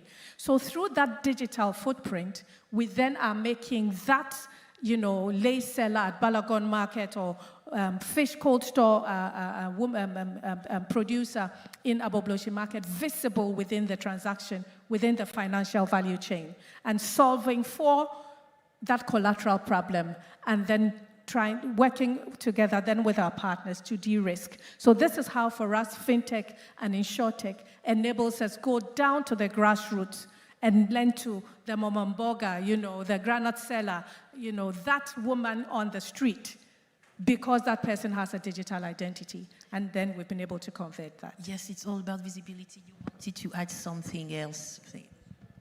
Yes, Alice, just to add, I think one of the things that we have noticed is that the other thing about technology is that it reduces the barriers to entry for women.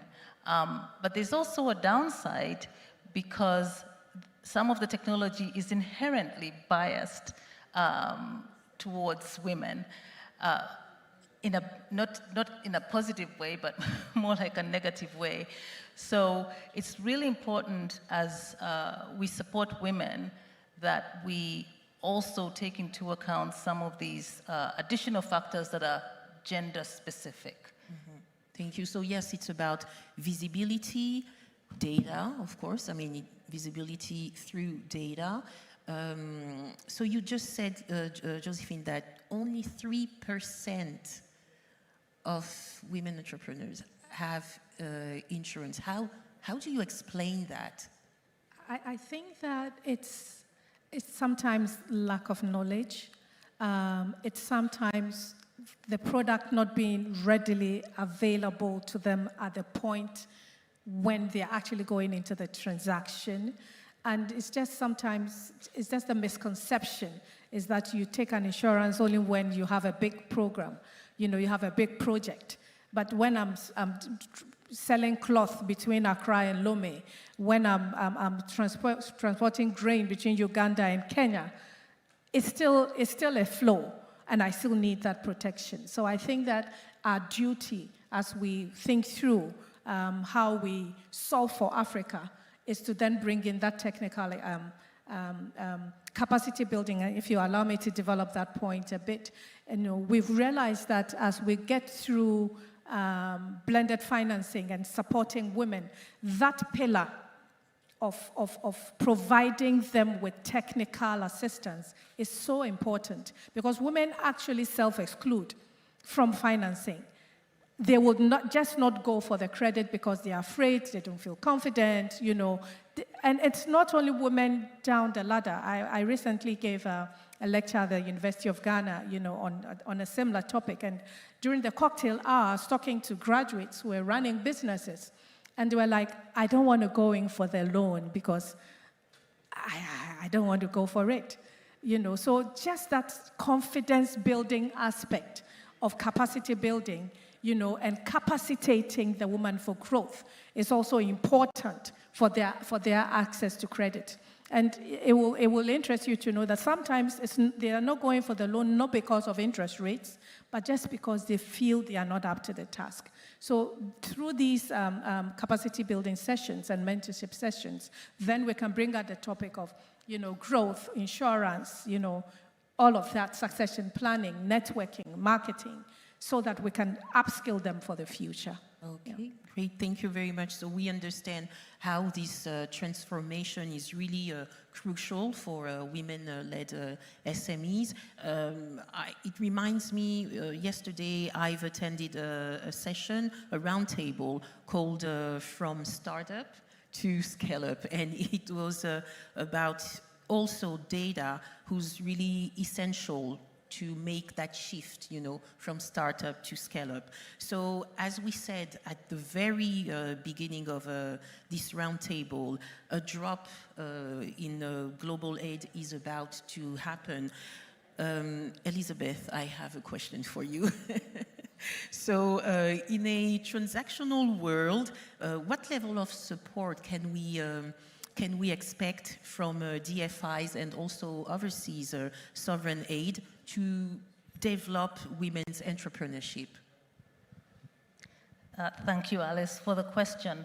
So I just want to talk a little bit about the World Bank Group's gender strategy, which is very, very ambitious. By 2030, we want to have supported the connection of 300 million women to broadband access. We also want to be able to provide 250 million women with social safety nets, and to provide also 80 million women with access to finance. Very, very ambitious goals, particularly given the world that we are currently, in when it comes to financing. So, yes, sovereigns will always continue to be important, but as I mentioned earlier, also non-sovereign contributors and donors are becoming increasingly important. So let me focus for a minute on DFIs and sovereigns when it comes to supporting women, especially with some of these ambitious targets. It cannot be a piecemeal approach. It has to be all-encompassing. As Josephine said, sometimes we're really dealing with situations that are at the bottom of the pyramid.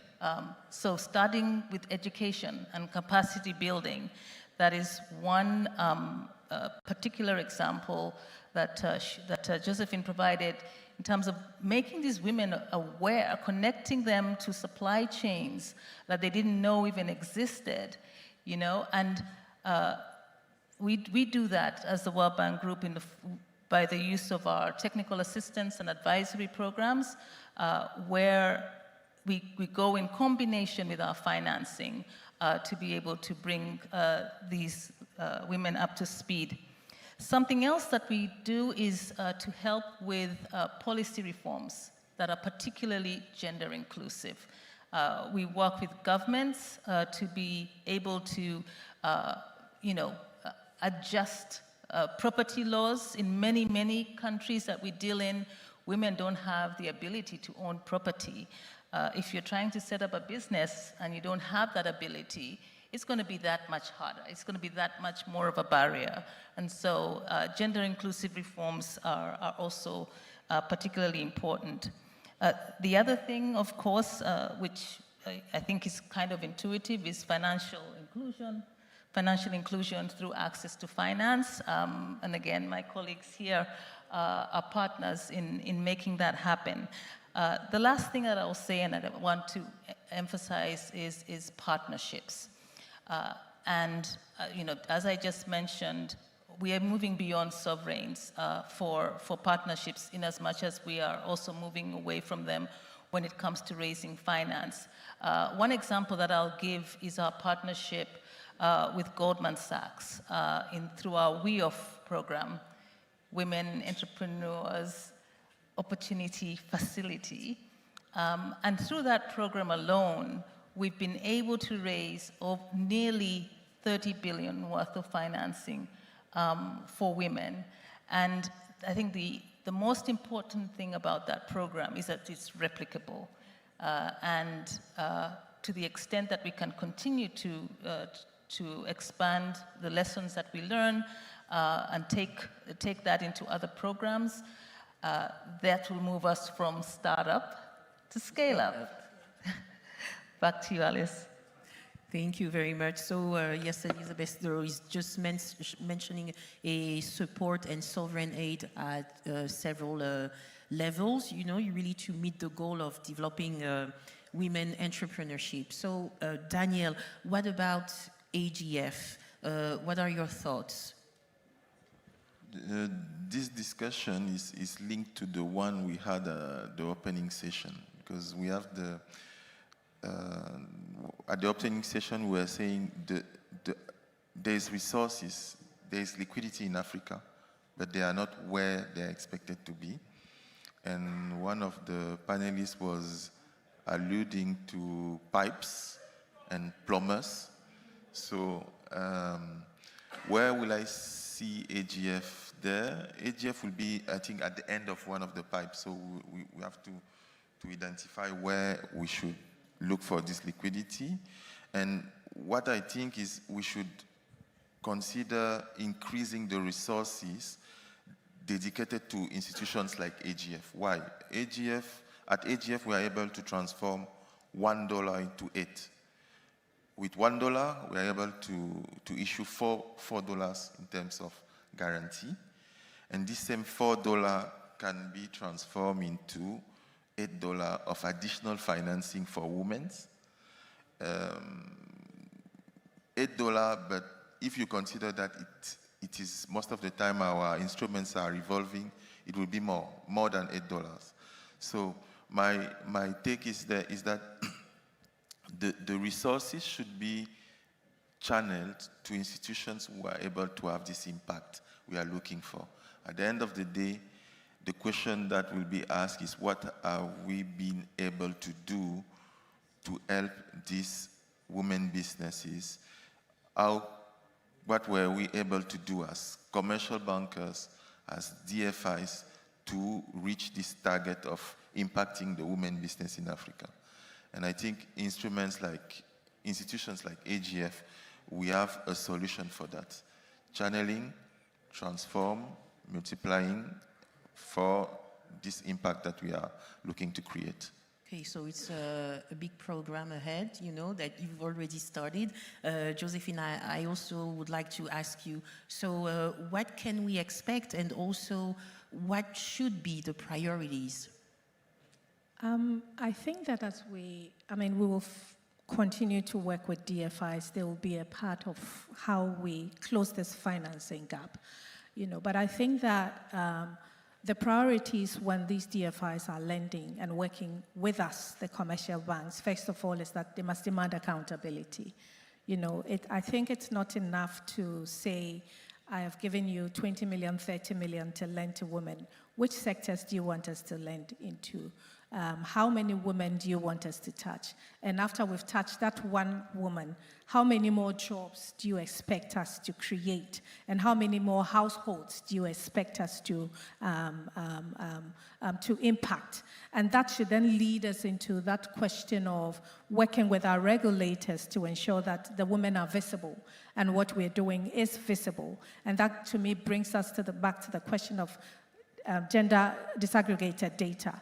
A lot of regulators don't demand that accountability from banks, and neither do the DFIs demand that from us. You know, but if the woman is not visible, what is not visible is not fixable.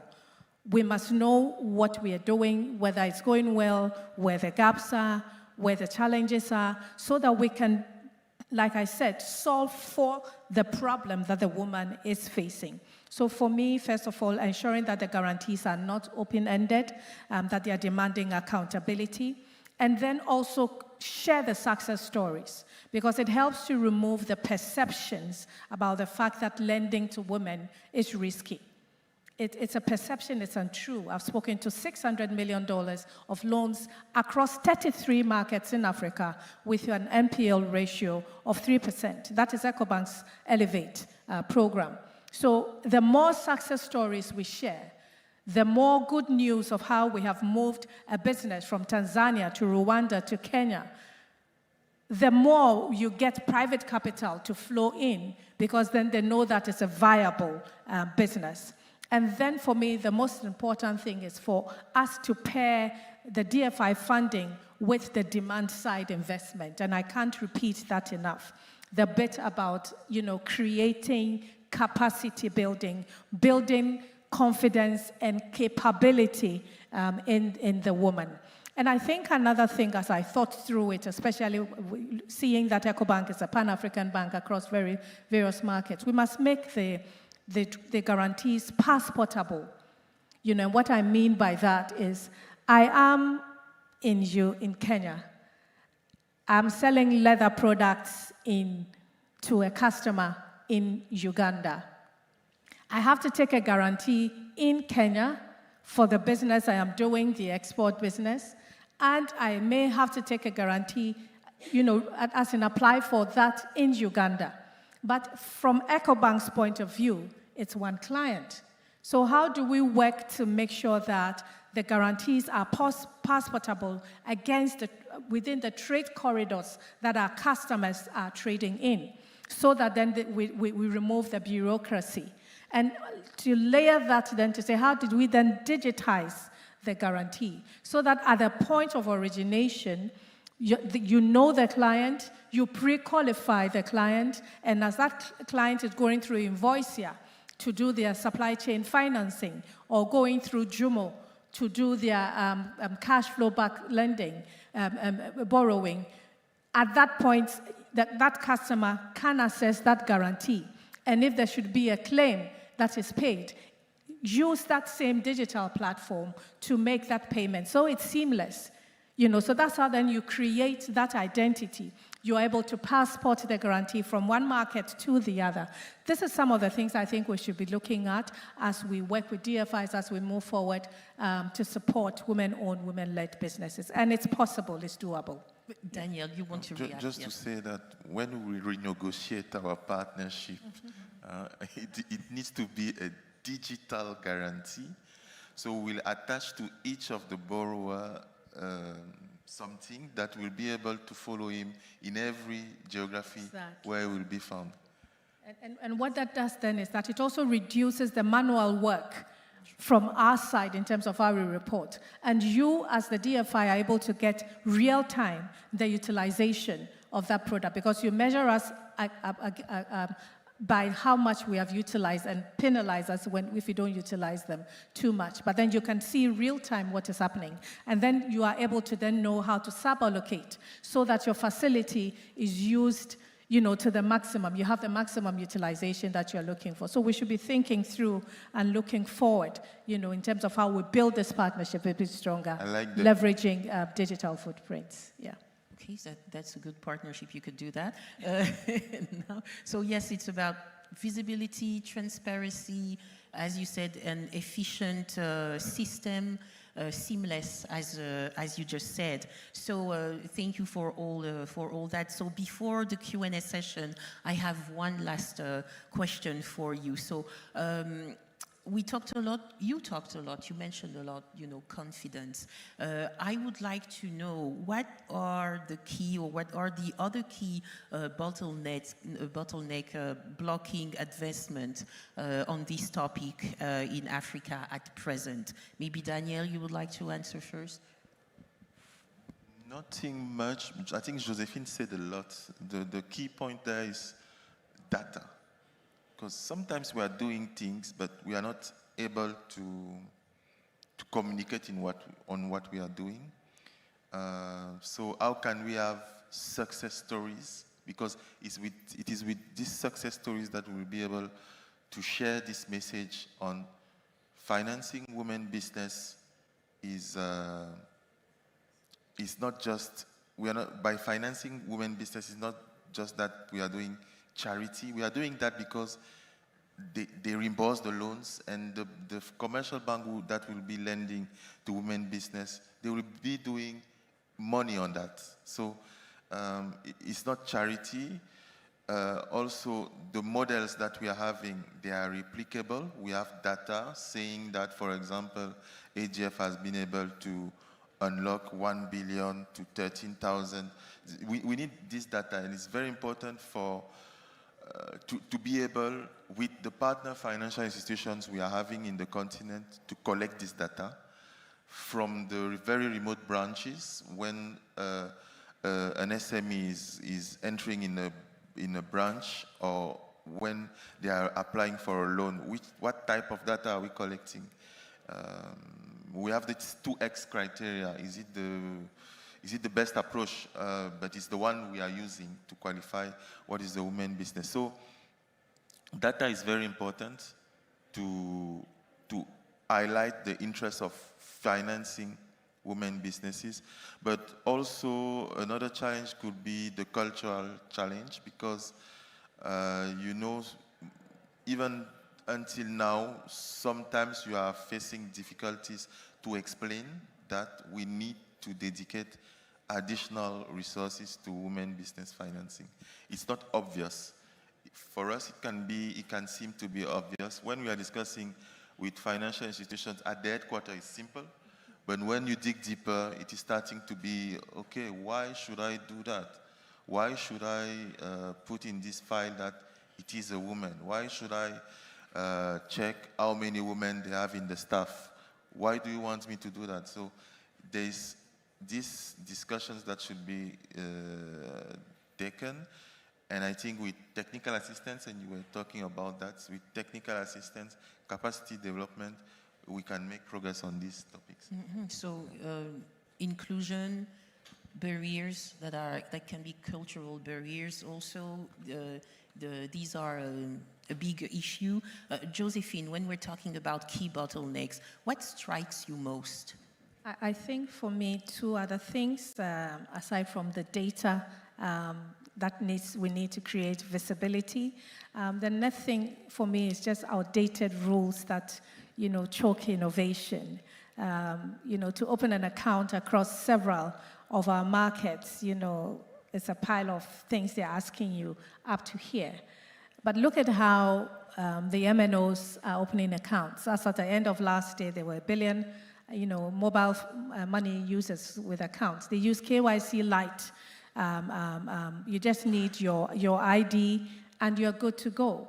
How can we get more women into the financial system by using KYC Lite approach so we can bank them? That's really important. And another thing for me is, public procurement that excludes women. We're doing a few things like that. I know in Kenya, for example, Safaricom has, a gender financing procurement program in a few scattered markets here and there. But can we be intentional and deliberate about it across all of our markets where government transactions, government projects are forcibly giving to, I'm not saying just give them to any woman who cannot do the work, but look out for the good women, because there are good women businesses, and then say 20% of government projects, 30% of government projects must go to a woman, and if they are not capacitated to do that work together with a partner to scale them, and get them to contribute meaningfully. That is how we deliberately increase the number of women who are actually within the formal system and who we are supporting. So for me, those two things, in addition to data, changing the rules and, changing the rules for account opening and also changing the rules around public procurement can help to build more capacity in women. Yes, Elizabeth, you also want to react to what has been said. Indeed, just a couple of things, one of which is a real-life example. Well, both are real-life examples, but one is closer to me. So one, I alluded to bias towards women in tech. One of the things that we have realized is that when it comes to determining credit worthiness for women, some of the established models essentially throw women out, right? And so we've taken an approach, and we actually piloted it with a bank in Latin America, Banco Itaú, and we came up with a very different credit risk rating that is more psychometric based and so on, and that was able to bring in more women into creditworthiness. The other example that I want to use is, which I said is closer to me. So my mom is a retired university professor who has now become a farmer. And I was talking to some of my investment colleagues yesterday who are putting together a platform, and they're working through agtechs rather, to aggregate farmers in order to provide them with access to stronger supply chains, to buyers and so on and so forth. But one of the biggest challenges is, how do you connect my mom as a smallholder to the agtech in order to be able to participate in that aggregation? And that is not immediately something that is available. So if we can bridge the information gap, this is just one of several between essentially the providers of the financing and the recipients, being the women, I think that's also something that would be really important. Thank you very much for the insights, and I'm pretty sure, not to say I'm definitely sure, that the audience has questions or comments, for our speakers. So don't be shy. You can raise your hand if you have any comment or any question for our speakers. You know what? I see you can be very shy. I'm going to start to ask you a question. So I come back. So we were talking about, visibility, data, how it is really important. But I would like to come back to a very big issue, the cultural barrier. How come you have efficiency in data more and more? You're collecting more data with more efficient systems. What about the cultural barrier? How can we kind of, should I say, erase that issue? If I'll start, for me, I think that we need to start by speaking to our young girls when they are 2 and when they are 3, and when they are 4 and when they are in primary school, that it's possible. Because right from there, they self-exclude. I run on my own a little foundation, I call it She Blossoms. And, I support young girls in my area in primary school all the way up to when they write the exam to get to high school. And when you speak to them about what do you want to be in future, it's like, I just want to maybe just finish school and maybe just look for a kiosk and sell, some groceries out there. That mindset to just say it's possible, I can be the president of Ghana and I can be a lawyer and I can be a doctor.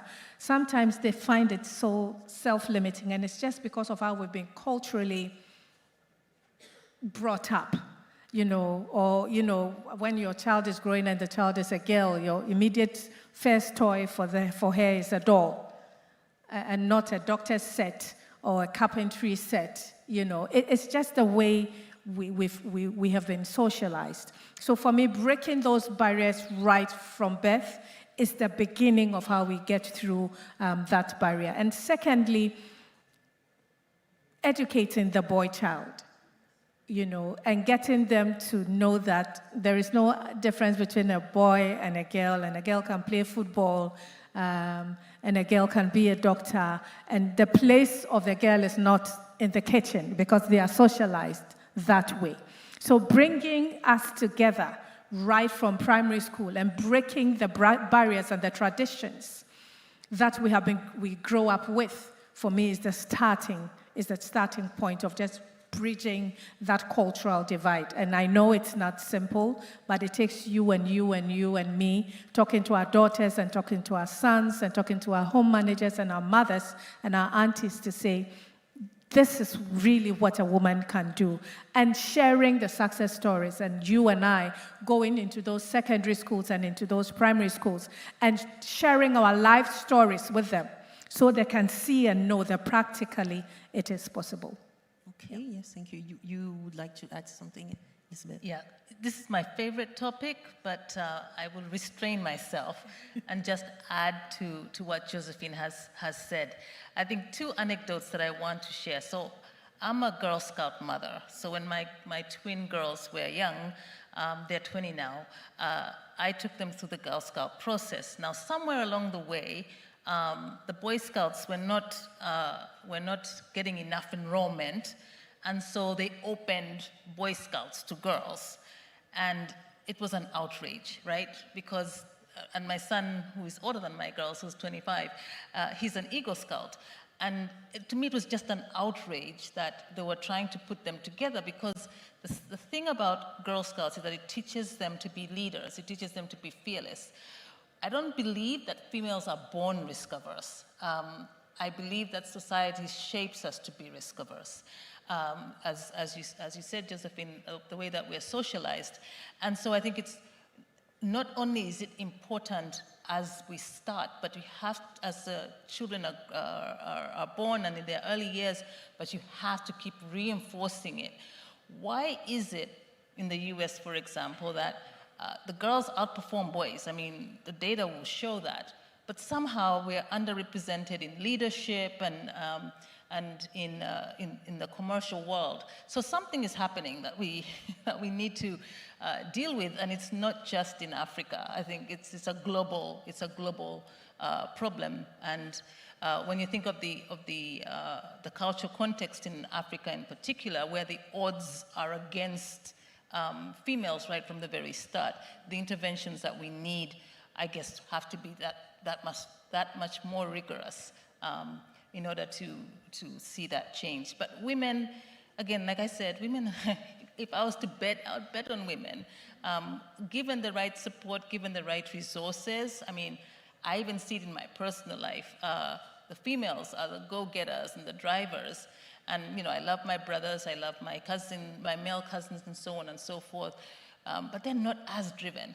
And, you know, I don't know why that is, and if it's peculiar to my extended family. But with the right resources, I think I've seen, and it's, again, anecdotal in my context, that we can do so much more if given the opportunities and given the support that we need. Okay, great, thank you. Daniel Mitnon, is there any question or comment about, you know, the funding for women-led SMEs and also fintech? Okay, I have another question then. I see that the audience is a bit shy. I can understand that, no worries. And it's the second day of the summit. We're talking about data, so it's difficult to collect data in different African countries. What should be done, regardless, you know, government and also regulation and so on and so forth? Daniel, maybe. What should be done? Let me take to you an example that I know very well. We are working with an institution in DRC for many years, for 10 years now, and what they did, thanks to AGF Guarantee, they were able to change the model. They were a corporate bank, and now they are an SME dedicated bank with all what it takes. So they opened branches in very remote areas. And the next stage of our partnership is how can we change them from an SME bank to a women SME bank. So it takes having a women business program in the bank, hiring specific staff that will be focused on this activity. It takes collecting the data, and it's where I think we have the majority of the challenges, because you have to change the information system. The information system should be able to collect this type of data. You have to review your credit policy, because you should be at some point when you are doing the credit committee, the credit committee member should be in the position to assess, is this SME a women business SME? Because we have to collect this data to report to AGF. So change at the level of the credit committee, change of the credit policy, but also when they are onboarding a new customer. At this level, someone should do this work to qualify the SME as a woman business SME, a woman SME. And this is where we have the most of the challenges, because, again, the guy who is in a very remote area should know why I should check the number of employees. How should I review very well the activity of this SME? Why should I request for this document to be sure that I'm not missing an SME that could have qualified as a woman business? So this challenge of the data is a very important one, I think, because I can tell you, when we started this year, we were computing the figures. This bank were considered with a 10% women business in the portfolio. And thanks to this work now, we can say they have 30 to 35%. So just because we have provided these resources, we were able to track all this. We have made an increase of this kind. So, and now, if you consider the incentives that the institution can have behind the fact that they have a 35% portfolio dedicated to women business, it makes sense. Yeah. Making sense indeed. So thank you very much. Thank you. Our panel is coming to an end. Time flies. So it has been a very exciting discussion. We understood that sustainable instruments, digital innovation, sovereign aid, and inclusion are growth leverage.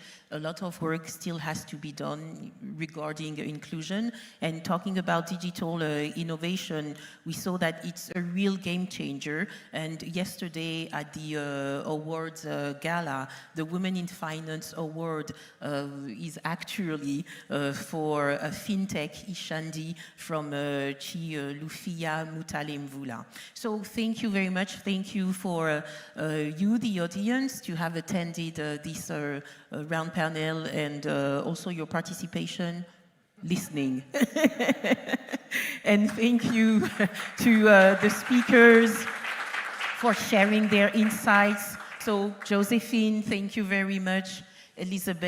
Josephine, Elizabeth, and Daniel, thank you very much.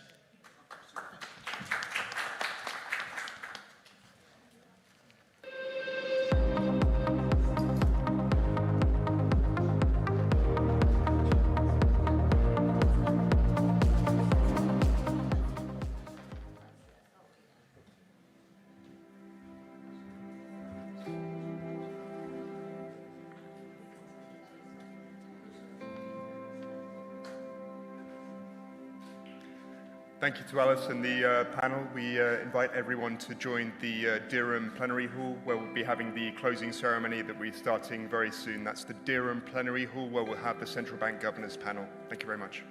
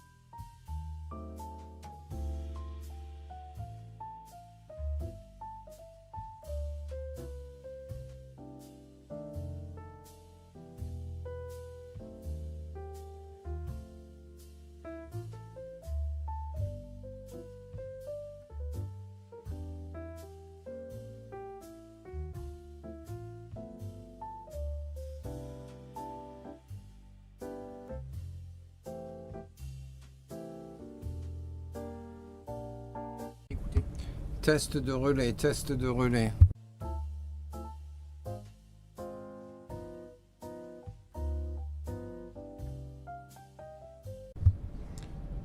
English, English test. English, English, English. Pas sur le français, elle est sur l'anglais. English.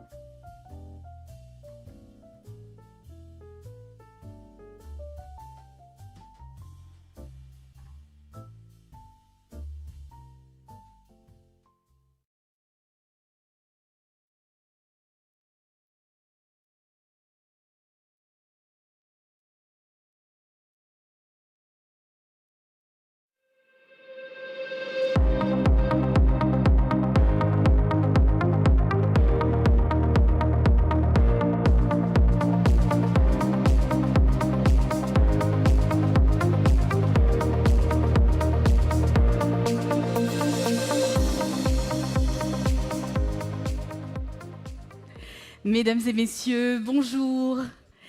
Ladies and gentlemen, good morning, good afternoon, and welcome to this closing ceremony for the Afis 2025. Given the fantastic energy in the networking spaces and in the corridors of this venue, I can only conclude that you have appreciated this edition as much as I have. Quick practical information. Simultaneous interpretation is available If you look on your room, on your seat, sorry, 1 for English, 2 for French, and 3 for Portuguese. Ladies and gentlemen, a translation service is available in 1 in English, 2 in French, and 3 in Portuguese. Sets on your seats, and this is because translation will be available throughout, and it's number 1 for English, number 2 for French, and number 3 for Portuguese. Eh bien, au cours de ces 2 derniers jours, nous avons... Over the last 2 days, we have shared many ideas and bold aspects. We will conclude today's event with 3 governors of central banks. In a world where financial flows are ever faster, where can Africa find the strategic finance to accelerate its transformation? For this very important discussion. His name, Ramanyang, and he's one of the most powerful voices when it comes to economic journalism on the continent. Let's all put our hands together for Ramanyang.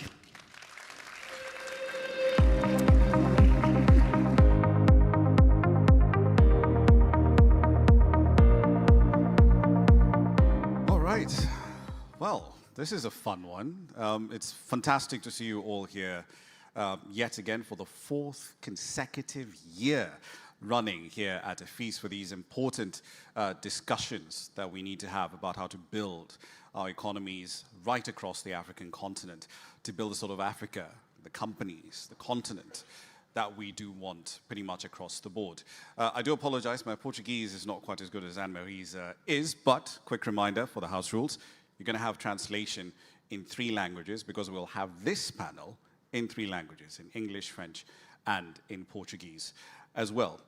So then, let us set the stage for the conversation that we're about to have over the next hour with our regulators. The world as we know it, especially in 2024, has changed dramatically, right? We have seen it everywhere across the board. We've seen it in terms of aid and ODA flows into our economies. That's down by between 16 to nearly 30% in some countries. More often than not, to devastating effect. Healthcare services in some countries have been hit particularly hard. Trade tariffs have now become a key talking point for our policymakers, pretty much across the board.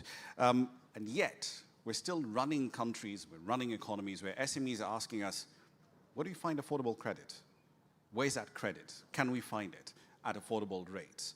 And on top of all of this, we've heard over the last 24 hours, we've heard from you saying, well, our regulations may not necessarily be fit for purpose. We heard in panels earlier today in the afternoon, for example, bankers saying, well, it's all well and good to import ideas and systems from Western Europe, but implementing them here is pretty difficult. How do you expect, for example, our reserves to be held by African banks, and yet central bankers will say, well, we're only going to be holding them in banks that are rated at A, and yet, do we have banks on the continent with that rating? Arguably not. So then, quite a few problems that we need to solve, and who better to deal with those issues and to discuss those issues than our central bankers. We'll have this discussion over the next hour with our regulators on this particular panel, and I'd like to introduce them at the moment. Starting with Andrea Massoud, the Central Bank Governor of the Democratic Republic of Congo. Please come up to the stage. Michael Atingi Ego is the Governor of the Bank of Uganda. He'll also be joining us on the... Also on the stage, Jean-Claude Cassibou is the Governor of the BCAO, the Central Bank of West African States. And Manuel Antonio Tiago Dias, who's the Governor of the National Bank of Angola.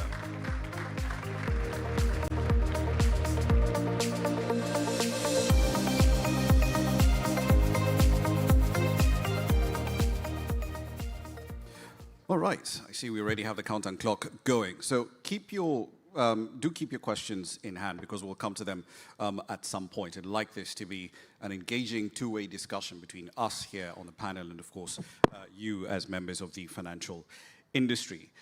I do, however, want to start with a very broad, big-picture question for all of the economies that are represented here. And the numbers on this make for very interesting reading. By and large, in terms of bilateral trade, our biggest single trading partner tends to be the EU27, then China, and trade in the United States is relatively small, around $72 billion last year. But with all of the chaos that has been unleashed by this latest round of trade frictions and tariffs left and right, are we now seeing that damage coming to our economies here on the continent? Governor Kassibu, I want to start with you on that question. Are you seeing that damage from the US tariffs flowing into economies in the BCAO? Thank you very much. Non, je pense que pour répondre à... Well, I think that in response to your question more specifically, the rates that were expressed to the Union of Western African countries is about 10%. About 15% on Côte d'Ivoire. And given the volume of trade with the US for the moment, we haven't yet felt much impact. However, we are monitoring the situation carefully. If we look at numbers on 2024 and compare them to the 2025, the trade balance is better, payments balance is better, and growth remains relatively robust at around 6%. So there's no visible impact for the moment. But we are remaining vigilant given that the shocks on world markets relating to trade wars, this could very well have an impact on international inflation, on interest rates.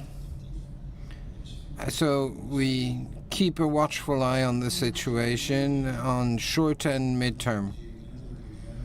We look at the bigger picture numbers such as trade and economic growth, but mostly inflation and rates, of course. Gouverneur Wameso. Enormous amounts of cobalt reserves as well. You're the biggest exporter of cobalt supplies into the global market. Are you seeing any fallback, any fallout from what the Americans are doing?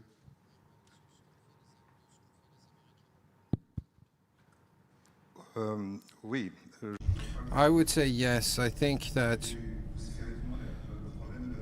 the issue of DRC when it comes to these raw materials, it's not so much the role that they play on, it's not the issue of raw material production. What's most important is being able to transform them locally so as to capture more of the value chain. And today, as things stand, given our conversation with the US through the Lobito corridor and the reindustrialization through the Inflation Reduction Act, our country could play an important role and draw benefits from this, even if the prices of raw materials, be it copper or cobalt, are spiking, with the cobalt doubling in price because of the export ban and the quota policy, as well as gold, which has really hiked. They've seen a price hike in the wake of global uncertainty. We don't know what direction we're heading in and where these crises will take it. And gold has once again been seen as a haven, a safe haven. So we are currently in a position to grow our reserves as a national bank, and raw materials could be a true source of economic growth if we can transform some of these raw materials locally. And the other challenge is the energy with the major dam that we're deploying. Especially over the last 24 hours, is a question around access to the resources that we need to grow, right, our economies. Because, you know, listening to the conversations we've had online, offline, especially the bankers, they say, well, you know, we're keeping told we have to intermediate, we've got to essentially expand credit to the market. But are we able to do that within the sort of regulatory barriers that we're facing at the moment?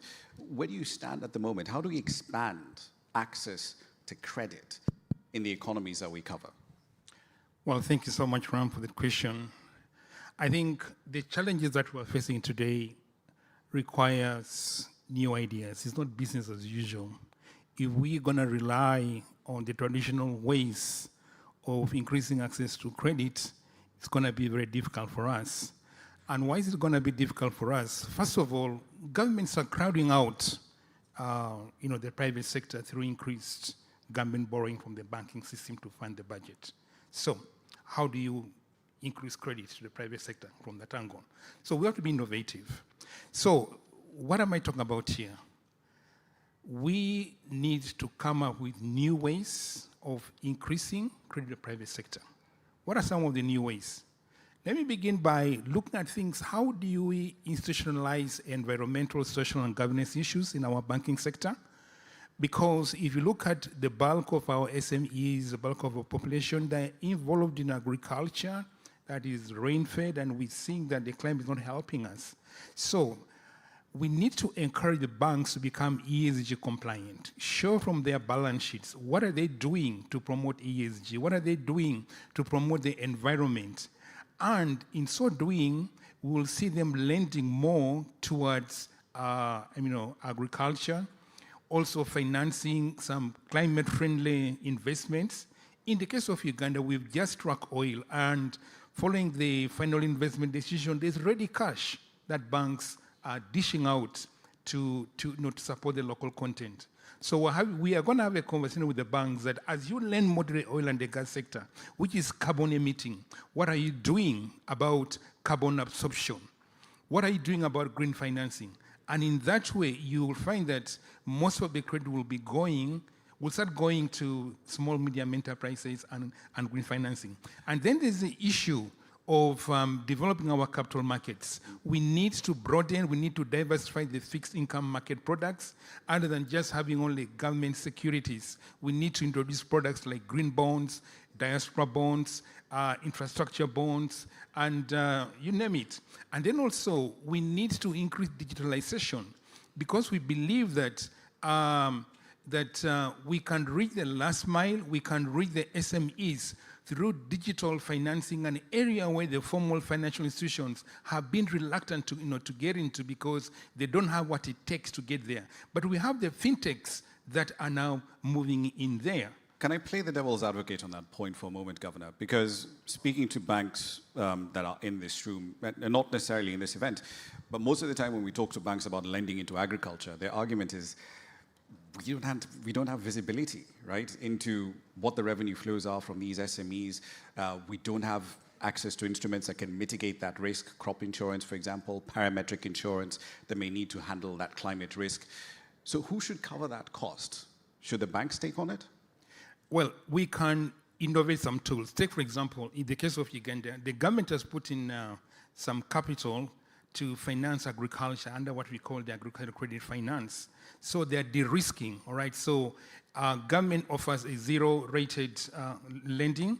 Banks are using their normal interest rates. So if you take an average, if you're taking 50%, it averages down to about a half of the lending cost. So you're de-risking. Also, we're trying to create some special purpose vehicles whereby we can get some guarantee funding for agriculture.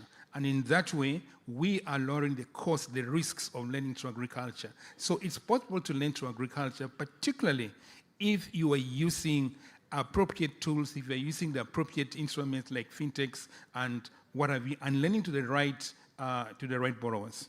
Not a shameless plug for AGF, even though they're one of the sponsors here, but would you like to see more credit guarantees coming into your respective market as one of those ways of both de-risking the issuance of this credit, but also expanding the volume of credit that is flowing into the real economy? certainly with more guarantee funds coming in, I'm sure that you are going to have banks lending more, you are going to attract more good quality borrowers, and that is going to grow the economy going forward. Governors Cassiru and Andre, I want to come to that same question on what needs to be done, right, to expand the resources available to banks and to the economy as a whole. What innovative instruments would you like to see banks in your area deploying?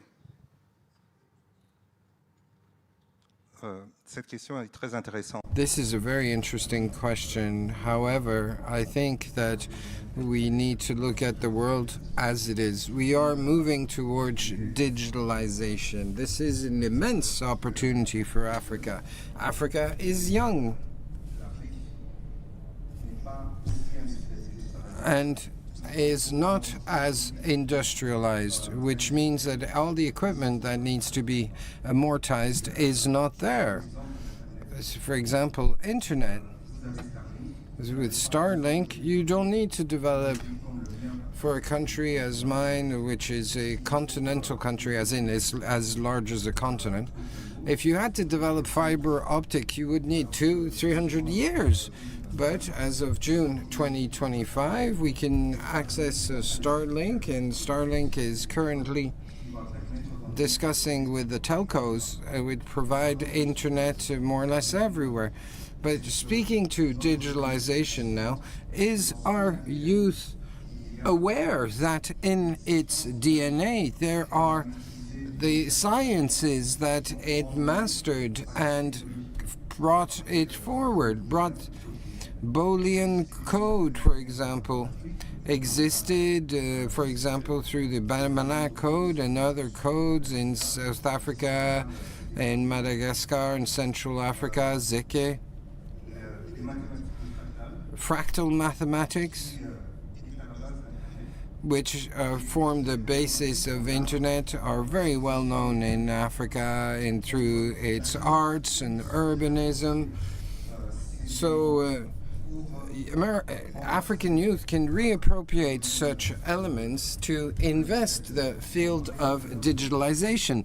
We spoke just before of reducing cost of credit, and it is through digitalization and the use of artificial intelligence that we will have a situation where an artificial intelligence within a phone will know how a farmer is managing its stock, its water, and will know better than any credit bureau whether or not this farmer is a good or a bad payer. And this will reduce and mitigate risks tremendously.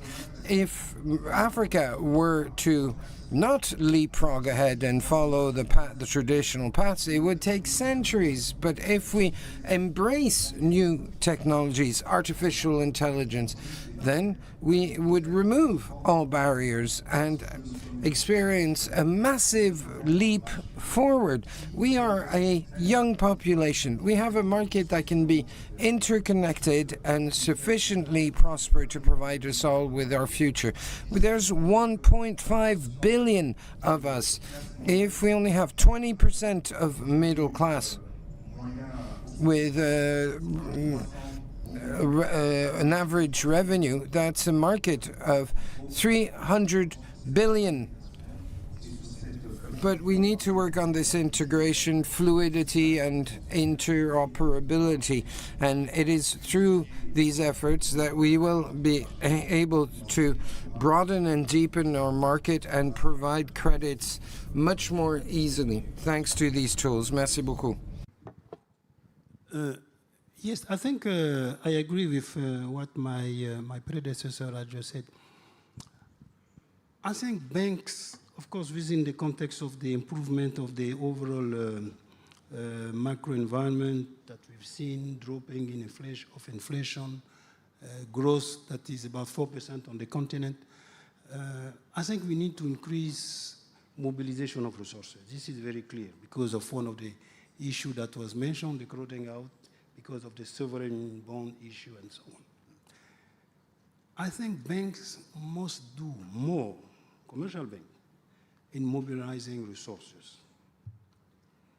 in discussion that I have with banks in my jurisdiction, usually they will come and say, Governor, you need to look at the regulation and so on. I say, fine, I hear you. But on your side, you also have to do something. You have to do more. Because banks, I think, and there are many bankers here, they are doing a very good job. But I think they can do more. There have been a tendency sometimes to rely essentially on public deposit, big companies deposit. They have to go more. They have to do more. Be more aggressive, imaginative, offer instruments to mobilize resources. Would you be Some of them have done that. Yeah. Would you be comfortable if banks here came to you and said, could you relax our cash reserves ratios a little bit? You know, give us a little more capital to lend into the open market? You will be surprised.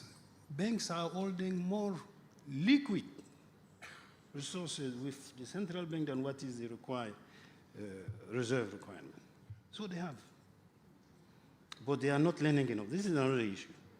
But we are seeing some crowding out effect, and we say, well, you need to mobilize more resources.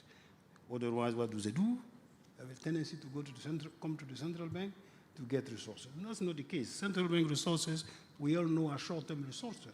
We need to have resources that allow medium and long-term financing for project and development. We have to look more at issues like insurances. A lot of resources there. Pension fund. I know they are head of insurances companies and pension fund in this room. There are resources there. We need to look at the regulation over those two areas. Can we do a little bit more so that that will facilitate the work of the bank? We need to look at also a diaspora bond. We have all our countries huge number of diaspora that are eager to invest.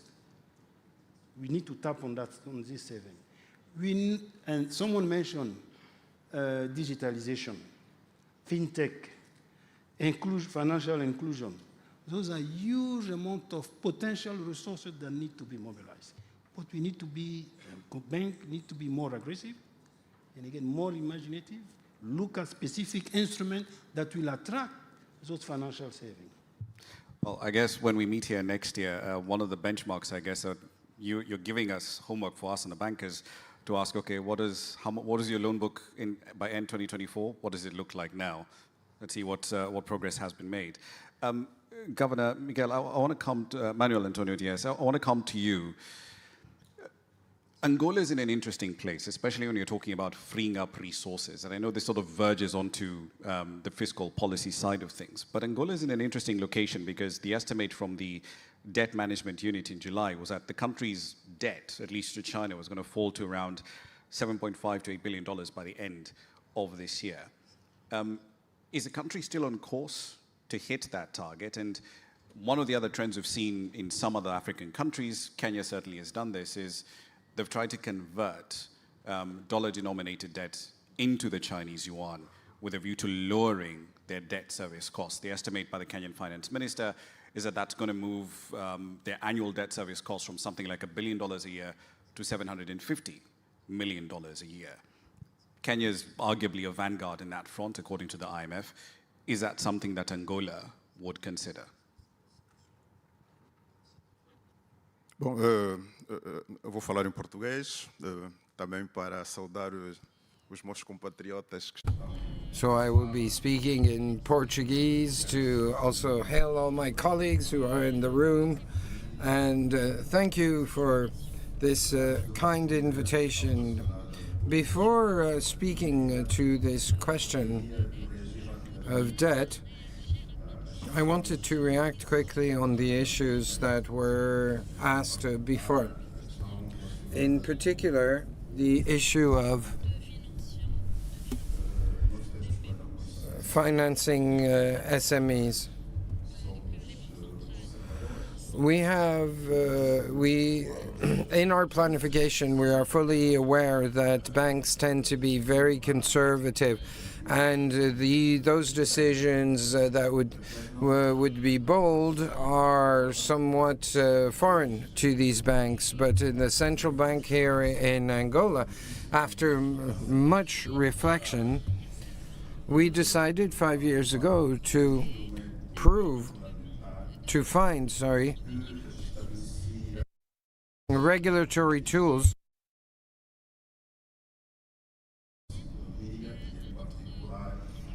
that would provide financing for agriculture. Commercial banks now have to consider such financing and include a certain percentage within their portfolio. And we also decided that interest rates would be subsidized as long as they don't go over 20% for specific products. For example, we set them at 7.5%. And what advantage would there be for commercial banks given these tools? The answer is in the question. The reduction of resources that commercial banks have to mobilize with the central bank. Compulsory bank reserves quotas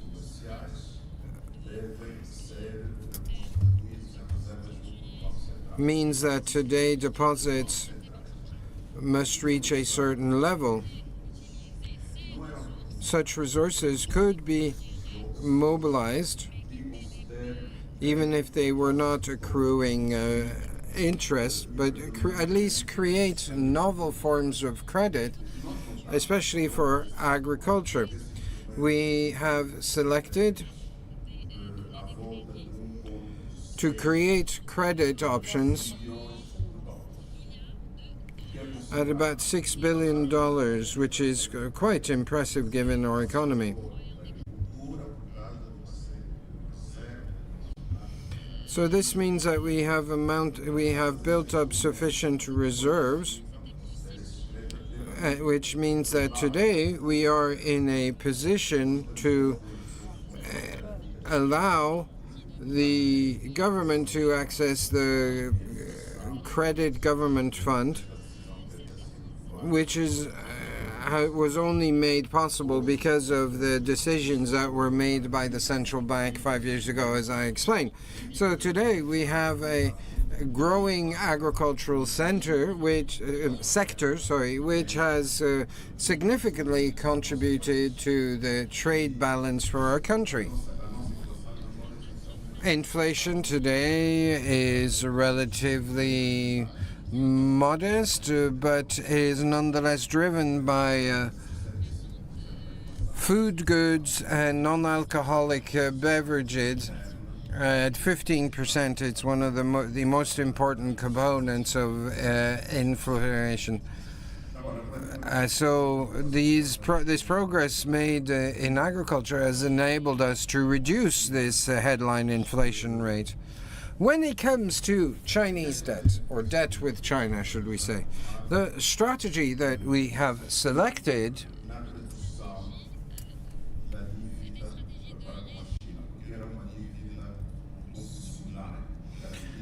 we have decided to opt for a solution that is based on petrol-based concession. We decided to reduce this debt and open it up, and open up opportunities for economic actors to access different financing solutions that are not guaranteed or collateralized with petrol. Existing debt is still denominated in dollars and will be refunded in dollars. There have been no changes in this regard. This said, future financing now, which focus on project financing, might be negotiated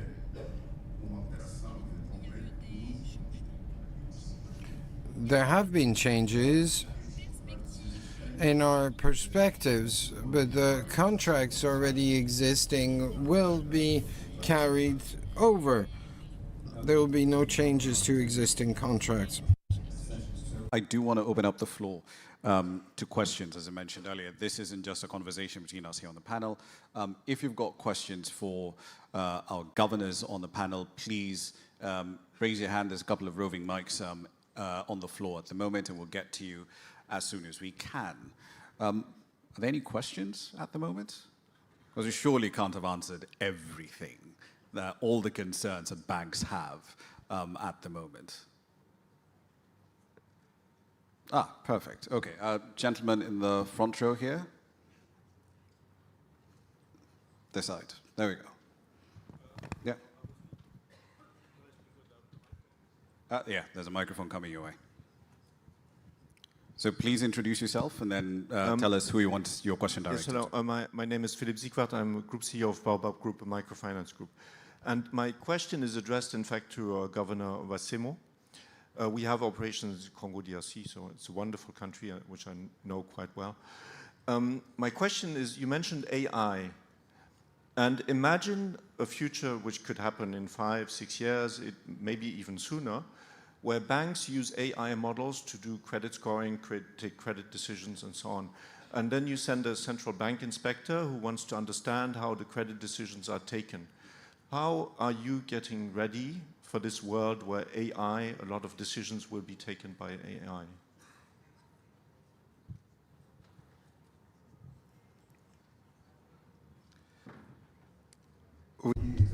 Yes, absolutely.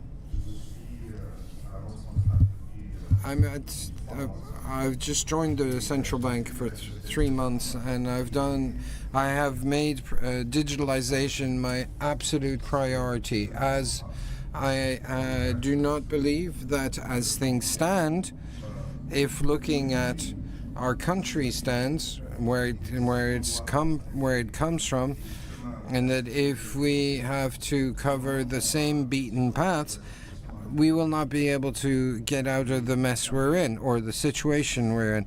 And that, to me, that's why for me the key is artificial intelligence and new technology.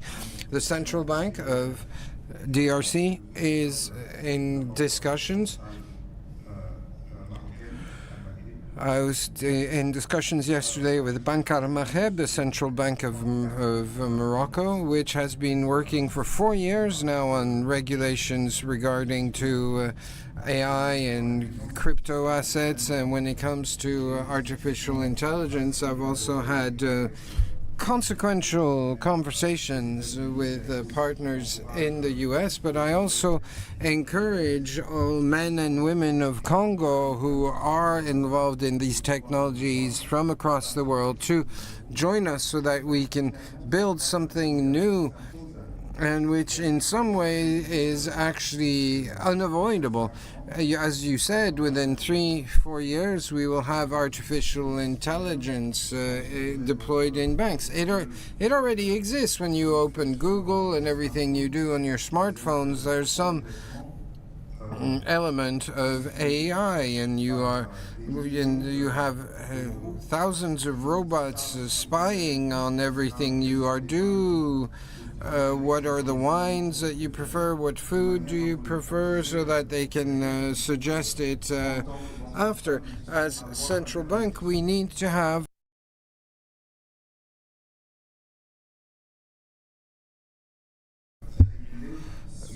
so it's not just about regulating what already exists to protect financial stability and price stability. All this can only be done in a real economy, not an abstract economy. And this economy is already amongst us, already there, and already controlled in large part by digitalization and artificial intelligence. So we'll get there. Question. Do you see a situation where you might require banks to make a certain amount of the algorithm, the decision making by the algorithm, public as part of making it easier for you, both for the consumers to know, I am being scored this way because the program used this data and arrived at this conclusion, but also to make it easier for central banks to actually know exactly how these algorithms work. Because otherwise we're just stuck in a sort of black box, right, where you put data in on one end, a decision comes out the other, but we don't know why that happened. Well, I would like to say that before I started my job at the central bank, I was working with a young Congolese who started a fintech and actually financed him. And he developed a comprehensive algorithm system which is based on this. He tested it with mothers who sell in markets in the popular neighborhoods, and it works so well. I mean, even as a central banker today, now I have to leave this startup, but he is currently in conversation with a company in Silicon Valley to deploy his solution in DRC. This company is called Inclusion, with a solid track record in India and Philippines, and as part of my regulatory duties, I will be sharing this information with the financial system in Congo, which is already working on such issues. Many digital solutions already take this into account, but we need to make sure that there is a regulatory framework there to support them. And I have surrounded myself with a team that can help me in these efforts. Just warmed up. We're going to go to the gentleman at the back. There's a microphone all the way back there, and then we'll come to the gentleman in white. Yeah. Bonjour, Brice Pinambokolo, Banque Azatigude. Good morning, Execulo, Governor. My first question will be for Mr. Kazibro. You said there are two pillars for development, one for digitalization, one for economic development, but when it comes to youth, has anything been implemented so that when digitalization reaches its maturity, there is a junction? What is being done for youth in terms of digitalization for the youth in Congo? My second question is for the Governor Atinji Ego, who said something which is very important: to be ISG compliant, to include green financing. What is being done to support companies working in this field, given that much of Africa is very sensitive to climate change? Well, when it comes to youth, as central bank, I'm not sure that I can do much. I believe we need governmental policies. I spoke of artificial intelligence, but we are all aware that many jobs will disappear or be transformed or replaced. Africa is young. We therefore need to all ask ourselves the following question: what type of training will we need to deploy for this youth to ensure that tomorrow it is not even further challenged when it comes to employment? So this is a collective question which is addressed to not just central bankers, but to the society more broadly. And I think that within DRC, this issue is the object of much attention. There are public and private initiatives. There's Silicon Village in Kinshasa, where hundreds of young people attend to code. There is infrastructure available.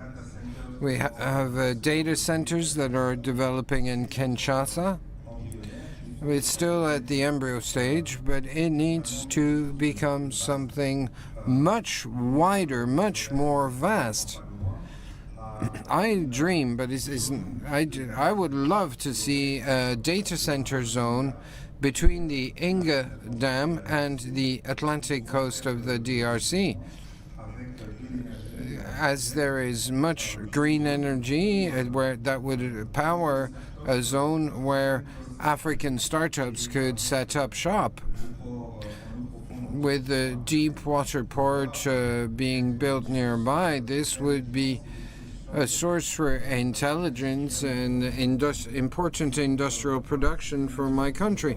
Well, that's my train of thought, but implementation depends on the government. But in my sector, the banking sector, from the beginning, I worked to ensure that the central bank steps in fully to the era of digitalization.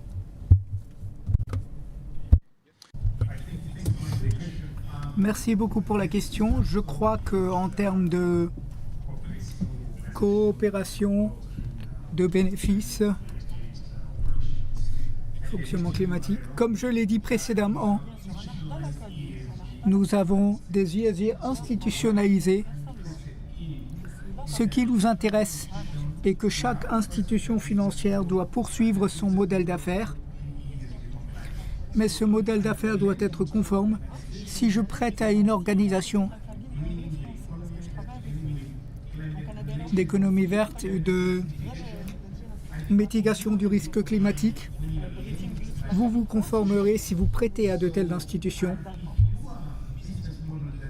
Si votre modèle d'affaires ne vous le permet pas, vous pourrez travailler avec une fintech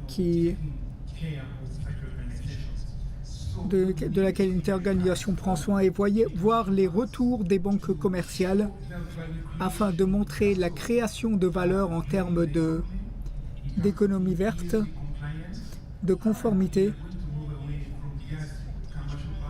de banques commerciales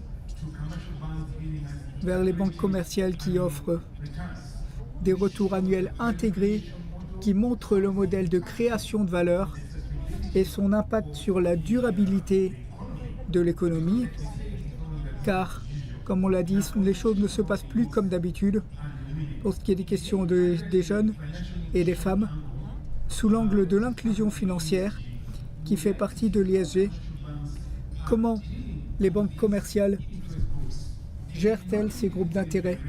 Peut-être qu'elles ne les abordent pas directement, mais elles peuvent les aborder. Through other financial institutions that directly are lending to youth, to women, and then they will be reporting how they have extended credit to them. So that's one way that they can become ESG compliant. Thank you. All right, then. There was a question from the gentleman at the back. You have the mic? All right, perfect. Bonjour, Sidi Diakhoumpa for Vismazar. Alors, Good morning, Sidi Yahya from Vismazar. We talked a lot about resource mobilization capacity. Central banks regulate mobile capacity, but we're still in the banking sector. Could the central banks do something to allow other and alternate financial channels to be more attractive in mobilizing resources? And what could they do if they can? What is it they could do? Governor Kassibru, do you want to take this? Oui, merci. Alors, je crois effectivement... Yes, I do believe we were talking about resource mobilization, and we indicated that in some sectors we needed to have close looks in insurances, in pension funds, in financial markets, capital markets. Central banks participate in the Financial Stability Committee that groups central banks, regional regulation organizations, pension funds and capital markets. So in this framework we can exchange on various aspects in those various market sectors globally. And so here I believe issues are different. The most important banks in terms of cost and volume, but insurances, pension funds, capital markets, Stock markets also have an important role to play, and so there's a lot to do. But as we are in this stability committee, we are taking part in discussions on the various volumes, over mobilization, surveillance, regulation. And as I mentioned in my intervention a while ago, we should look at certain aspects of regulation, allowing a better facility to use resources. There's another important point which we know. We are aware that in our jurisdiction, with the various shocks we went through, COVID, international prices, interest rates, we saw the bank levels of exposition to low risks grew in 4 or 5 years from less to 20% to now today over 35%, and it continues. Banks are here. There are some banks here that know this very well. It will certainly continue, so we need to find mechanisms to strengthen the capital market. And this is why I said we need to enlarge the available resources. I talked about banks, about diasporas. We also need to mobilize and make international investors intervene on the market in complement of the efforts we make at a regional level. Well, do you want to add into some of the themes that have been coming up here, especially questions around artificial intelligence and the place that has in the banking sector? O tema da inteligência artificial é tema da atualidade. A prova é que o Prémio Nobel da Economia foi atribuído a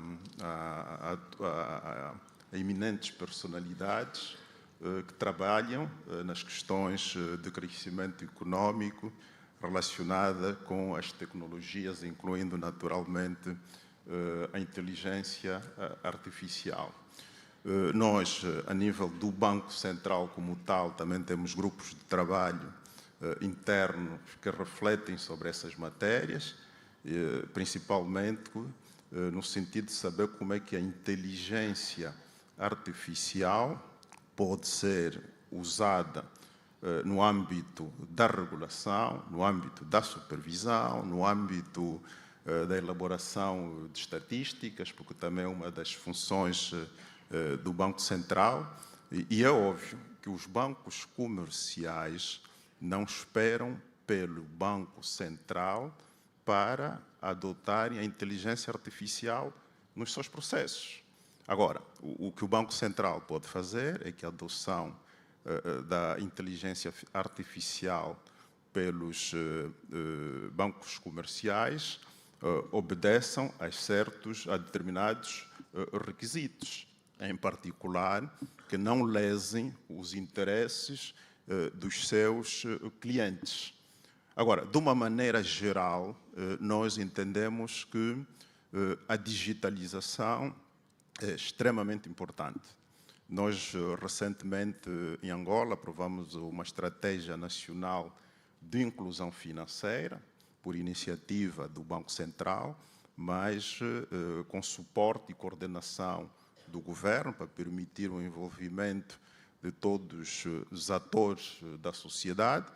Nós aprovamos uma estratégia nacional de inclusão financeira e entendemos que para a implementação da estratégia nacional de inclusão financeira, a digitalização, em particular a digitalização dos pagamentos, é extremamente importante, porque isso nos vai permitir incluir grande franja da nossa sociedade que está fora do sistema financeiro.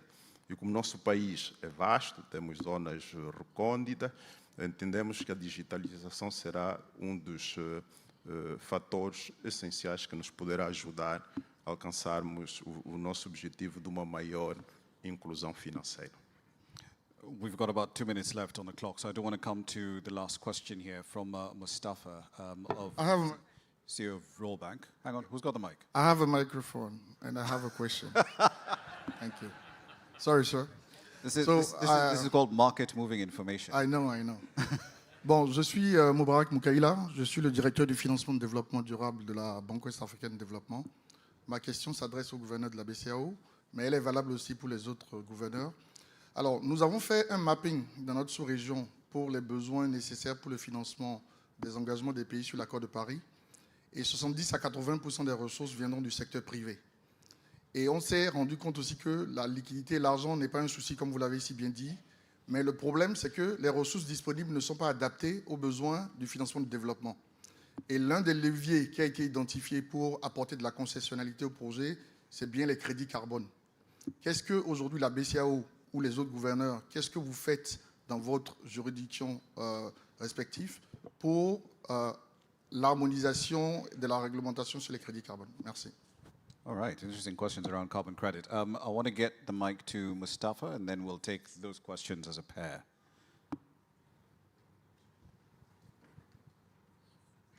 Thank you very much. This question, governors. I just did a quick calculation, and when we look at the populations of your respective countries that you manage, it's about 400 million people. So on this panel, you have 400 million people's financial future in your hands.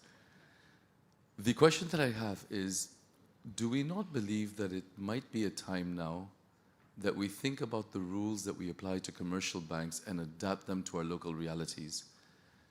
We've spent years building banking sector, commercial banks in our respective countries, working on rules that have been dictated to us by Western Europe, whether it's the way we calculate our risk-weighted assets, whether it's we look at our prudential ratios, the way we manage liquidity. And we see that as you governors are also complaining that you feel banks are not doing enough to mobilize capital, that we find refuge in government bonds, it's also because the RWA on government bonds in our local sovereigns is 0%. And if I lend that same money into the economy, I have to capitalize 13% of my capital adequacy ratio, and it consumes my capital. So can we not start just thinking about the next 20 years? What flexibility or what rules can we just slightly modify to mobilize the capital that you want us to deliver to the real economy, to promote credit and build the countries that we're working in? Thank you. All right, then. This is going to be a fun ending. Let's start with a question on carbon credits. Oui, merci. Je crois qu'effectivement. Thank you very much. I think that the question with regards to green funding or financing and climate finances as well, about 1 year and a half, we had a conference in Dakar. The conference was highlighting important issues linked to climate and climate change. How can we provide more support to climate? And how to provide more funding. So we had tried to define a climate strategy. There are many components that are taken into consideration, including taxonomy, and all of this is part of discussions that we have undertaken with different states. But it's true that when we are in a particular context where we have many climate shocks, with the countries from the Sahel region and other countries as well that suffer from flood and also drought, there are a great impact on these things. So how can we take into account all of these issues and this specific aspect which is provided to us by the and how can the central bank play its role in doing in such funding? And as a result of this, we are trying to finalize these strategies to help and provide support and well structure the different countries in our field of green funding. So anything linked to funding which is linked to the climate. So going back to your question, since we don't have much time, if digitalization in artificial intelligence, we started with the opening of electronic banknotes. We also started with or electronic currency. We also tried to accelerate the digitalization process for transactions and operations. And now we spent more time investigating this, especially that we have about 8 countries where we started working on instantaneous payment with an automatic instantaneous payment system, no matter what the account is. So all of this to fluidify the transactions as we should. And we are in a phase which is advanced when it comes to our reflections for our digital currency in the central bank. We started the reflections about 2 years back. 2 years back, we are now talking about a particular concept wherein we can eventually define the constraints and also the different objectives that we have to target through a digital currency with the central bank. So we started reflecting upon this very recently on artificial intelligence. We have observed up to now on artificial intelligence is that commercial banks are more advanced than central banks. They are already into it and they are already using it. The majority of central banks, and this happened after the meeting that we had with the different banks, are still in a preliminary phase, because there are many dimensions. There is the capacity building dimension, training the right staff to do so. We need to train them on this particular domain. We don't have many of them who are specialized in the field. We have also another aspect linked to equipment and infrastructure. We have to develop it internally or externally, and all what it implicates. We have also another aspect linked and what I would call the ethical aspect of the usage of artificial intelligence. For all of these cases, we have defined 3 different sectors on which we have to focus. First, how can artificial intelligence lead to more precision in the definition of the monetary policy? Second, for the surveillance of the stability, and also in our operations for management of staff and etc. So I think and I believe that this is going to still take some more time for us. And it's not about getting the right things, but just to let you know, we have to define a regulatory framework which will be applied to the overall sector. And here I'm talking about many aspects linked to this. Actually be able to co-create that regulatory framework with you. Governor. Okay, let me attempt the question that you raised about the changing dynamics, the youth and what have you, and the future. Look, like I said before, it's no longer business as usual. We have to be innovative given the challenges that are ahead of us. So any central bank that's conducting business as if it's as usual, I think it's not speaking to the emerging needs of the economy. Now, at the same time, we've got to remember that our savings investment gap is quite huge. We cannot mobilize all the necessary savings to fund the investment. So we'll need to attract some of the external savings to finance our investments. Now, if our banks do not comply with some of these regulations and guidelines, it will be difficult to do that. For example, we have a number of international banks. We have a number of banks that belong to groups that are headquartered in Europe, South Africa, and what have you.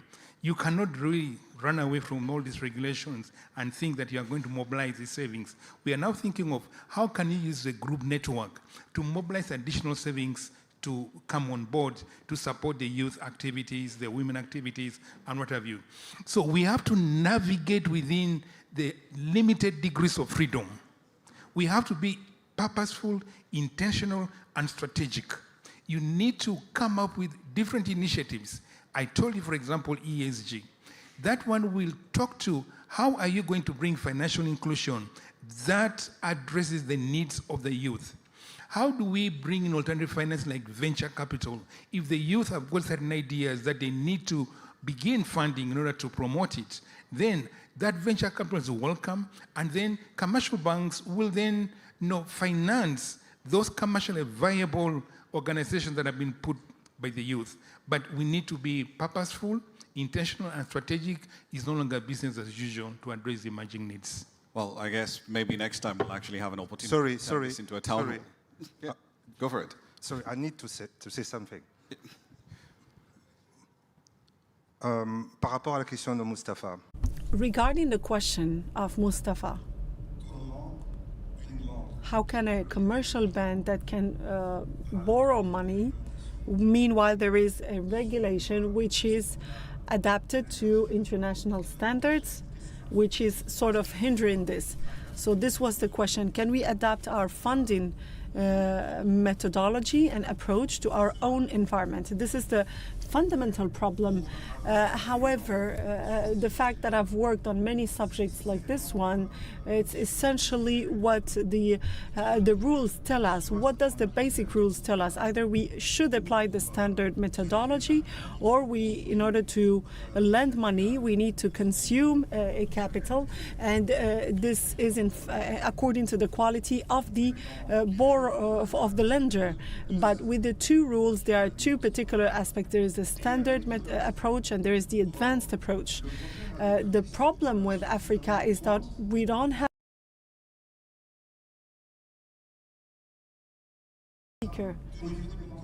so, and this is where the where artificial intelligence comes into play, because if today we have, and because artificial intelligence can calculate 1 million times more than a human brain, if we can develop, since we started from this point, and this was the question of the man behind here from the Forfe's mother, do we have any ratings in our companies and small and medium enterprises that allows BlackRock, for instance, to come and invest? But we can create relevant models and credible models thanks to the artificial intelligence, which is equivalent to the advanced methodology and which can be accepted by the committee. And of course, starting from this moment, the central banks and the commercial banks can define their own rating that can be accepted, because the models will be tested and used later on by a financial analyst at Fidelity or another company, and this can unblock, release the funds. So at the same time, for its big funders, but also for commercial banks. And that's why when I also started working at the central bank, the instructor number 14 from Congo, which was duplicating the main rules, which is to oblige the commercial bank to lend money based on the rating for consuming their capital, I have asked to develop a system of an advanced model, which is their own model, and wherein commercial banks can develop their own rating system for their clients, for companies and small and medium enterprises. And this model is going to be validated by the central bank, and it's going to release funding in our economy.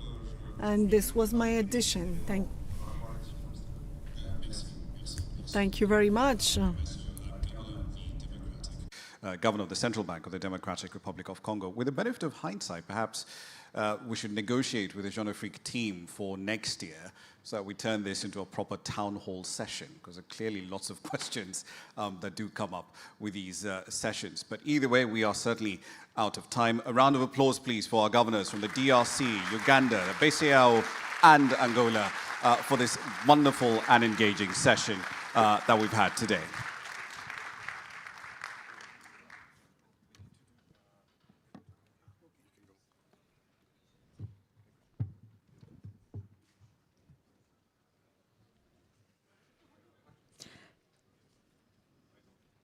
A big round of applause one more time for our esteemed governors.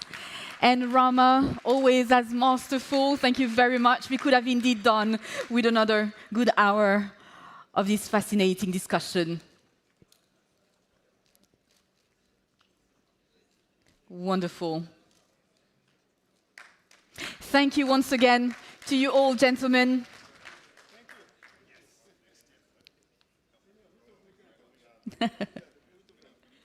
Can hear my language being spoken here. Muito obrigado. Obrigados a vocês. Ok, muito obrigada. Wonderful. Thank you very much. Merci. Thank you, sir. Merci.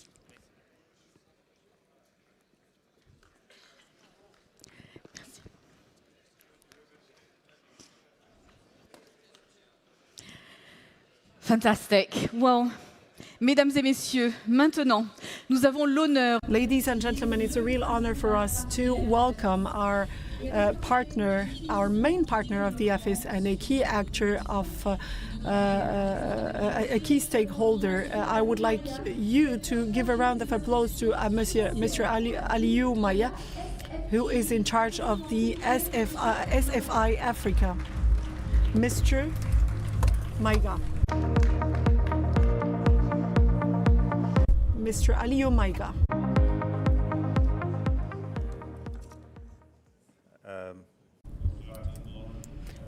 Hello everyone, good evening.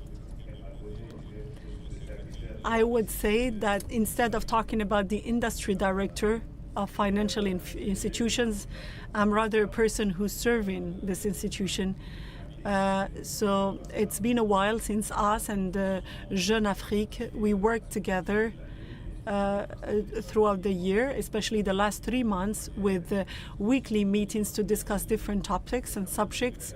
And I would like to start by thanking all participants who came from very far.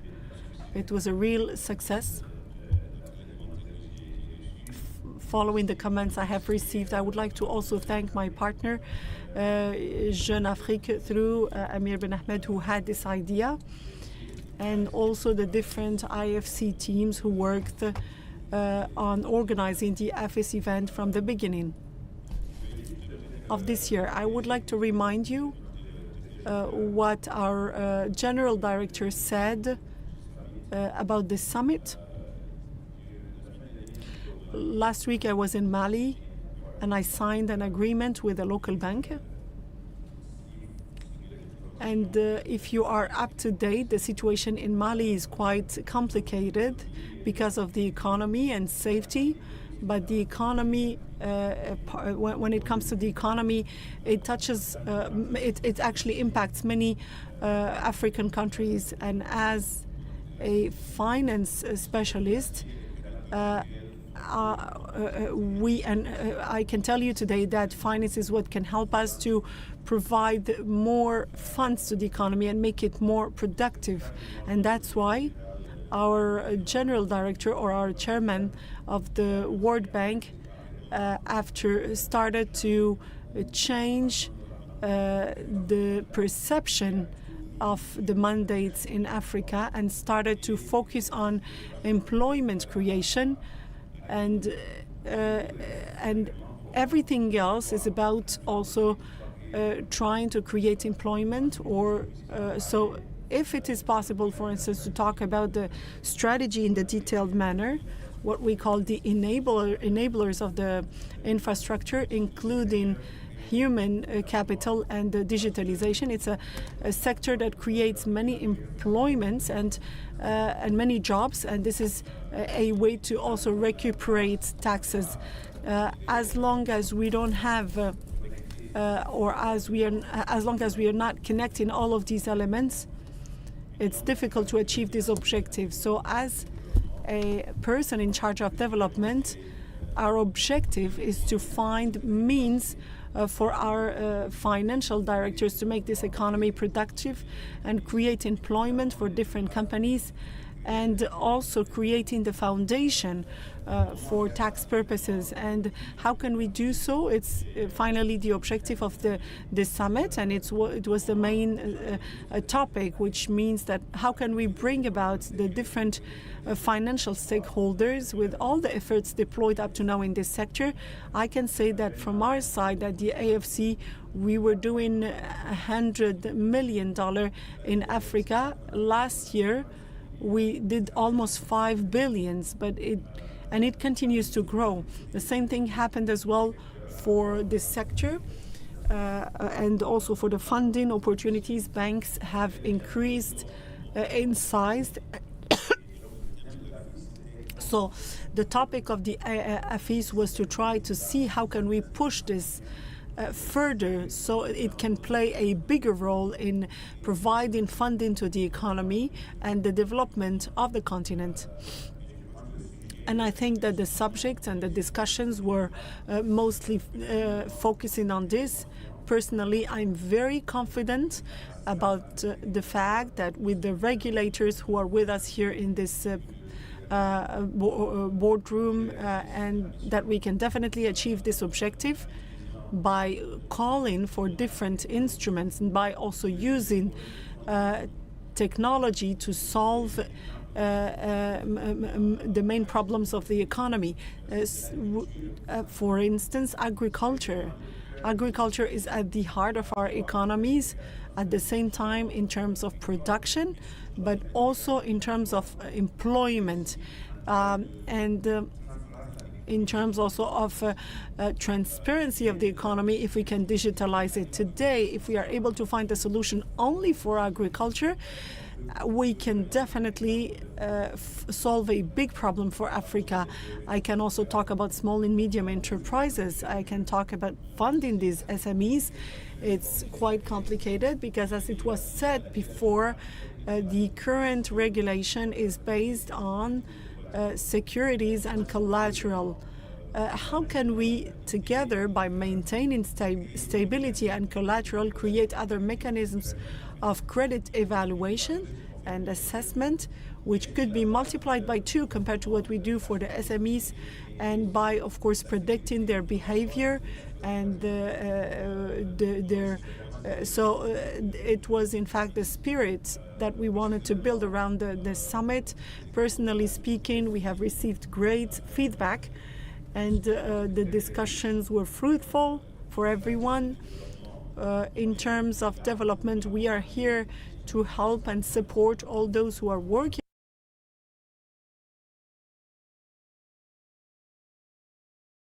Hear the speaker.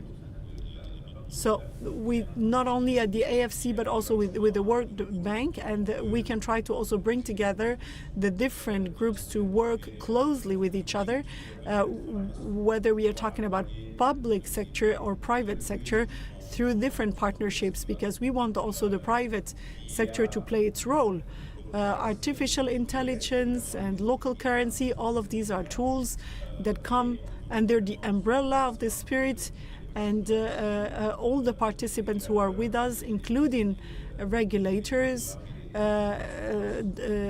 CEOs of banks and insurance companies, can definitely help us solve this problem, because it's a complex problem and we have less foreign support than before, and we need to develop our own internal resources and capacities and be aligned together so we can take more responsibility of this continent.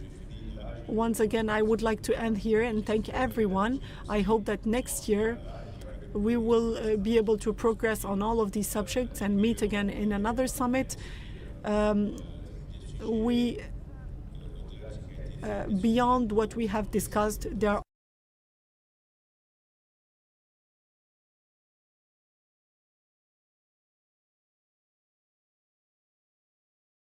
here. Thank you very much. I would like to also thank the government of Morocco who helped us to host this event. It's the 3rd time we are doing it here. They have an excellent infrastructure, but also a beautiful experience on which we can capitalize and that we can definitely learn from for our continent. Thank you.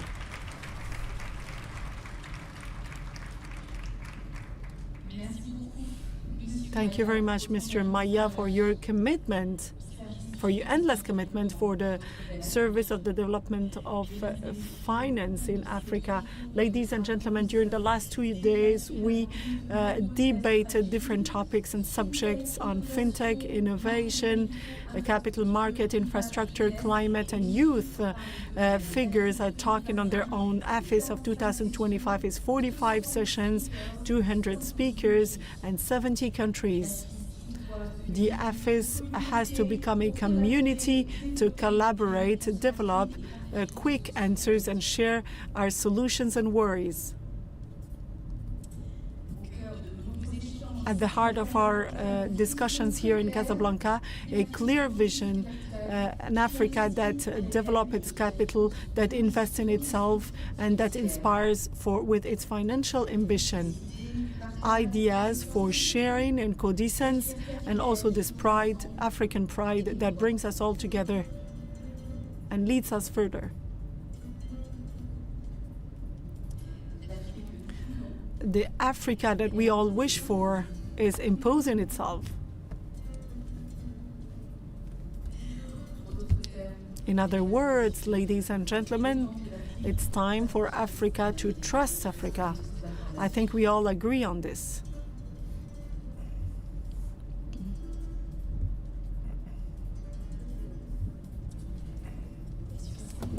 On these words, we are declaring the closing of the Afis of 2025. I was extremely delighted to be with you. Thank you very much for your presence.